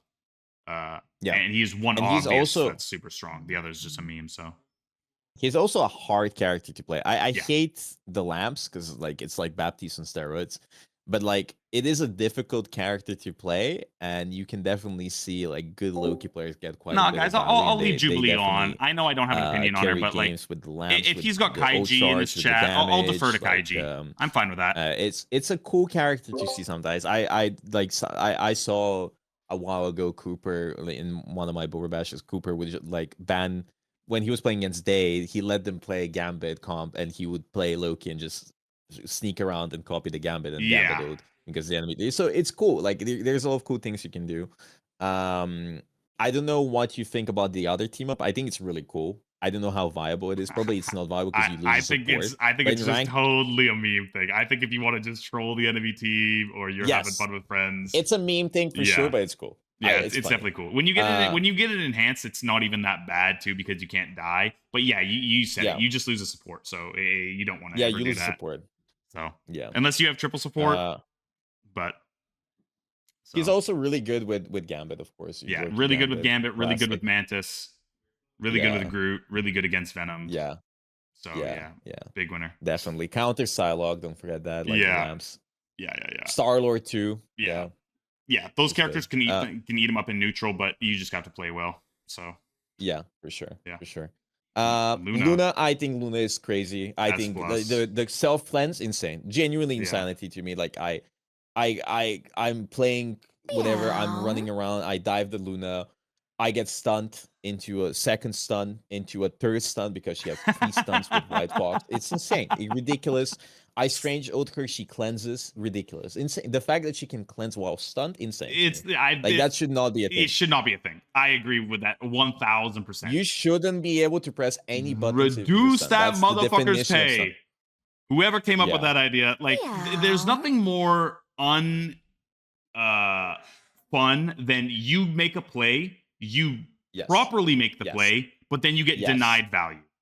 Correct. It'd be by the person that you made the play on. It's not even like I made the play on Bogur and Kaiji comes and lamps Bogur. I made the play on Bogur and Bogur somehow still fucks me. Yes. So yes, exactly. No, it's awful. Sense it's awful because you are being rewarded for your mistake. Yeah. And it's so stupid because I capitalize on your mistake. It's going to make people worse too. It's going to make people worse. Yes. I outplay you. I land my ult on you, but it doesn't matter. I'm the one that dies because you can cleanse yourself while you're stunned. It's a stupid mechanic. Stupid. It's so stupid that you can press that button while you're stunned. Get it out. Just get it out. Don't even remove the team up, whatever. The team up, you can keep it, but just don't allow her to press that button while she's stunned. It makes no sense. It's insane. Like, let her cleanse anti-heal, let her cleanse slow, let her cleanse whatever else. Fuck it. No, the double charm is strong enough, man. No, she doesn't need anything else. Whatever. My point is, I agree with you. I'm not saying it's weak. I'm just saying that certain aspect, it just makes it's asinine. It makes no sense. So it's ridiculous. Yeah, it's so stupid, right? Yeah. So she can get out of Emma. There was a clip of Necros pulling her. I did not think she would get. I didn't think she could get out of Emma. When I saw that she could get out of Emma grab, I was ridiculous. Whoa. So would you say she's S+ tier? I think she's S+ 100% because she's a huge enabler of all the DPS. Starlord, DD, Hela, off angling, Psylocke, DPS Deadpool. Cap on your team, Hulk on your team, Angela on your team. All these characters all want Snowflake. And because you're no longer really incentivized to put it on yourself because of the damage boost, it's so good. You're also the best support at just killing other DPS. They come and fight you if they don't show up, with their... I died to her on tank. She left click stuns me, left click Fauwkzes me. I'm dead. Like I don't get to play the game. I don't get to interact with this. Yeah, if you don't come with your laces tied up, and your waistband, pulled correctly, then she's gonna beat the fuck out of you. So he's scary. Yeah, and I'm here for it too, though. I love Luna being strong. She is so she's hard. She's a single Nettie's single target healing character. She's not mass healing anybody. She can only hit one person at a time. She can fight the enemy. She has a skill shot CC. She's got a very strong cooldown that self-sustains her and clap. amazing, like awesome ability. It's super fun, and super strong. And she's got a really cool Zenyatta orb snowflake mechanic that you can move around. It's great. I love everything about Luna. They nerfed the ult, but I wouldn't say for her to be this strong. I think this strong is a little too much. This strong's a little too much. Yeah. But yeah, like last patch, even still a little too strong, like a little too much damage. I don't know about dealing more damage than Hela at every single range. Yeah. But yeah, I love Luna. I'm okay with her being mega busted. Just maybe a little less mega busted. Yeah, maybe some nerfs. And also her Adam team up is also good. Yeah. Like Fauwkz team up is good. Shift on a 3-second cooldown, basically. Yeah, shift on a 3-second cooldown, effectively. You don't kill her. Like if she has that team up, you leave. Like if you're playing dive, you especially don't if it's enhanced. Especially if it's enhanced. She never doesn't have shift. She always has clout. Yeah. It's insane. Yeah. Yeah, it is ridiculous. Quite a bit ridiculous. Love her though. So that all right. You love her. That's good. I think she can be fun if she was more toned down. Well, she's sure. hard. She's hard. Like I love hard characters that are skill based, right? Yeah. I'm okay with them being a little overtuned. To land your stuns, like even like the flank Luna playstyle. Like it's a little bit too ridiculous sometimes because what she can get away with, but like it's a little bit more proactive than whatever the fuck some supports get to. You know, like instead of just heal botting all the time, you can take control of the game a little bit. So Mantis S+ tier. S+ tier ahead of Luna. Easy. Both her team ups Easy, are. I tier. originally thought it was just going to be you always pick the res. The Starlord team up is so good too. Somehow the most cancer character for the game, the number one triple support enabler, got the two best team ups in the entire game. She has a res that works exactly like her old res used to. And she has a heal that AoE heals, amp heals, and now makes her 2/2/2 viable, which is awesome. Just fucking remove the damage boost, please. Oh, just remove it. I agree. I think like Mantis, insane team ups. I like the Starlord team up is actually a good thing in the sense that she can be played in double support now. Like I don't think that's inherently a bad thing. Just remove the self-res. The damage, the self-res, the damage boost. The damage boost is crazy. As always, like that's the reason why triple support works. Her damage output as well. Like she's a cool character that can be really fun and really healthy for the game, but at the same time, they keep forcing us to play triple support with her. And it's kind of annoying because nobody wants to watch it. Nobody wants to play it. Yeah, she's one of the reasons why triple support works. It's not the three supports but just works. Just any three supports. It's very few supports work in triple support. Like, and you need those. Like when you watch per play, a lot of the bans revolve around banning triple support. Like Gambit, of course, gets banned. Like you ban Mantis, Gambit, whatever. But like. You want to ban the triple support merchants, and Mantis is one of the triple support merchants to the point where people were banning Mantis before Gambit because that's how oppressive it is, and I think it's even worse. That was only because all those teams just suck at playing Gambit. Yeah, nobody had good Gambit players. If any of those teams had competent Gambit players, they would all realize that Gambit is better. But they're all stupid. Yeah, I think Gambit is definitely a terrorist, but Mantis, I think is even better now than last time. I think she's stronger, definitely. And definitely, I think she definitely needs some nerfs, but I like that she's more effective in double support. She is viable pick in double support. Now, like genuinely, you can play Mantis. Pick the Starlord team up. Please don't pick the res if you're gonna play her in 2/2/2. Just pick the Starlord team up. Don't pick the res if you're gonna play a double support. Do you pick the res if you play triple support? Yeah. Well, we min-max it because we're fucking nerds. We die, swap, go to Starlord, and then when the res is back online, we swap back. So I mean, so that's not a bad thing. We're brain dead monkeys about that. So yeah, that's good. Like you're squeezing every ounce of volley you can get. Yeah. Rocket. I'm a little low. I'm a little low on him. I think he's like 8. Yeah, like maybe. 8. Yeah. He used to be but the nerfs hurt. I think his team ups are trash. The nerfs hurt. I think his team ups are garbage. Like his team ups are so bad. Like some people are like, oh, the nuts reduce your cooldown, your res. Yeah, if you pick up every nut, you get 8 seconds off your res. Like, I don't care. It doesn't make sense. Yeah, like it's also like, a Squirrel Girl, so you're never getting it enhanced. Yes. So like you have team ups like Invis that has an inflamed shield that damage boosts and has more HP. You have Cloak that makes you invulnerable. You have Luna team up that self cleanses, and then you are excited about Rocket getting 8 seconds off his BRB beacon as if that's a big thing. Who cares? Yeah. Like the cap is gonna break it again. Nobody cares. It's whatever. Hey, Nobody my Rocket player loves it. For the record, my Rocket player loves it. Yo, the nuts are down. The nuts are down. Sure. Get your mag bubble back. Down. and then the other team up just doesn't make sense. Yeah. I'll be honest. I don't get it. I still don't get it. I don't get it either. I've watched so many people use it. I still don't get it. I don't get why we use it. You lose your left click damage, which is insane, by the way. Yeah. And you can still use your right click. That's the thing. But the damage isn't that good. You can AoE heal, but you could do it before as well. And they get over shield, but like overheal, like it doesn't matter too much. Like I wouldn't sacrifice my left click for that, you know, like. So his team was so bad. You can reduce the strange TP cooldown. Oh my god, I can keep eating nuts the whole game. So instead of 3 minutes, I can do 2 minutes and 30 seconds. And then you can portal more people off the map for more TikTok clips. Oh my god, I need a Rocket player in there. Oh, let me eat your nuts, please. Time to do it with no damage Rocket.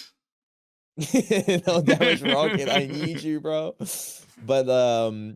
But yeah, I think he's kind of like he's good. I'm not gonna complain if I have a Rocket in my team, but like also another reason why he's a victim is 250 HP. You just explode. Yeah. Right. He has 250, I'm pretty sure, right? So BP explodes you, dive explodes you. I think one of the reasons why that clip even happened was I realized how the fact like Rocket is just bad to play in that situation because I just die instantly, right? Yeah. So yeah, Rocket definitely struggles a little bit. Other supports are way better than him for sure. Yeah. Ultron, I heard you say a lot of nice things about this character, so let me hear it about like what do you think about Ultron? Silence. I hate this character more than any character in this fucking game. It's the stupidest, most brain dead character. No chat. It's not because Speedley's god at this character. No, it's not. It's because he puts a drone on one tank, a drone on another tank, doesn't have to think about it for the rest of the game, okay? It just heals them nonstop. He doesn't ever have to look at them again, gets value out of it the entire time, then randomly presses right-click on one of them, gains shields, amps their damage for whatever reason they gave him a damage boost. He has 2 of them for whatever reason, has the fastest charging support ult in the game, and they buffed it. And now he has a team up that gives him 3 drones that he also doesn't have to aim. So he can have 2 drones. He can have a drone on his Cap, a drone on his Angela, and then he can be stacked with his other 2 supports and his Elsa, and then he gets dove, presses C, and then everybody gets a drone. All 5 players on the team have a drone. He presses right-click, and everybody gets damage boosted if he has a Peni on his team. We need to shoot this character. Before AI takes over, you're the first person to clanker. You are the first person to go to prison when AI takes over. Oh no, I am. No, it's okay. I'll take the shot in the head. I'll take the shot in the head. Grok is coming to my door. He knows where I live. Oh no, he's talking shit about my cousin Ultron. Nah, he needs to go. Nah. Captain America was right. So you think the Ultron change was like when I saw the Ultron change, it made no sense to me because I was like, that's a crazy nerf. Like 15%, like that's so little. Like you are barely getting any heal. But I think in pro play it's quite different because you guys are gonna, dive. You guys are gonna coordinate. You guys are gonna. The Ultron drones are gonna stack up on each other. They stack up on each other, right? You can get multiple. It doesn't matter. Yeah. It doesn't matter the healing number. It's the fact that it's just constant damage. But it's just constant. You don't have to aim it. Yeah. So if I'm diving Cooper-tastic or Valentina or Saipe, and they're playing Luna Snow, they can miss shots on their support duo because the Venom is in their face and they're getting pinned or they're getting Angela pinned. Yeah. If I pin fucking Speedily, he's still healing his entire team the entire fucking time. It doesn't matter. And then they just have to pocket him. And if he doesn't die, nothing dies. It's so stupid. It's so stupid. No, it's so dumb. So if the raid boss doesn't die, if you can't kill the fucking clanker, then nothing dies. And you can't kill the Clanker because he gets a Sue Shield and then a Luna Clap and then a Mantis damage boost, and now he's faster, and now he deals more damage than DPS characters, and it's just the worst character in the game. Delete it, remove it, rework him. He should be the top priority over Mantis of reworking. I think that character needs to be reworked as well. I'll be honest with you. Yeah. I think Ultron is like one of the worst design characters in the game.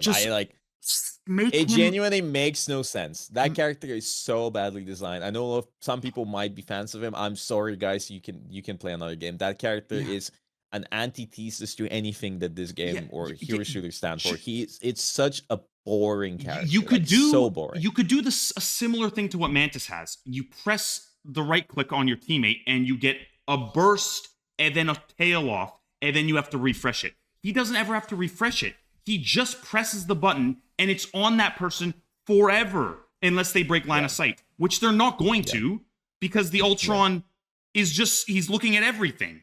And so it's so stupid. It needs to be, one, it needs to not be AoE, and two, it needs to be something you have to constantly refresh or interact with. Yeah. Like there's so many different things you could do to make this character more fun. He's the most brain dead easy. He's easier than Witch. He's easier than Squirrel Girl. I promise Warren could have played it. Okay. And it's just the worst. And you get so much value for doing nothing. Ugh. So in my eyes. S+ tier? S tier. Oh, S tier. Okay. Yeah. I was gonna say I don't think the only reason you can't put him S+ tier is because you still can't play him in 2-2-2, which actually is a lie, by the way. We got fucked by a team playing Ultron in 2-2-2 with Peni. Yeah. Okay. Well, maybe Ultron Mantis 2-2-2 comp. Can you imagine? Actually, I think that's actually doable. Ultron Mantis. It was Ultron. It was Ultron Rocket, man. It was Ultron Rocket, and we couldn't fucking kill it. Oh no. We just couldn't fucking kill it. Oh no.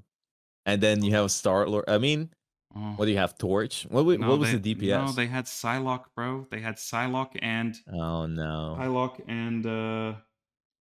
I don't even know what the other hoe was on because the Peni and Psylocke were killing my team. This is before Hotfix, so yeah, makes sense. I blacked it out. Rage, pure rage. I see red. Berserker rage. Yeah. How are we losing against this fucking character? Sucks.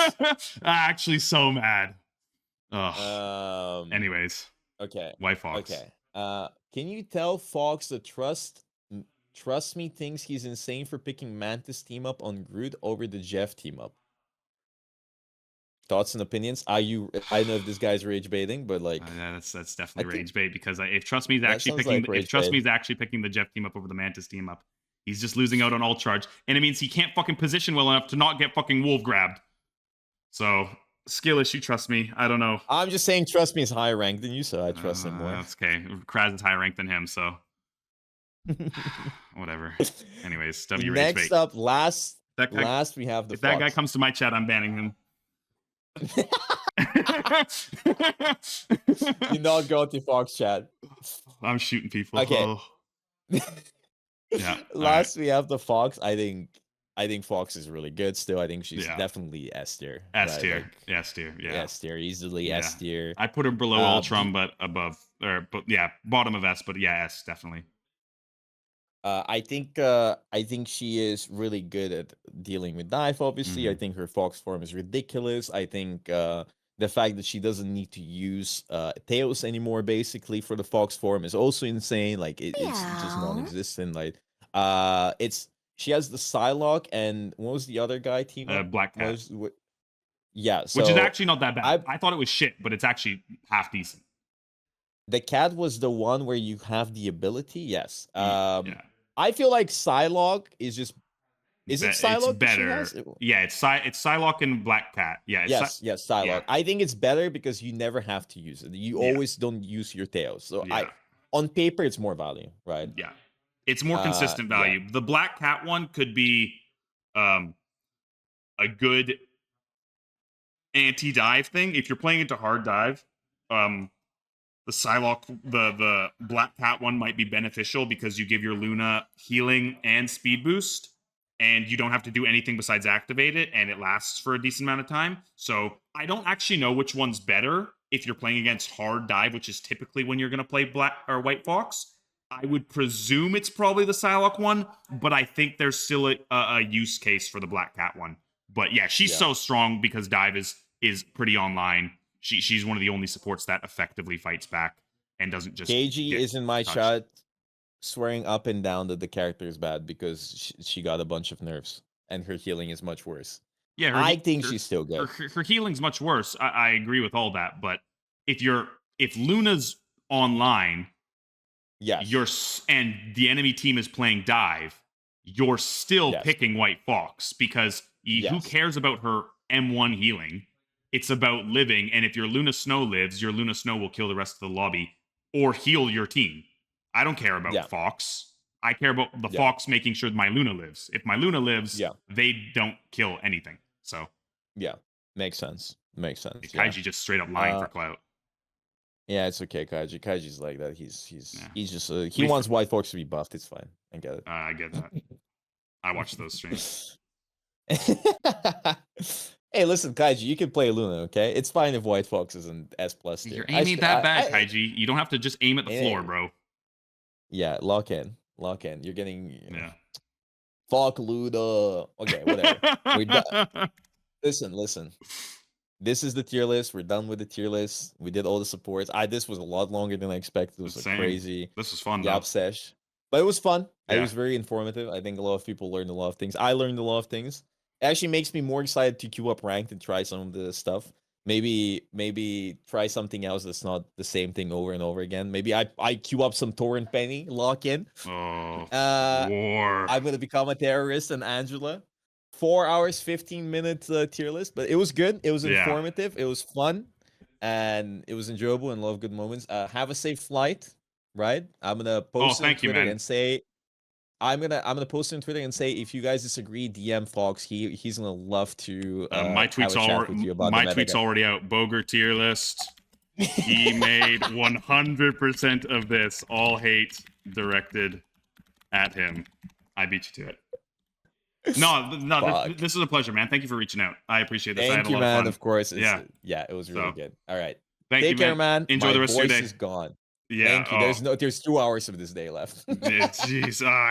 I'm going to sleep like a baby on that plane. I haven't slept. Yeah. Oh, yeah. Go sleep, man. All right. Go sleep. Thank you, Bogur. Bye. All right. Bye-bye. Bye. All right, chat. That was fun. That was fun as fuck. I had a good time. That was long, and Bogur's so cool.